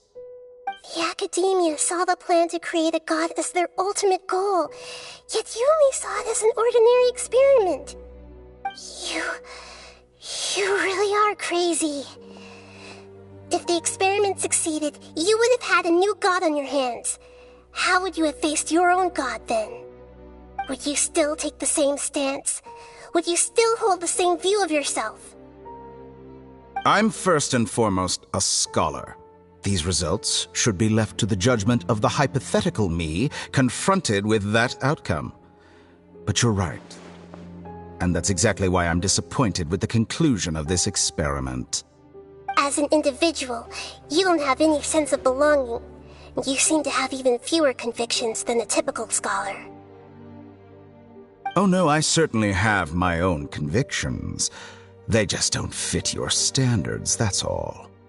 All right, that's enough conversation for today. The experiment is over, and it's time to tidy up the equipment and reclaim any useful materials. For example, the Gnosis. Lesser Lord Kusanali, you're an intelligent Archon. I'm sure you understand the disparity in our combat abilities at this time. Besides, you have no way to use that Electro-Gnosis in battle. Didn't you say you were here to negotiate with me? Somehow, it's starting to seem like you intend to take it by force now. I'm merely stating a fact. After all, I'm also a scholar. Naturally, I hope to show proper respect and dignity to the God of Wisdom. Your hypocrisy is built on absolute confidence. I understand your scheme, but... what if I were to destroy the Gnosis now and awaken the heavenly principles? Awaken the heavenly principles? Do you think that's really possible? The heavenly principles have been silent for many years, but the Gnosis are symbols of their control over Tevat and all the laws. Will the destruction of a Gnosis attract the attention of the heavenly principles? And if so, how do the Fatui plan to deal with the consequences? Do you dare to gamble such a possibility with me?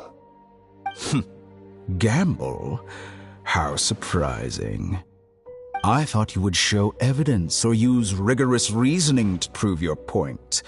The word gamble is the last thing I expected to hear from the God of Wisdom. But this is a clever move. You must have seen through me when I first captured your consciousness. As a scholar, I respect all possibilities. This has always been my principle and is an essential trait as an experimenter. Indeed, I can't ignore this possibility. So tell me then, what are your conditions? This foreign Gnosis will only lead to disaster if it stays in Sumeru. But this Electro-Gnosis is the prize I obtained after defeating one of your fellow Harbingers. Now, as the one who initiated this cascade of events, shouldn't you pay the corresponding price? Price? Interesting. What price would you have me pay? How about erasing all your other segments? So this is how you wish to restrict me, the most threatening opponent of the Nation of Wisdom. What you request of me is like plucking out the eyes I have placed in the dimension of time. Segments are extraordinarily difficult to make. They require extremely rare resources and enormous amounts of time and effort, requiring me to destroy them all here and now. Bravo.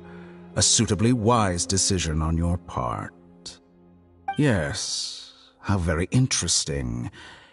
Can I assume that you have long been wary of me? Among all the versions of me, this segment you see now is the most selfish. If it weren't me, your idea wouldn't have worked. What did you see when you were imprisoned? You were observing me, and that's how you know I've long grown tired of their doubts and endless arguments.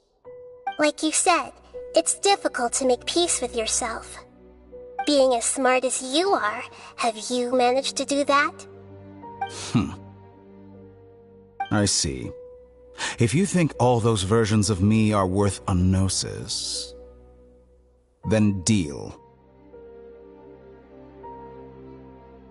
You sure didn't hesitate much.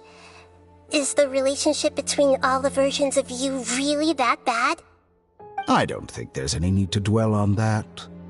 The surplus versions of me can be exchanged for a Gnosis. Do you think anyone can offer themselves at a higher price? Besides, with my abilities, it's only a matter of time until I find better perspectives. Perhaps it's best to say you're just temporarily ahead. But what I'd like to know is, how can you be sure that I've really erased them? I can see your remaining honesty.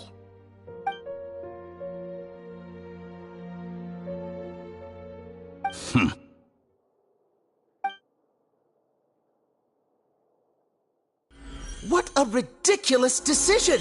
You can't be serious! How could I have been so short-sighted? You think this is the end? I'll have my revenge! You'll make this moment count. You will regret this! Well, have you confirmed that it's complete? Here, take it. The future of Sumeru City will be in my hands alone. I will shut down the Akasha and let curiosity and the thirst for knowledge drive the realm of academics once again. There won't be any further gaps for you to exploit. It truly pains me that my academic achievements have never been appreciated in my homeland. Of course, I have no interest in being rejected by this city for a third time. Another chess piece. And where is your dendronosis? Don't be greedy, Harbinger of Snezhnaya. No, this is a different transaction. If you intend to turn off the Akasha anyway, then there's no further use for the Gnosis of Sumeru, is there? Besides, isn't it the Archon's duty to deliver what's desired of the Seeker? Oh, judging from your expression, you don't seem to find the idea very agreeable. Then let's think of it this way. Since you're the god of wisdom, how about I exchange some knowledge with you? People exchanging knowledge with the god of wisdom is the stuff of legends. Yet here you wish to exchange knowledge for the god of wisdom's property. Arrogant as that is, it has piqued my interest. Let me ask you, have you in all your mighty knowledge ever heard the rumor that the skies of Tevat are fake? Huh? That's the secret hidden by Irminsul concerning the truth of this world.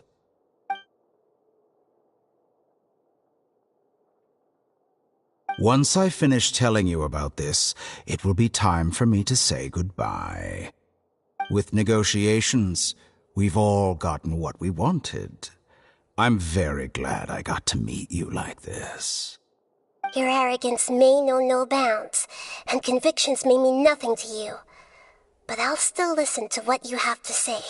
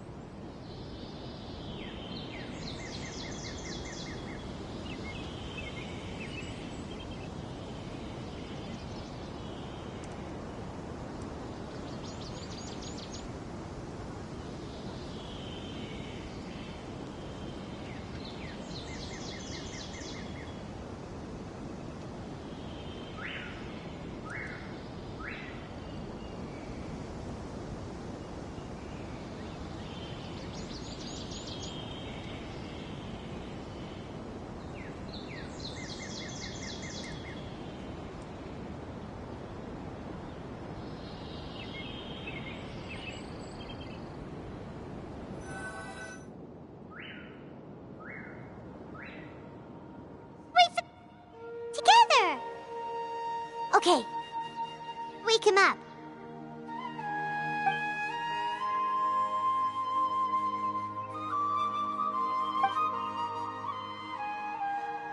Are you awake? Kale says it's time for breakfast. Come on, get up! Good morning! How are you feeling today? Good to hear. It looks like we've recovered pretty well. Not even Tainari could stop us from going out now, right?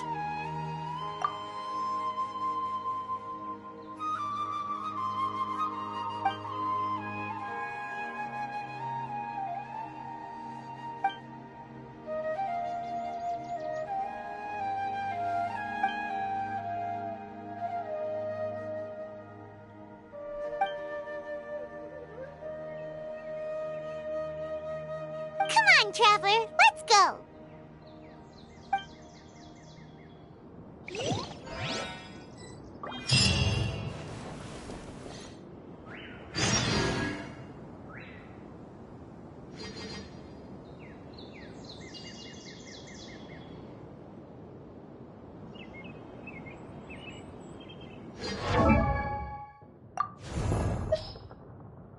Osmanthus wine.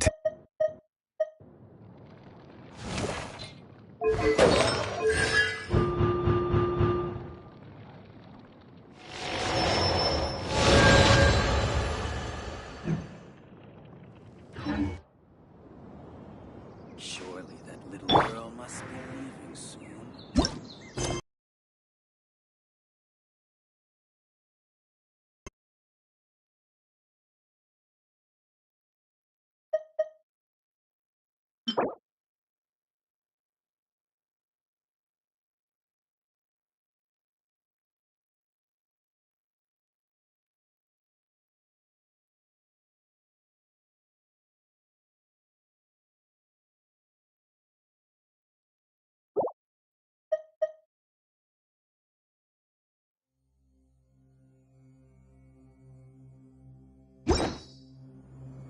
This scenery is wonderful. Surely enough to convince anyone to become a wanderer.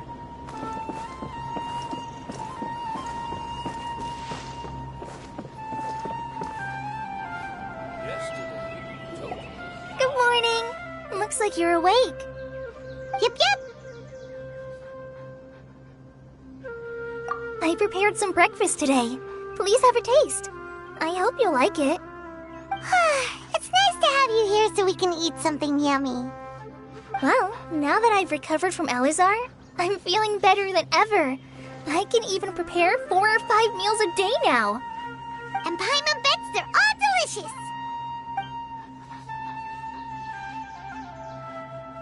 Oh, by the way, someone brought a letter for you after you went to sleep last night. Nope. Paimon wanted to read the letter with you after you woke up, so Paimon didn't open it. All right, let's read it now. Oh, it's from Nilu. Ahem. We're going to hold a feast at the Grand Bazaar and celebrate Sino's reinstatement as the General Mahamatra. As heroes of Sumeru, please be sure to attend. I'll wait for you. The date of the banquet is written on the back. It's in 2 days. Oh, I've also heard that you've become heroes here as well. That's amazing. Everyone's aware of your abilities. There's no need to be modest. Anyway, let's go to the Grand Bazaar to have a look.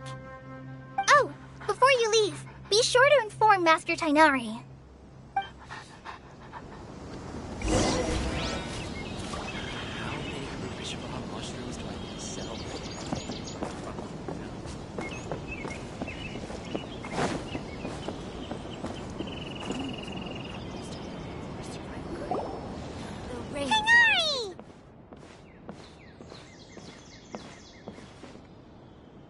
Good morning. How do you feel today?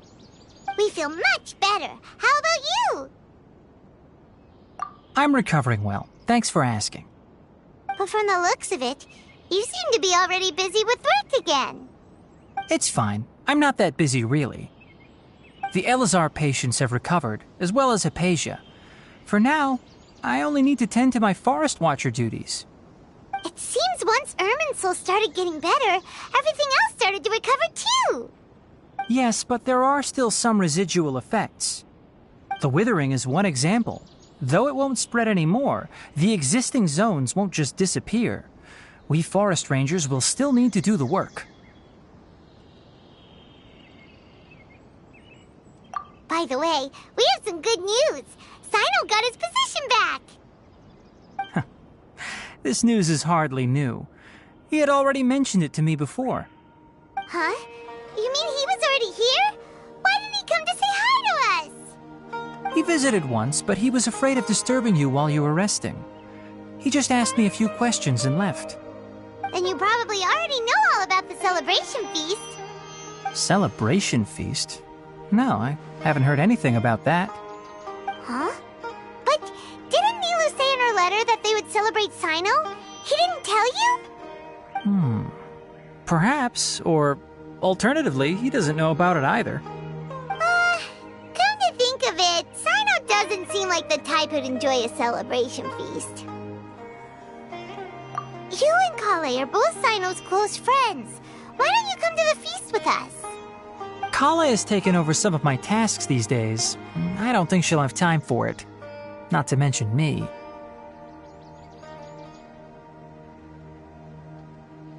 You see, some VIPs have come to the forest recently. Huh? VIPs? Very important Paimons? Well, technically speaking, they are former VIPs.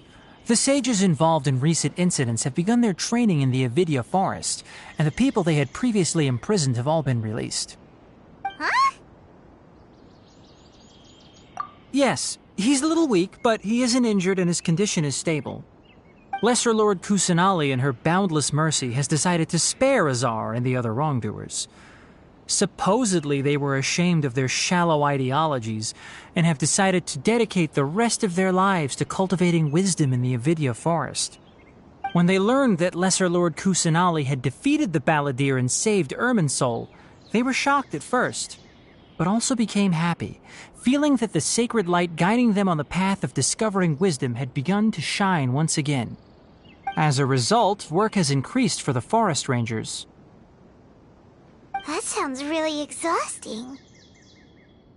There's nothing we can do, really. But that's another topic. Back to the matter at hand. Are you two planning to head out? Ah, right! We're here to request permission to head out. Would that be okay? You've recovered well. You may go, but be careful. Yay! Will do!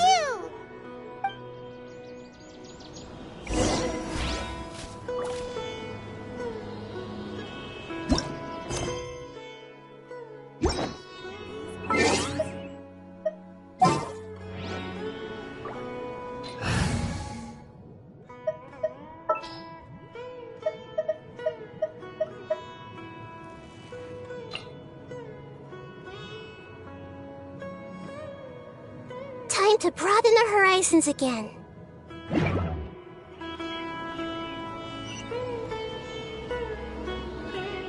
Wherever in this world I roam. Hey!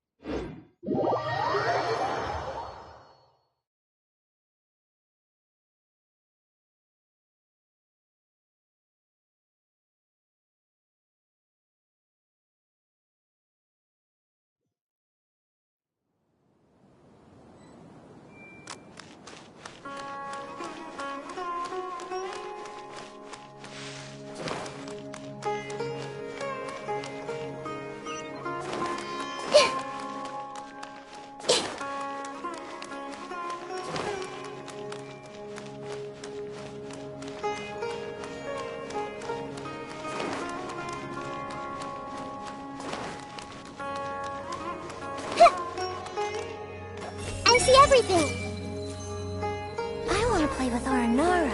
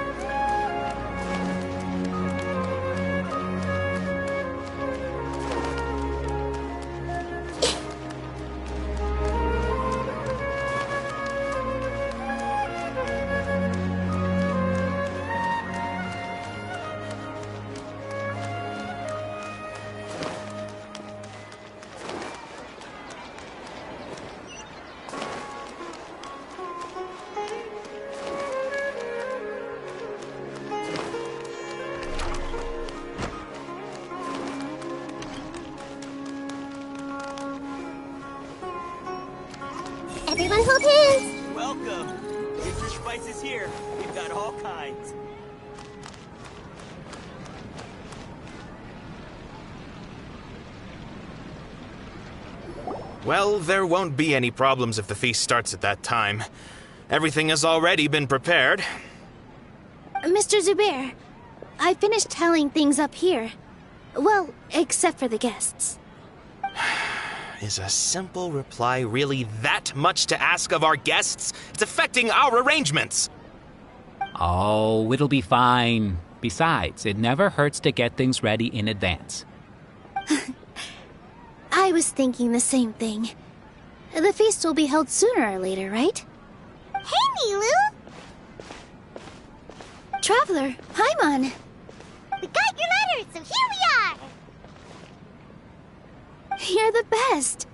The other guests haven't even replied yet. Huh? Are we the only ones that have arrived? Yeah, I had someone deliver letters to all of our guests. But maybe everyone is still busy with other things. Look, I get it. Sumeru is in an extremely important period of transition right now, but even if your friends are important figures, they shouldn't just ignore your request like this. Nilu is Sumeru's #1 celebrity, after all. You have no idea how happy I am to talk to people with good taste. If you consider enjoying Nilu's dances having good taste, then almost everybody has good taste. Because Paimon thinks everybody will love her performance. That's right. We all think she's amazing too. Nilu is an absolute favorite among those of us who frequent the Grand Bazaar. For Outlanders, you have a great eye. Master Zubair, let's have a vote for the most outstanding audience members next time. I think these two may win. Nonsense! It is not for us to determine the value of an audience. But indeed, we could try giving gifts to people with particularly good taste. I heard there's a device in Fontaine called a camera that can record people's appearances as pictures. Such pictures would make superb gifts. Ooh, good idea. I wonder where we can find one. I don't want you giving pictures of me to everyone. I'm satisfied just being able to perform here. There's always a lot going on at the Grand Bazaar. Yeah, and that's why I love it here. Were actually delivered. If for some reason they didn't receive the letters, then please tell everyone that there will be a feast here. Yeah, we can also check out how everything in Sumeru is going now.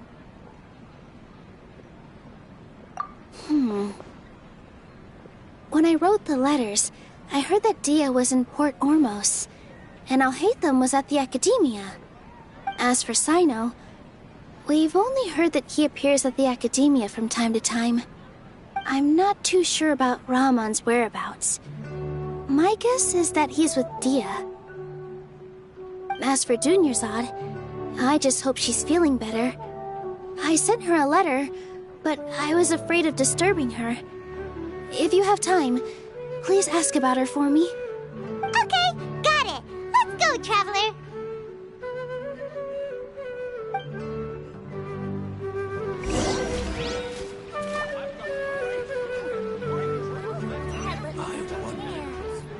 The treasures I discovered in my youth have been left by the Dendro Ark. Shoots is the best stall in the whole bazaar. Welcome! Get your spices here.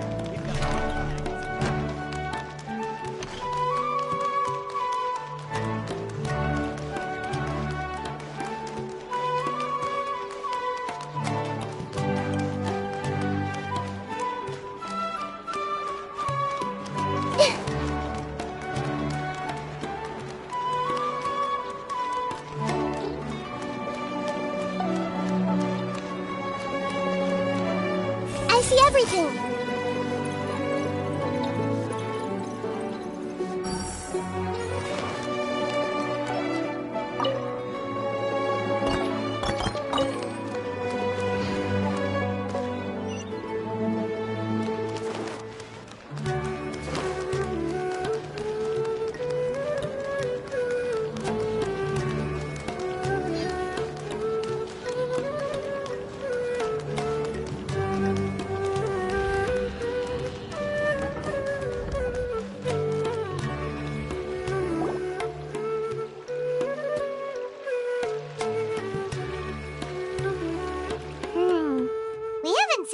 Hatham anywhere. Let's ask that person over there.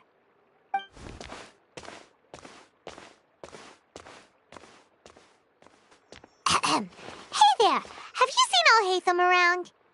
Yes, it seems Scribe Al-Hatham has gone to the House of Dana. You should be able to find him there. But you're already the second group of people I've seen looking for him today. He must be quite the busy man. Oh? Who else was looking for him? Mr. Cavey was just here asking about him. You wouldn't believe how terrible their relationship is. And now you two are here. Don't tell me everyone's here looking for gossip about the sages. No way! We're strictly here on business. Ah, I see. Sorry, I thought maybe everyone's as interested in rumors about the sages as I am.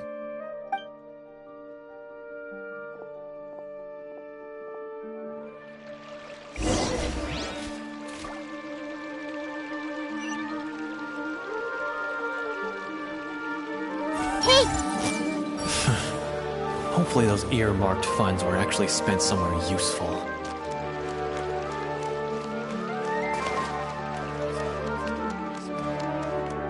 I see everything! So, what is a vision actually made of?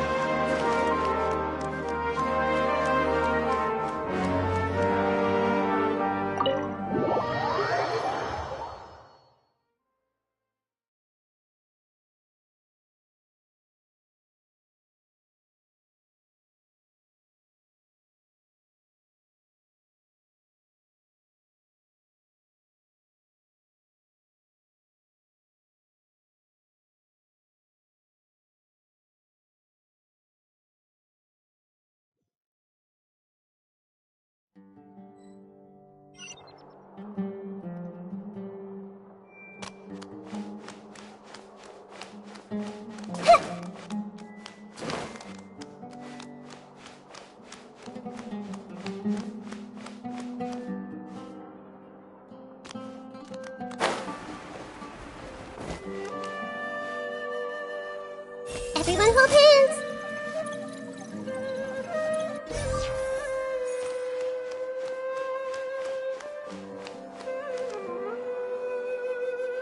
Al-Hatham should be around here somewhere, right? Oh, he's over there! But it looks like he might not have time for us.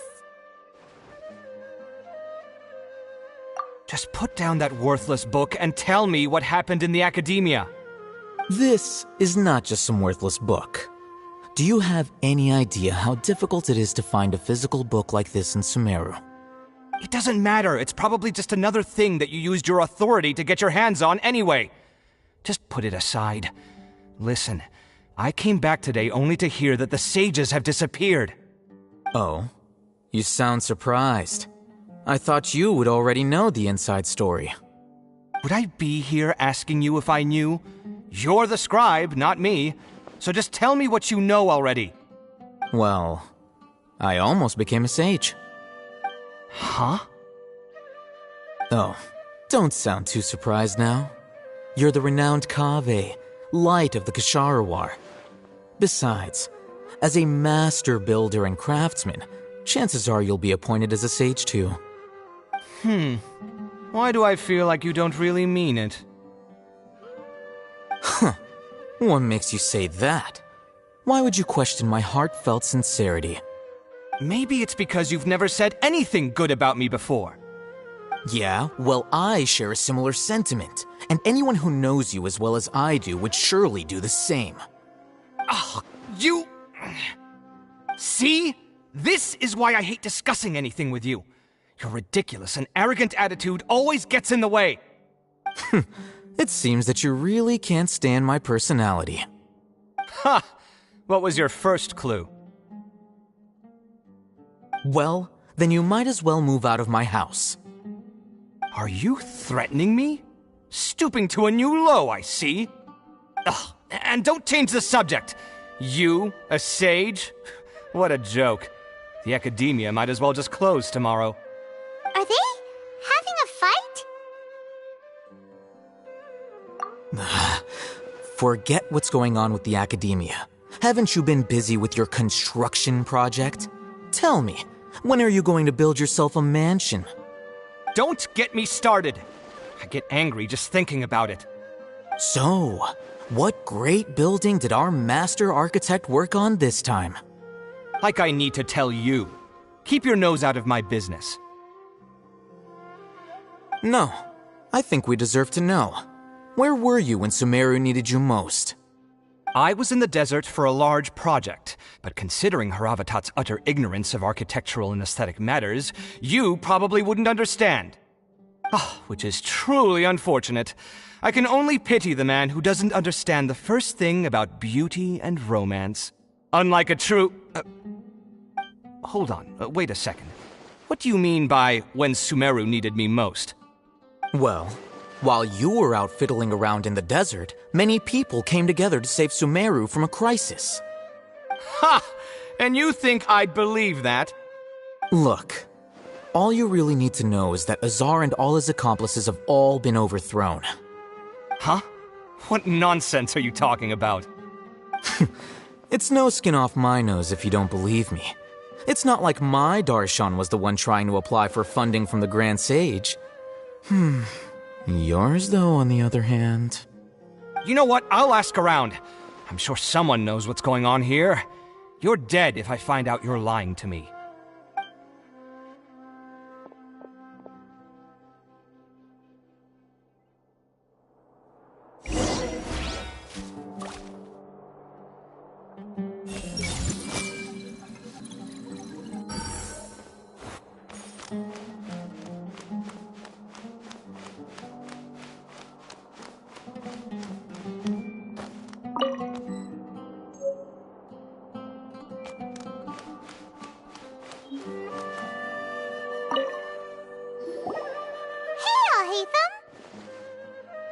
Oh, it's you two. What's the matter? We're running some errands for Nilu. Have you received her letter? Letter? Nilu said she sent out a letter inviting everyone to a celebration feast in 2 days at the Grand Bazaar. We'll also be celebrating Zaino's reinstatement as General Mahamatra. If she addressed the letter to all Hatham of the Academia, then the letter should have gone to my office. I've been busy these days, so I haven't had time to check for any new mail at my office. I only now have some free time to attend to personal matters. Have you always been so busy with your work? Of course not. I'm only busy these days because several sages have been dismissed recently and the whole academia was practically turned upside down. Kainari told us they all went to train in the Avidia Forest. Apparently they will spend the rest of their lives there. That is already the best possible ending for the likes of them. 4 of the 6 great sages were possessed by their desire for power and attempted to create a new god. In order to pull it off, they even imprisoned the other 2 rational sages. To imagine such things could take place in the academia. I don't know where to begin. Yeah, you're right. Feels kind of strange to hear them called that after all this time. But then again, the 6 great schools sounded pretty impressive too. Yes, at least that's how they're supposed to sound. It's said that when the Academia was first founded, the Dendro Archon herself established the 6 great schools, each representing one of the 6 different types of wisdom. Numerous Darshans have sprung up and faded.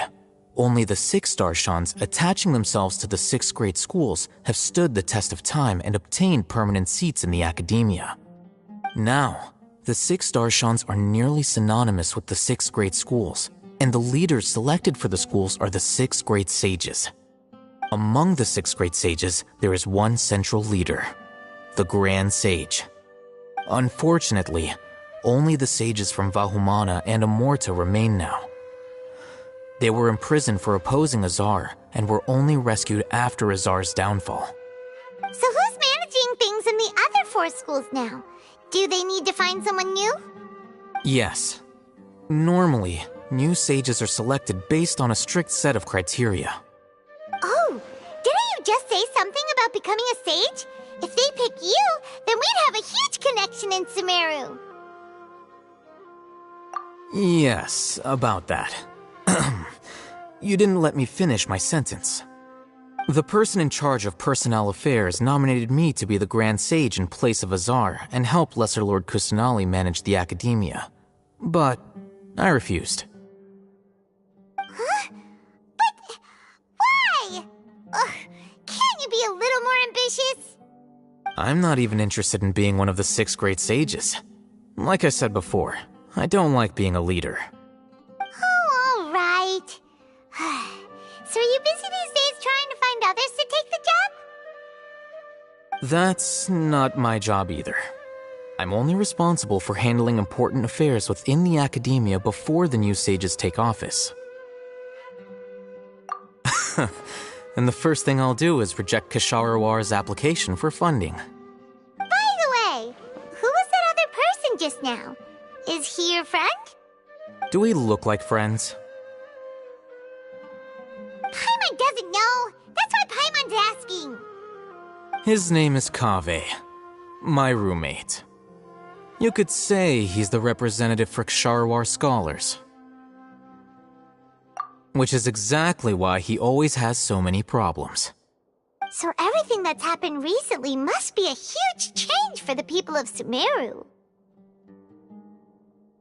Such is the work of the Academia Scribe. Well, anyway, no matter how busy you are, since you are our planner, remember to attend the celebration feast in 2 days.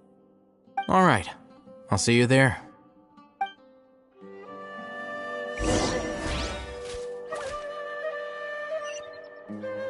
Hey!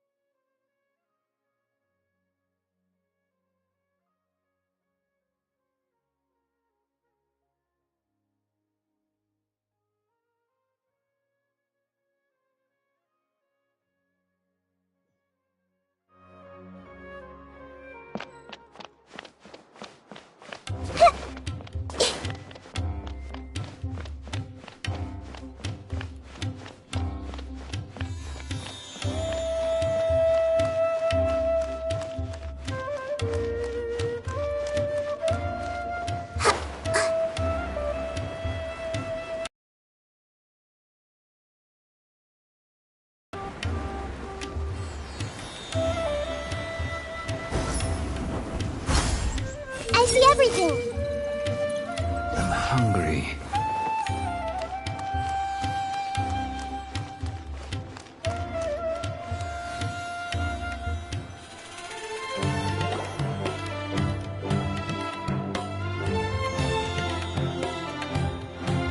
This is Port Ormos. Now where could... Is that Paimon I hear? Huh? Oh, it's been a while. How are you doing? Dinyarzad! It's been so long since we've seen you! I'm doing well. I can go as far as saying I have never been happier in my entire life. I don't know if you've heard, but Elazar has completely disappeared, and all the patients have recovered. You kidding?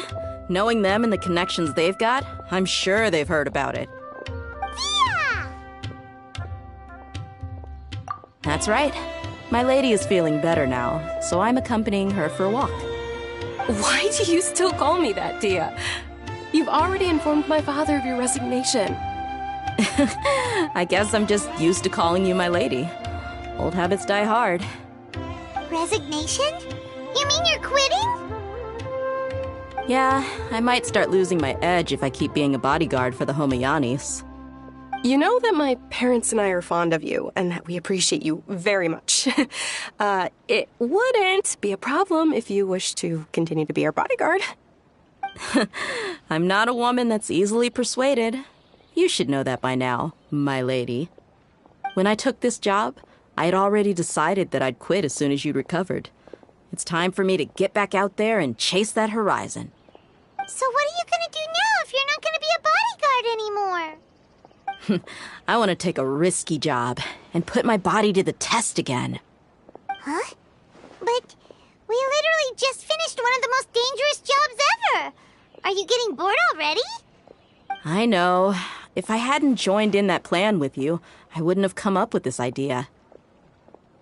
I guess I still get fired up by that feeling of going all out in a fight. It made me realize that I'm still a mercenary through and through. Life is short, and I'm happy that I got to be a part of that operation. But the whole thing also made me realize that there are still many problems in Sumeru, and as a desert dweller, I'm still not completely ready to settle down on this side of the wall. Well, I remember a friend had someone bring you a message. You mean I'll hate them? I didn't expect him to still remember that. I thought he was joking. We just came from talking with Alhaitham at the Academia. Did he tell you that he suggested that I come work at the Academia? What? I heard that Azar and his cronies fell from power, and Alhaitham told me that now was a good time to find a job in the Academia, but only if I wanted to. Whoa. Paimon can't see you being anything other than a mercenary. Me neither. But I think Dia would look great dressed up as a scholar. Ugh, forget about it. I wouldn't last 10 seconds in there. Alhaitham probably just liked the way I worked and knew I'm good in a fight. So he suggested I find some work in the Academia. But you know, if you take him up on the offer, Sino might actually agree and let you become a Matra. Because you're super amazing! The Matra have all the talent they need as long as they have Sino. I prefer to be free to live however I choose.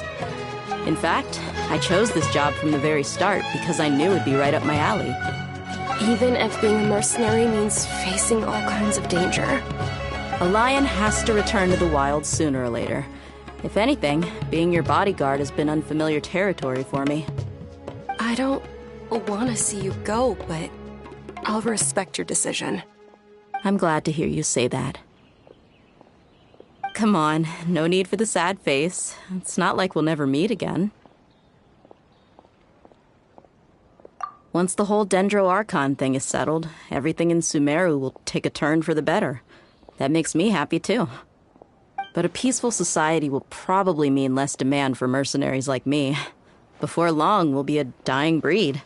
So I'd better get to work while I still can. Huh? But wait a second! You make it sound like you're leaving now! Well, no, not yet at least. I promised my lady I'd stick around until next week. So, have you been in Port Ormos this entire time? We were wondering if you had received a letter from Nilu. Oh, did Nilu write to us?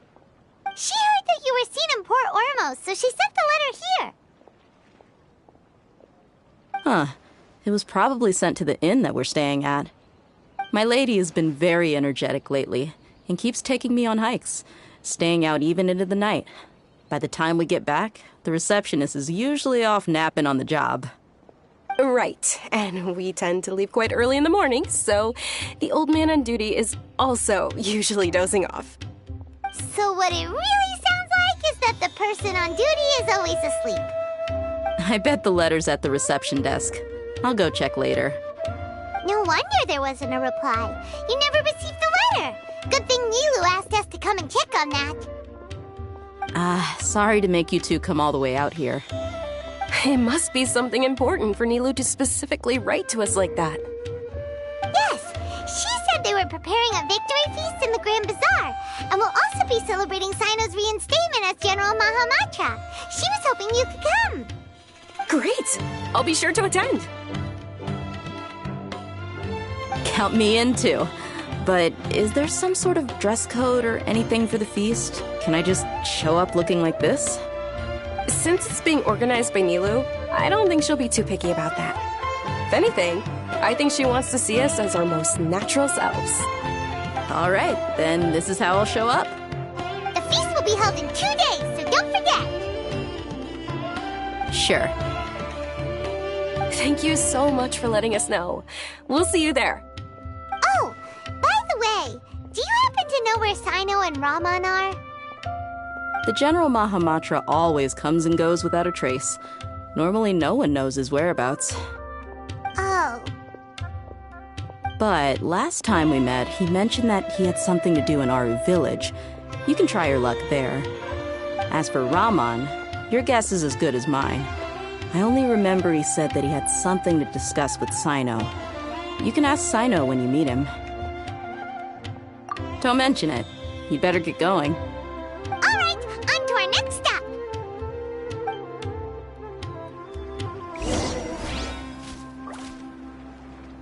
Hey!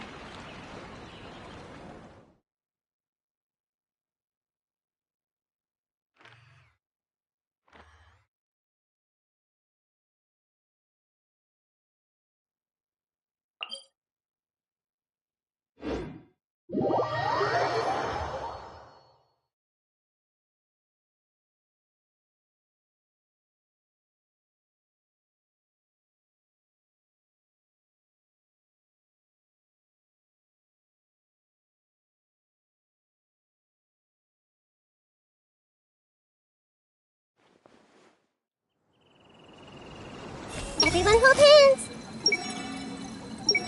I must remember to add less salt the next time I cook.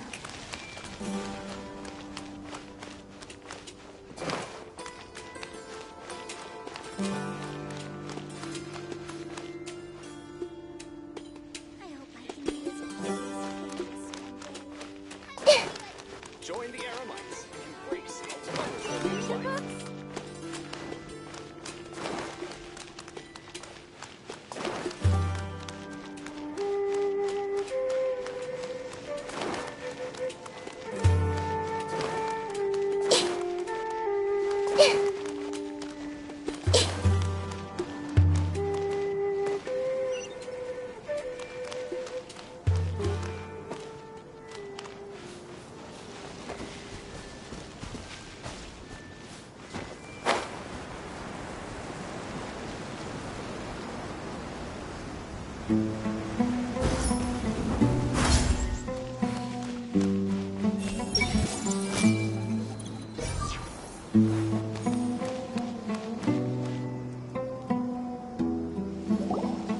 It's been a while since we last visited Aru Village.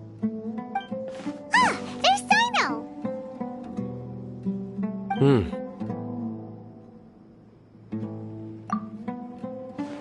What brings you here? We recovered well, and Tanari agreed to let us leave, so now we're out and about again. It seems Gandharvaville's medical treatment is still as good as ever. Mm-hmm, and Tanari is recovering well, too. That's good to hear. Yeah, you're the one who brought us to him when we lost consciousness, right? Thanks for that. You're welcome. Tainari has excellent medical skills, and Kale is quite attentive. It was the best place for you. But why are you just standing here like a dead tree? I'm meeting some people. Oh, you mean Candace? I've already talked with Candace and the village chief. They're still at the usual place. You can go there if you'd like to see them. But you know one of the people I'm meeting as well. Oh, by King Deshret's blessing, my friend suddenly appears in the desert. Don't tell me you've run into trouble and need us to help now. Roman! And, Sataria? Oh, you know me? Oh, well, you're pretty famous in the academia.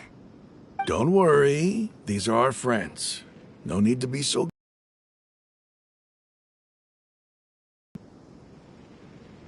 I'm doing well. Many good things have happened recently. Same here.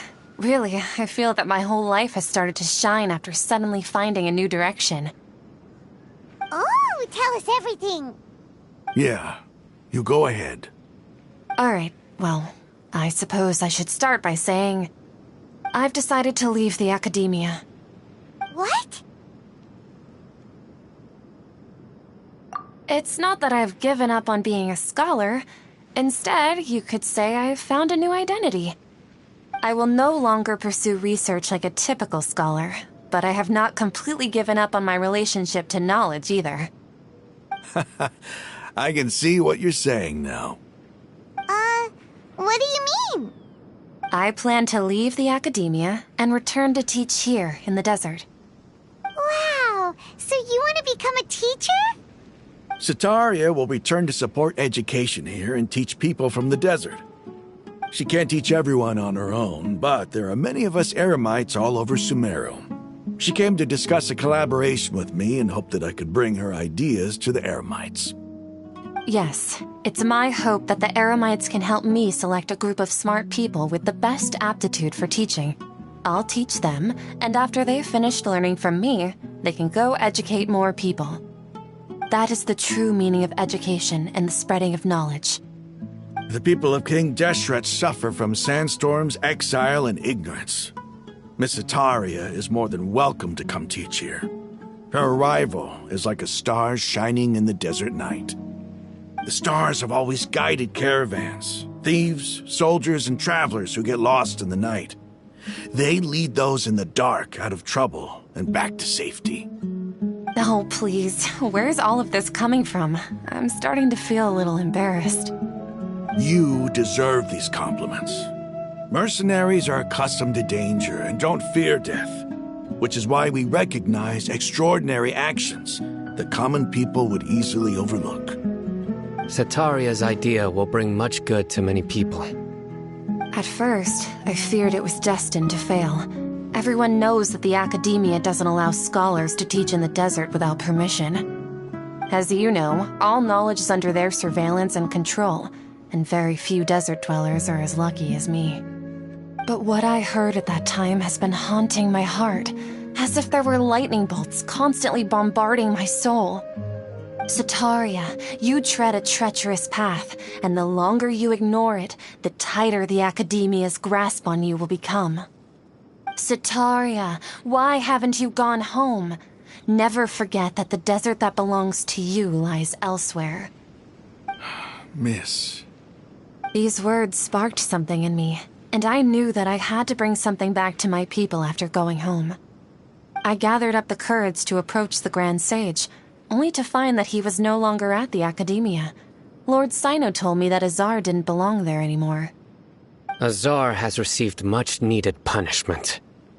Though, if you ask me, it may have been too light. You probably have already heard. Lord Sino helped me obtain permission to leave the Academia for the desert, and accompanied me here to discuss collaboration with members of the Eremites. My plan was able to go smoothly thanks to him and Rahman. You're all doing so much for the desert. Aside from that, I also have some other business to discuss with Sino. Lesser Lord Kusanali has allocated many resources to support and develop the desert. I've done some business for her, and part of it required the assistance of the Eremites. I applied for a few batches of educational materials from the Academia, and sent them to several groups in the desert, as instructed by Lesser Lord Kusanali. I believe the people will make good use of them. That's exactly what the people here need. Physical books and other related items. If it weren't for Sino and Lesser Lord Kusanali, I'm afraid we'd never be able to get our hands on them. Apart from this, the Academia is also recruiting scholars that are willing to teach in the desert. I'll let you and Satarian know as soon as I have any more news. We must be persistent about this, and maintain these resources to ensure long-term effectiveness. This is the first time in hundreds of years we've had a glimmer of hope.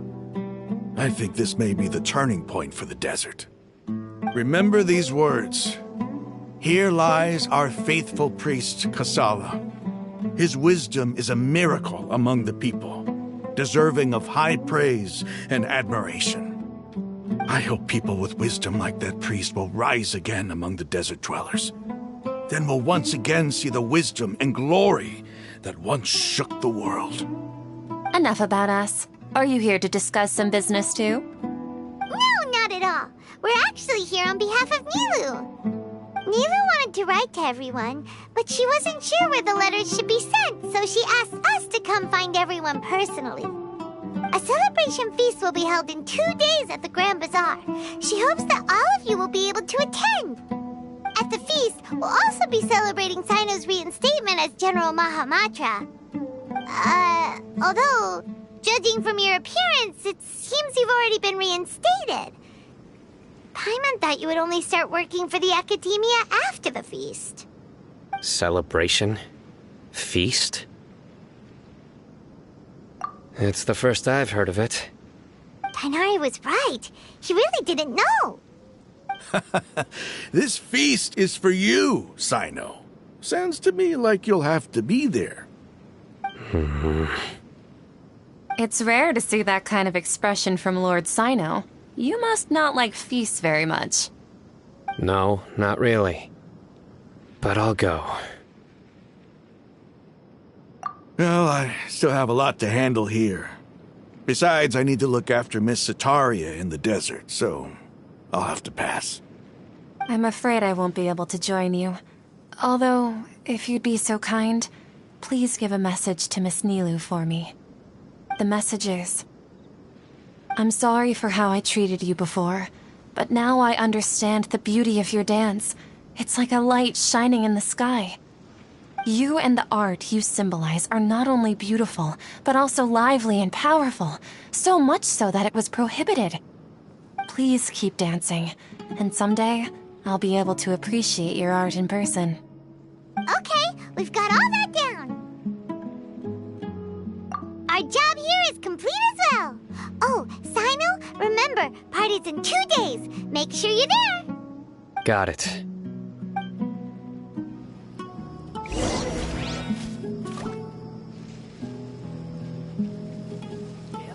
The numbers are correct. Unauthorized personnel. Hey!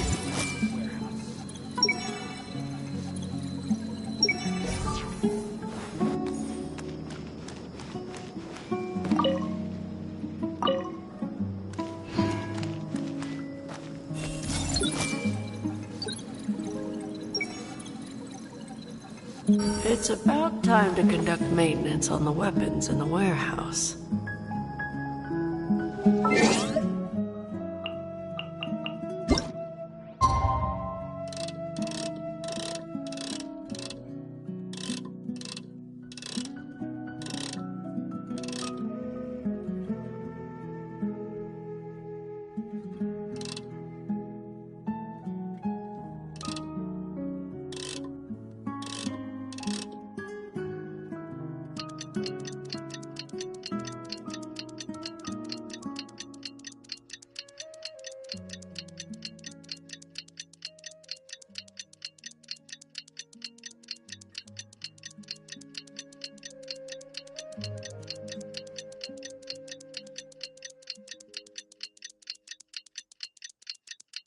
Today's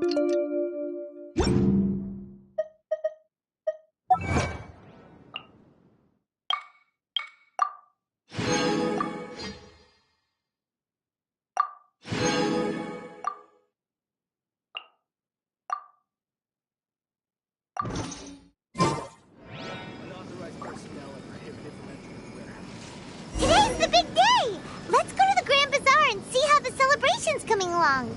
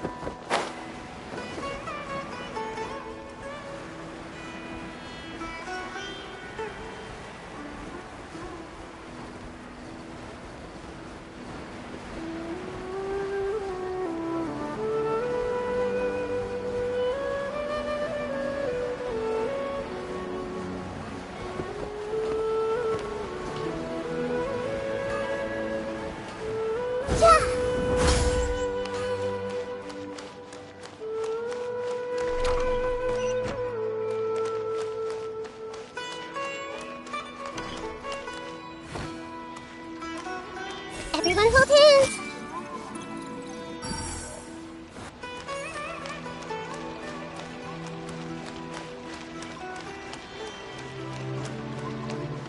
I see everything!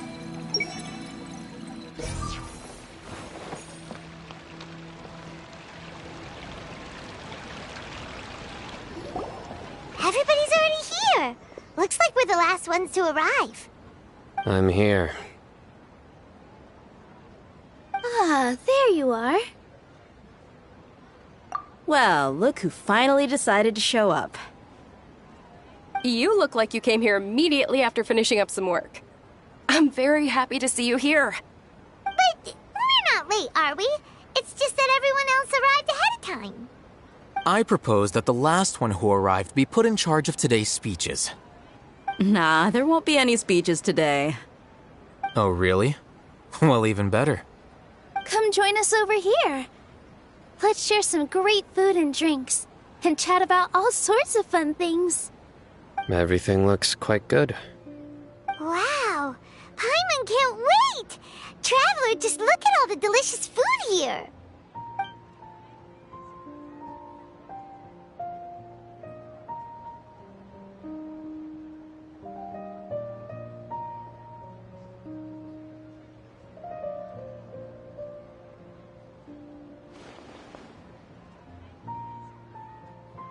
Whoa! It's so delicious! Oh, this grilled meat tastes amazing! The food was specially prepared for you by everyone in the Grand Bazaar. And we have gifts that were sent by the residents of Sumeru City when they heard we were holding a feast. Everyone that came said that you saved Sumeru and wanted me to thank you all on their behalf. Ah, feels kinda nice to be seen as a hero. I could get used to this. Being a bodyguard is also a hero's job. You've always been amazing, Dia. My lady sure has a way with words. Thanks. I'm glad to hear it. And I'm happy to meet everyone that participated in the great plan. Don't mention it. Come to think of it, we've really done something impressive together. It's unbelievable. We owe it to our abilities. And luck. Really? Why do I remember everybody thinking that luck was against us and feeling like we hardly had a chance of succeeding? That's how I remember it too.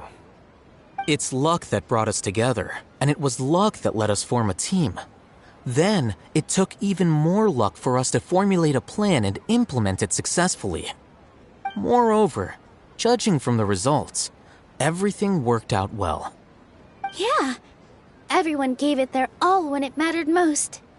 It was almost like a performance. We took the stage and put on our best show. Everyone played their part, and thanks to everyone's efforts, the performance was a great success. So, would you say we're good actors too? It's such a blessing that Lesser Lord Kusanali was able to return to power at the Academia. Yes, even after being abandoned and neglected so many times, she's finally returned. Lesser Lord Kusanali once used all her power in a great disaster, which resulted in her losing all her wisdom and memories of the past. The Academia basically abandoned her because of it. This should be something everybody should remember. You look surprised. I didn't say anything wrong, did I? No, everything you said is correct. That's good. Something wrong? Yeah, what's with that face? You knew all of this already. Even if those two giants of the Academia are here, I still have to say it. Those sages really have some nerve. 500 years ago, Lesser Lord Kusanali used all her power for the people of Sumeru, and what did they do in return?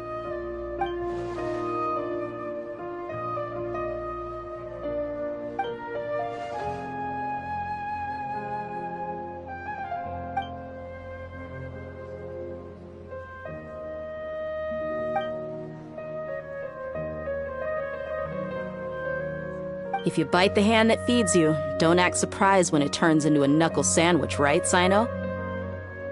Perhaps I shouldn't say this, but their treatment of Lesser Lord Kusanali... Simply tell Lesser Lord Kusanali that you wish to have Azar and his accomplices severely punished. I respect our deity's decision, and won't interfere in any way. While we're on this topic, why didn't you accept the Academia's invitation to become the Grand Sage? Are you trying to say that I'm fit to be a sage? Not at all. But every person handling the selection process has said that you are the most suitable candidate to lead the Academia right now. Why? Because he dethroned Azar from power? Could you try to put it another way? This is a good thing, yet you're making it sound like I overthrew Azar for my own personal gain. But seriously, though, I always wondered if you had some personal motives behind it. I did have my own motive, but it had nothing to do with being a sage. If the rules of our nation were suddenly cast by the wayside, then it wouldn't be long until chaos ensued. I had no intention of letting their dreams disrupt my life. By that, you mean your life working as the Academia's scribe? Precisely. Wait, is that all? So, that's the only reason why you joined us and came up with all those plans? It's reason enough. You've certainly got quite the personality.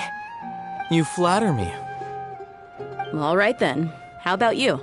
You've already resumed work as the General Mahamatra, right? That's right.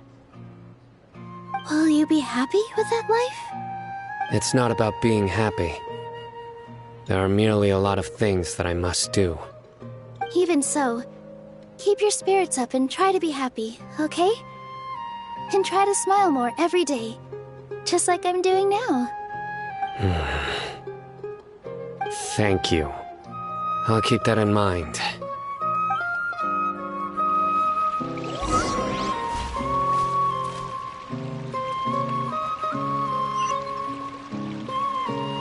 Everyone hold hands!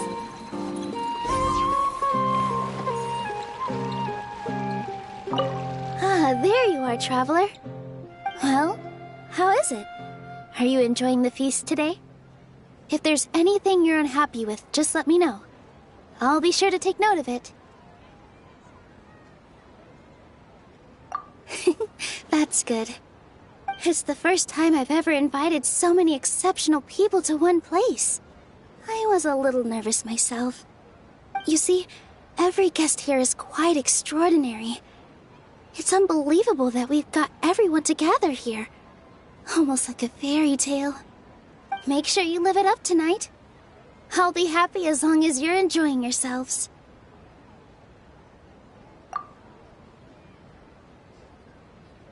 I'm honored to have her think of me this way. If I have a chance in the future, I would really like to invite her to one of my performances. I can't explain why, but I just feel elated right now. Thank you.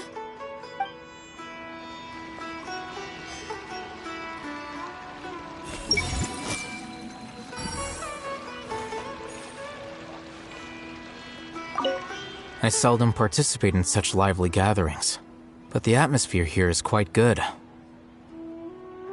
No, this gathering today has a unique meaning. The Grand Bazaar is lively because the people here feel happiness from the bottom of their hearts, unlike the farces at the Academia. That happiness is an emotion that'll be forever alien to those bookworms who have driven themselves insane by studying. I seem to have taken both keys when I left the house. Oh well.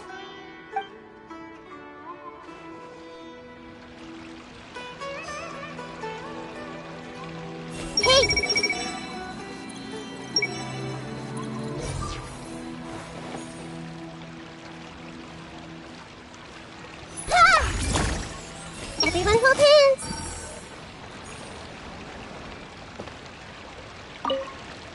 My lady, the grilled meat over there is delicious. Have you tried it? Yes, I also tried some fruit just now. Oh, they're very sweet. What an amazing place to relax. No wonder everybody likes to rest at the Grand Bazaar. You said it. Oh, look who else is here. Hello. Oh, I'm so happy Nilu invited everybody. Oh, now I have the chance to meet all the heroes. Hey, less of that polite chit-chat and more eating and drinking. The feast is about having fun, not stuffy formalities.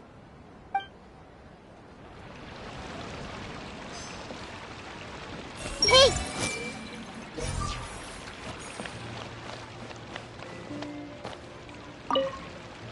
The atmosphere here is good, and everything is delicious. Yeah. I don't often come to such places, but it feels quite good. I have a lot to handle these days. Otherwise, I could show you around. There's always next time. We're friends after all. This feast is pretty good. I like it.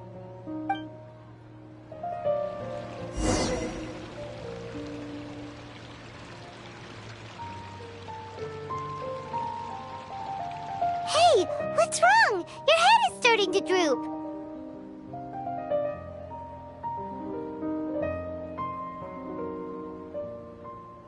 Hey, you can't just fall asleep here. Paimon will go find something delicious for you to eat. You'll wake up once you've put something yummy in your tummy. Of course, just wait here for Paimon.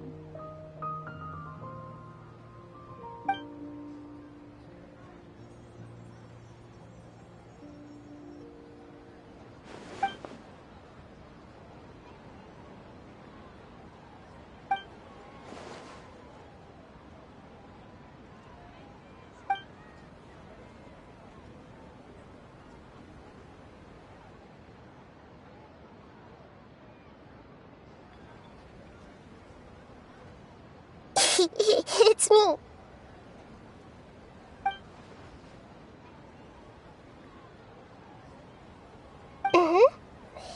You may blame me for being a bit too self-indulgent. I was thinking about talking with you, and the next thing I knew, I had made a connection with you. The connection between us is amazing. It's like flora and the fence it grows upon.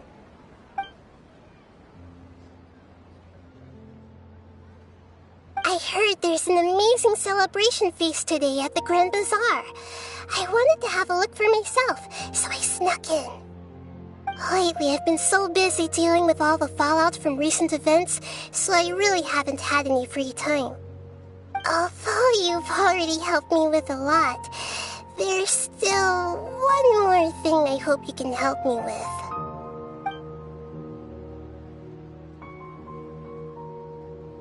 Please say thank you to everyone for me.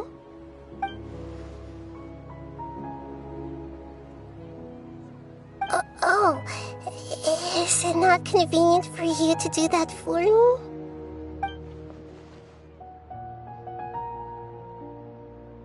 But if I just show up all of a sudden, people will become all quiet and stiff, won't they? What if I end up scaring them and ruining this wonderful feast? That'd be the last thing I want.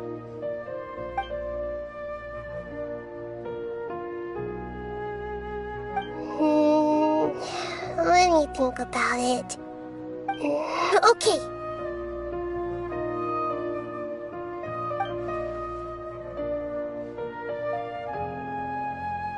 Yes, I have.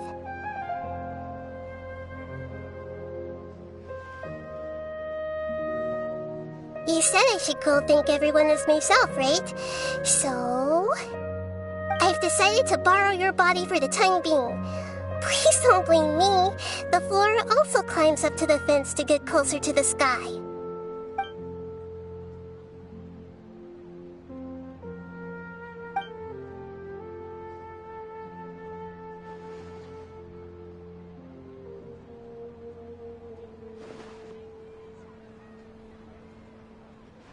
Everyone! Are you awake now? Paimon was just about to bring you the food. It's me. Huh? That voice. Nahida? Hold up. What's going on? I didn't expect to have a conversation with the consciousness of Lesser Lord Kusanali in the Grand Bazaar. Interesting. Is this also a part of the feast? No, of course not. Are you... Lesser Lord Kusanali? Hello, Nilu. You know who I am? Yes, I already know every one of you. Nilu, Alhaitham, Sino, Dia, Paimon, and Dunyarzad.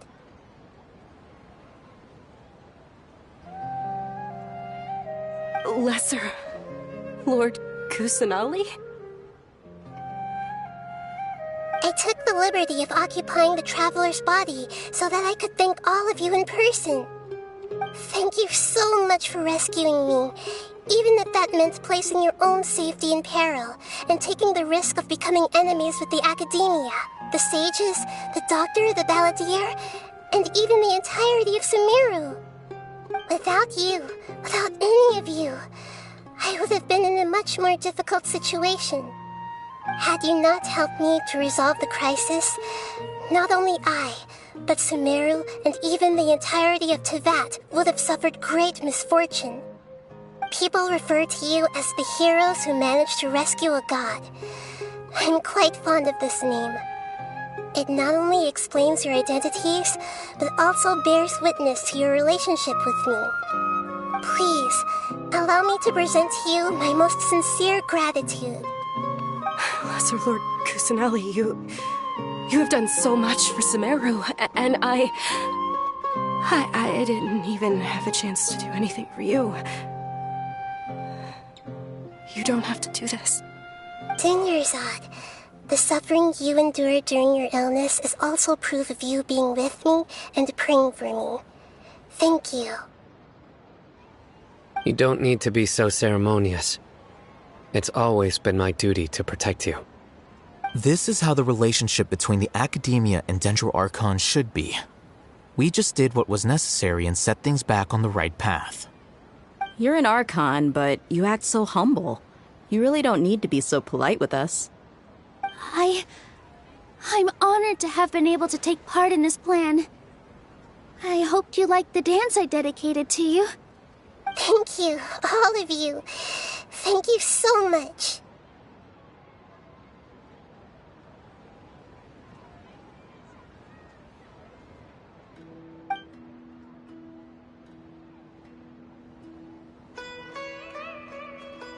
Yeah.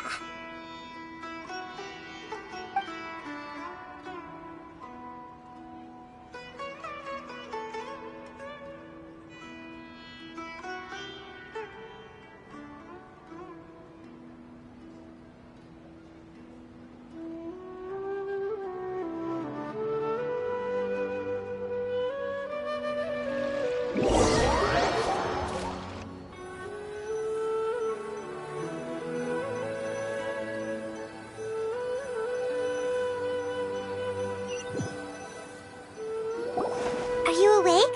Did you rest well? After Nahida left, you ate a lot of food.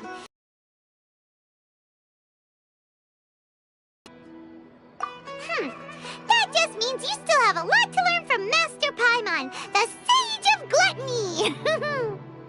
Alright, since you're awake now, should we go and have a chat with Nahida? She should be in the academia right about now. If you have any questions, now's your chance to ask.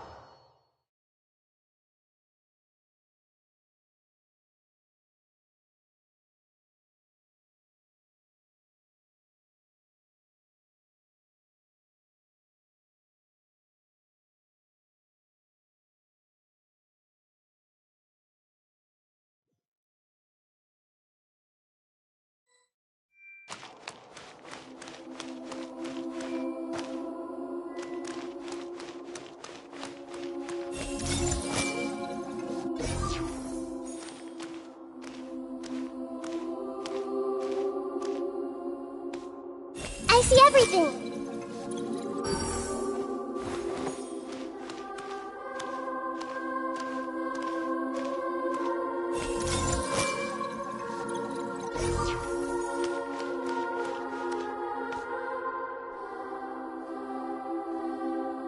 Everyone hold hands.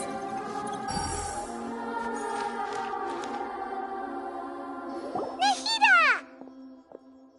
Hello, Traveler and Paimon. I'm still immersed in all the happiness and joy, like a candle floating on water. So are we, and that's why we're here to talk with you. Is there anything you want to know?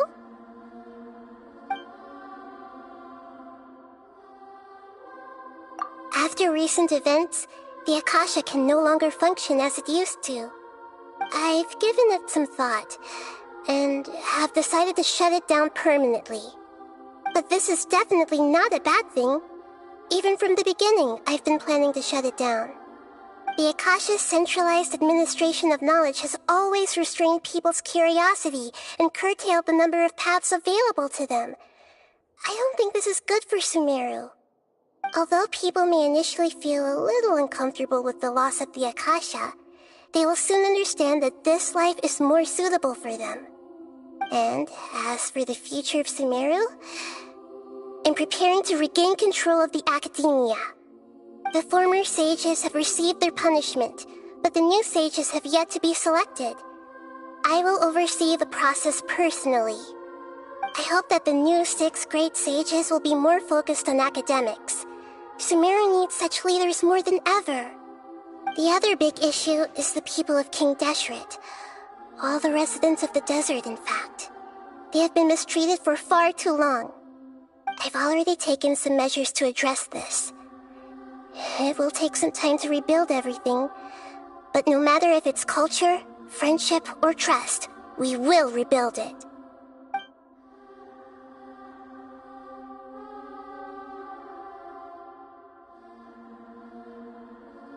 You mean, what happened after the doctor put you to sleep? Not exactly. The top-ranked Fatui Harbingers, up to number 3, possess power comparable to that of gods. I was no match for him in that kind of situation. However, in spite of the bad situation, I still managed to make a fair deal with the doctor. I'm sure you remember the entity that changed your fate, the Heavenly Principles. In fact, the Heavenly Principles has been quiet since the Conria disaster 500 years ago. I used this point as leverage against the doctor. I told him that the Heavenly Principles may be awakened if I destroyed Enosis. Although it's just a bluff, he still fell for it. I assumed that the Heavenly Principles wouldn't just stand by and let such extensive damage to its laws take place. And as for what I exchanged for the Gnosis, the exchange served as both punishment for the doctor as well as a boon of new knowledge that I couldn't refuse as the God of Wisdom.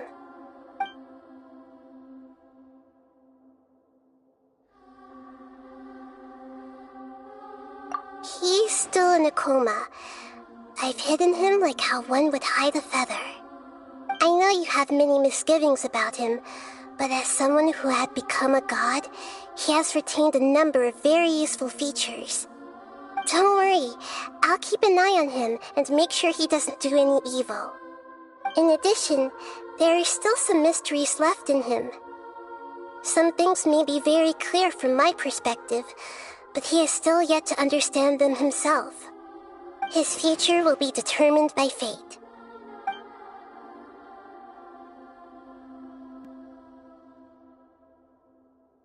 Is that where you're headed next? Fontaine, the Nation of Justice? As far as I know, that nation operates in a judicial system. Does their Archon personally judge people? No, there's a Chief Justice in Fontaine. Generally speaking, the Hydra Archon, Focalor, won't preside over individual trials. However, even then, Focalor will still make herself present at just about every trial. It seems that she just likes to immerse herself in that sort of atmosphere. As Archon, she still reserves the right to influence the final verdict. Anyway, let's just say she's got, a very unique personality.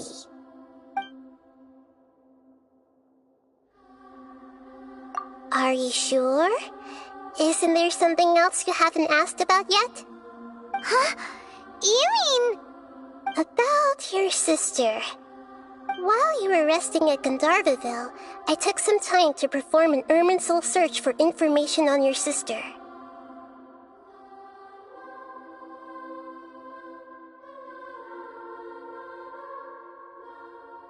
Yeah, isn't Irminsul a repository for all the information and memories of Tevat? So there shouldn't be anything on him or his sister. This is true in your case. Irminsul indeed does not have any information on you.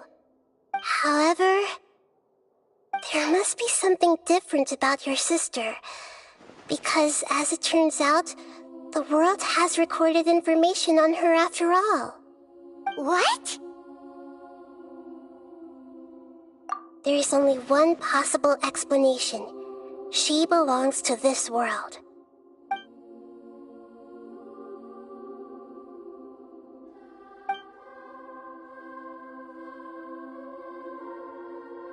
But nothing about this makes any sense! Wasn't this your first trip to Tevat?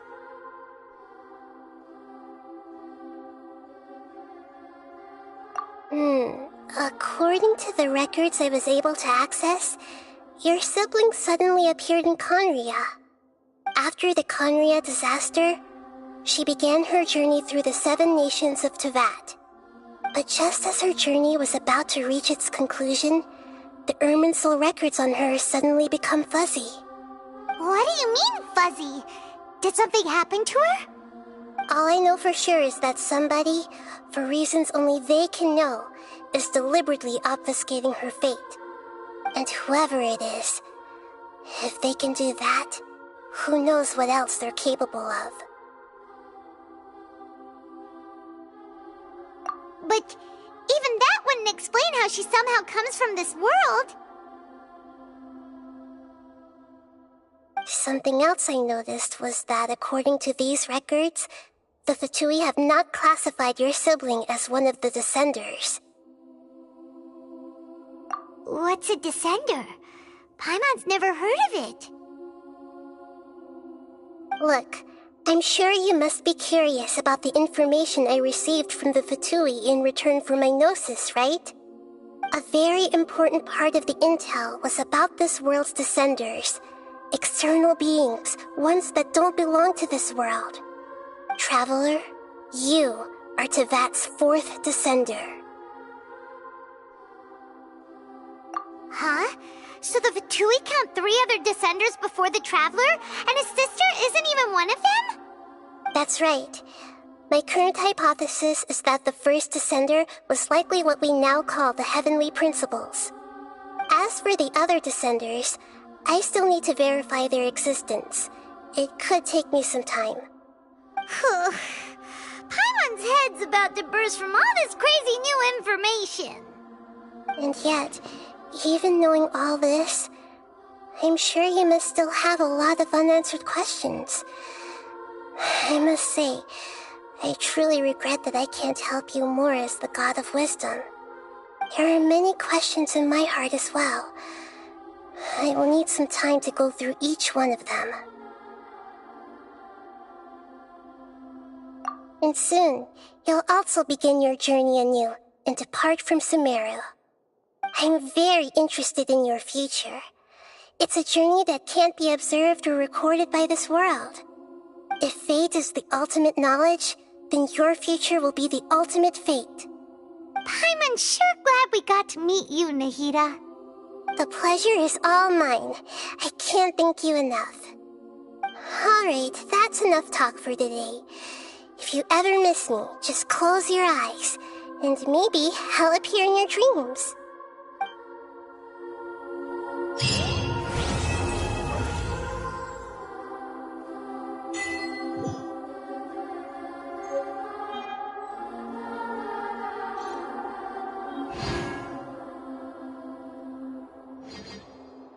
I see everything!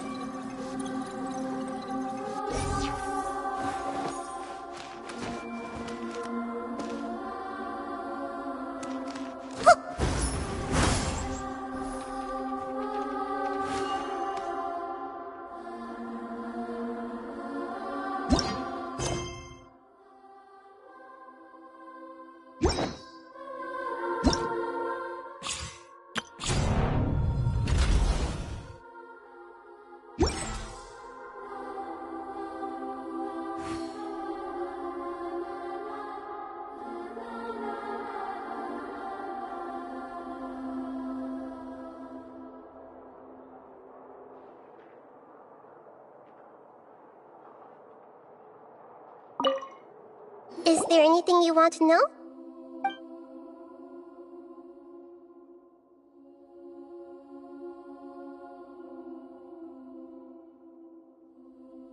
And soon, you'll all— I'm very interested if fate is the ultimate— I'm sure glad— The pleasure is all— Alright,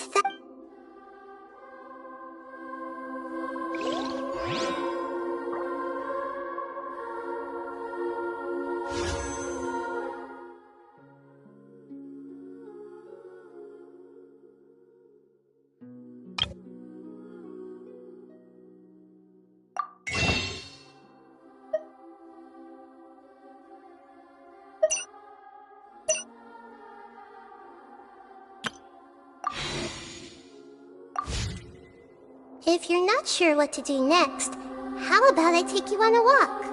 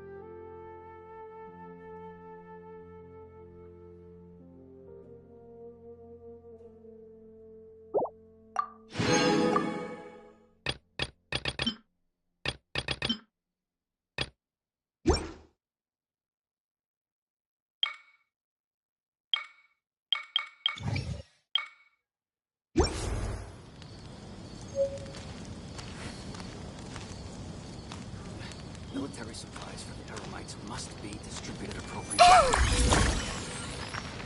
Everyone hold hands! If only Dia would join the Corps of 30. We need more people like her.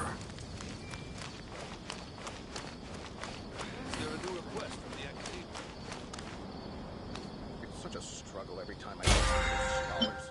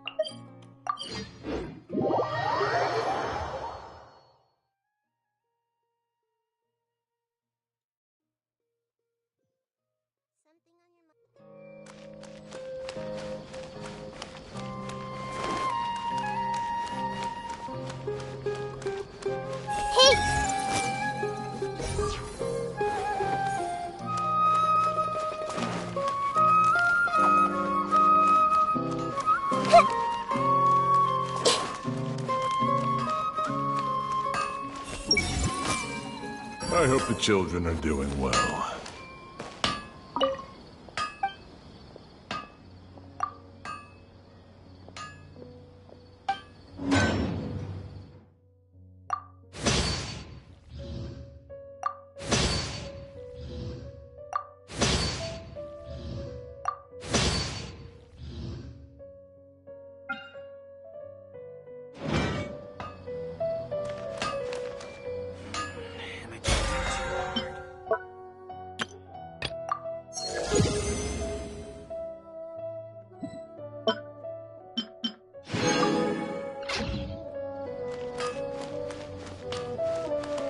I see everything!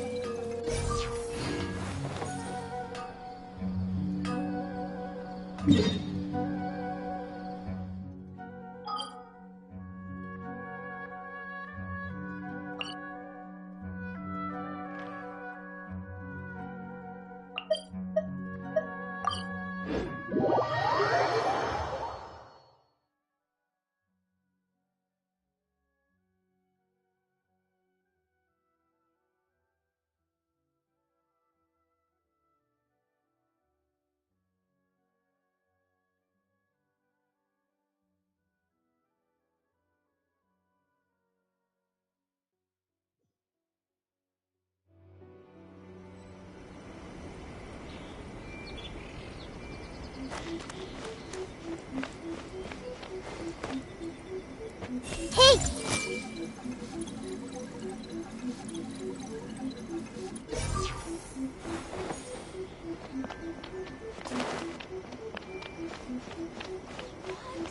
Narukami, please.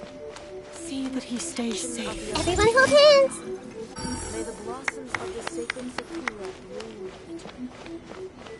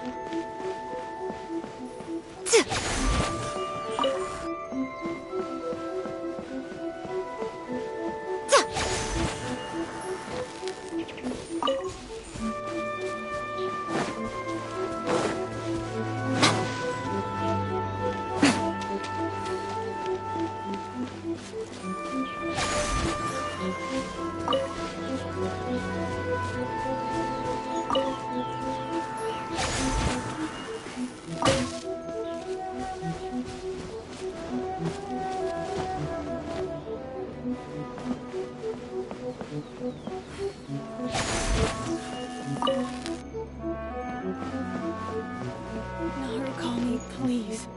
See that he stays safe.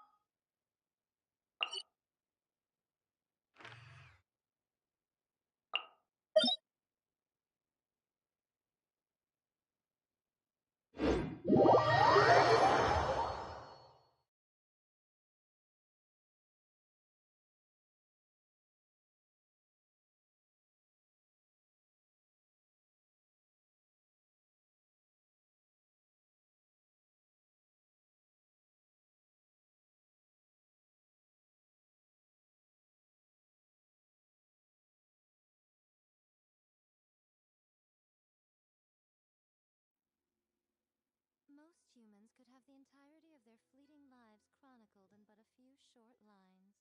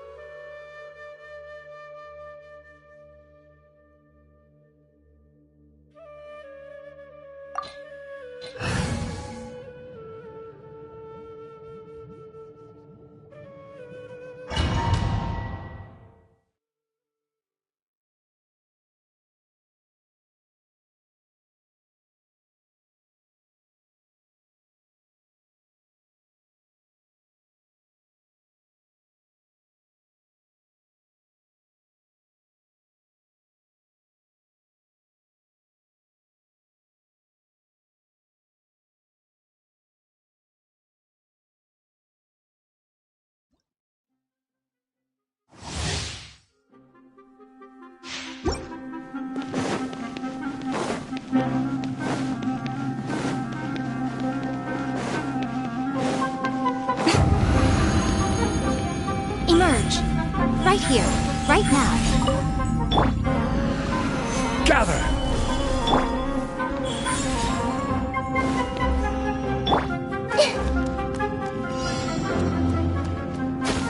You time to go from here.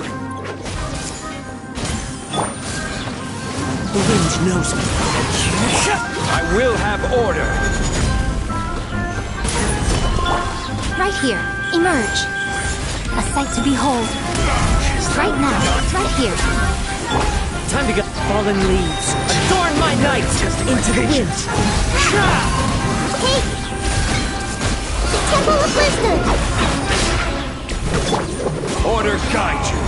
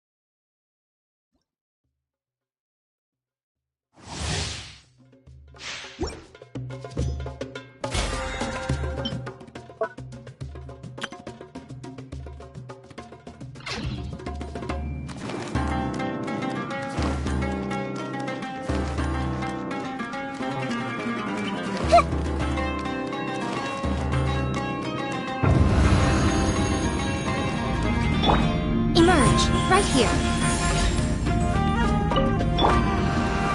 Solidify! Right now.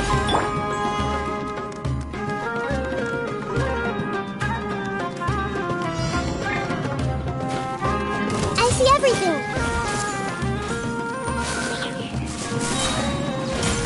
Sharing my knowledge! Everyone hold hands! Emerge. Right now. Right here. Is that all you've got? One with nature. As one with wind and cloud. Emerge. Right here. Nothing lasts forever. Show them. Emerge. Right here. Stop fighting!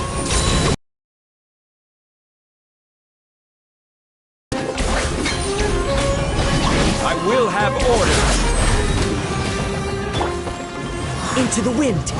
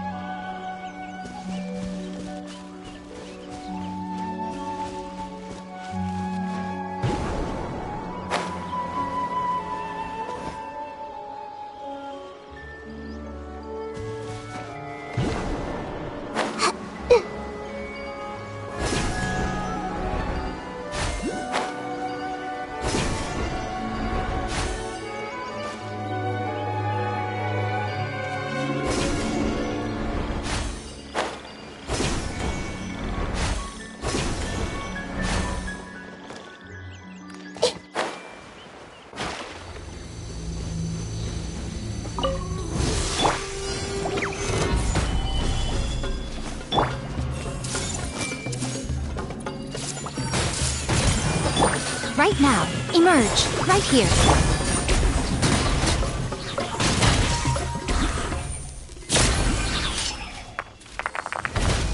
Fallen leaves, adorn my night! Make yourselves at home! Right now. Emerge. Right now. I see everything! The wind knows me.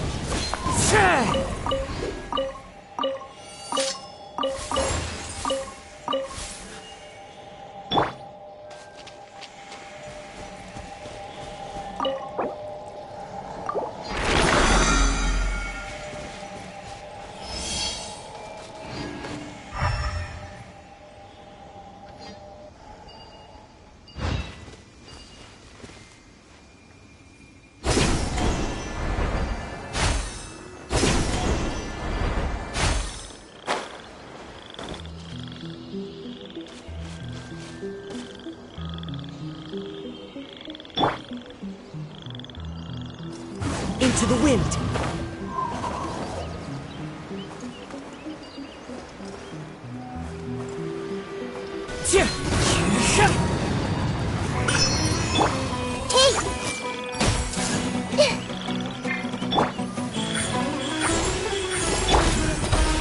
One with nature. Everyone hold hands!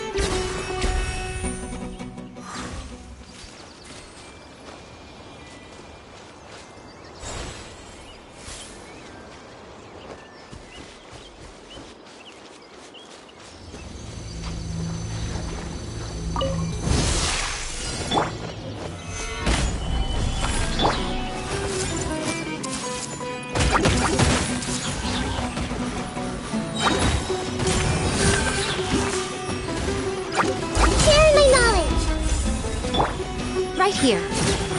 Right now.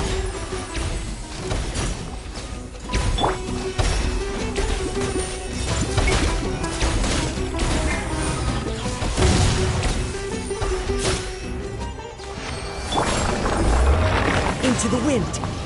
Ha!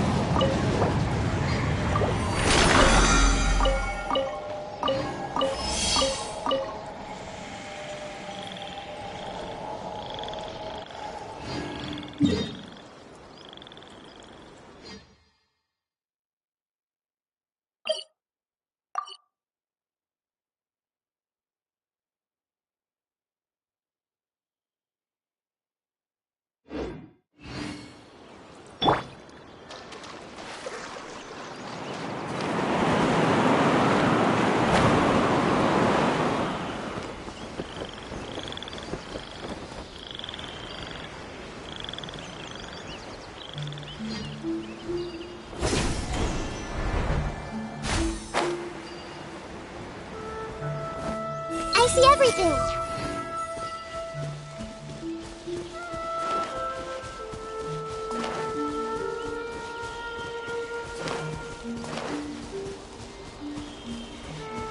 Hey!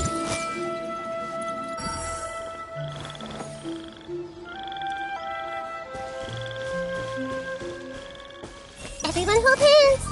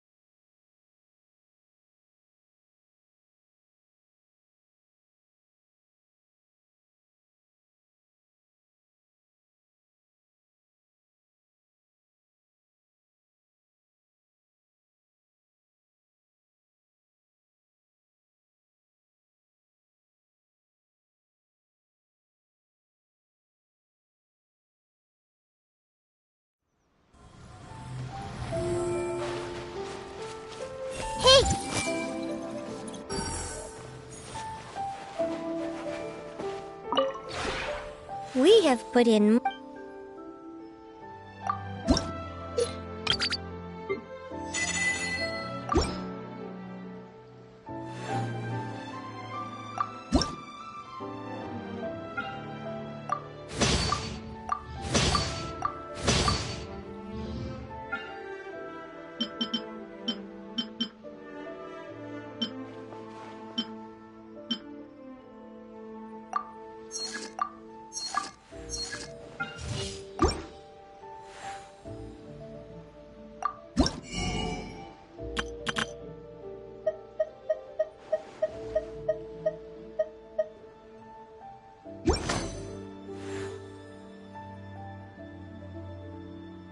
If you ever have it...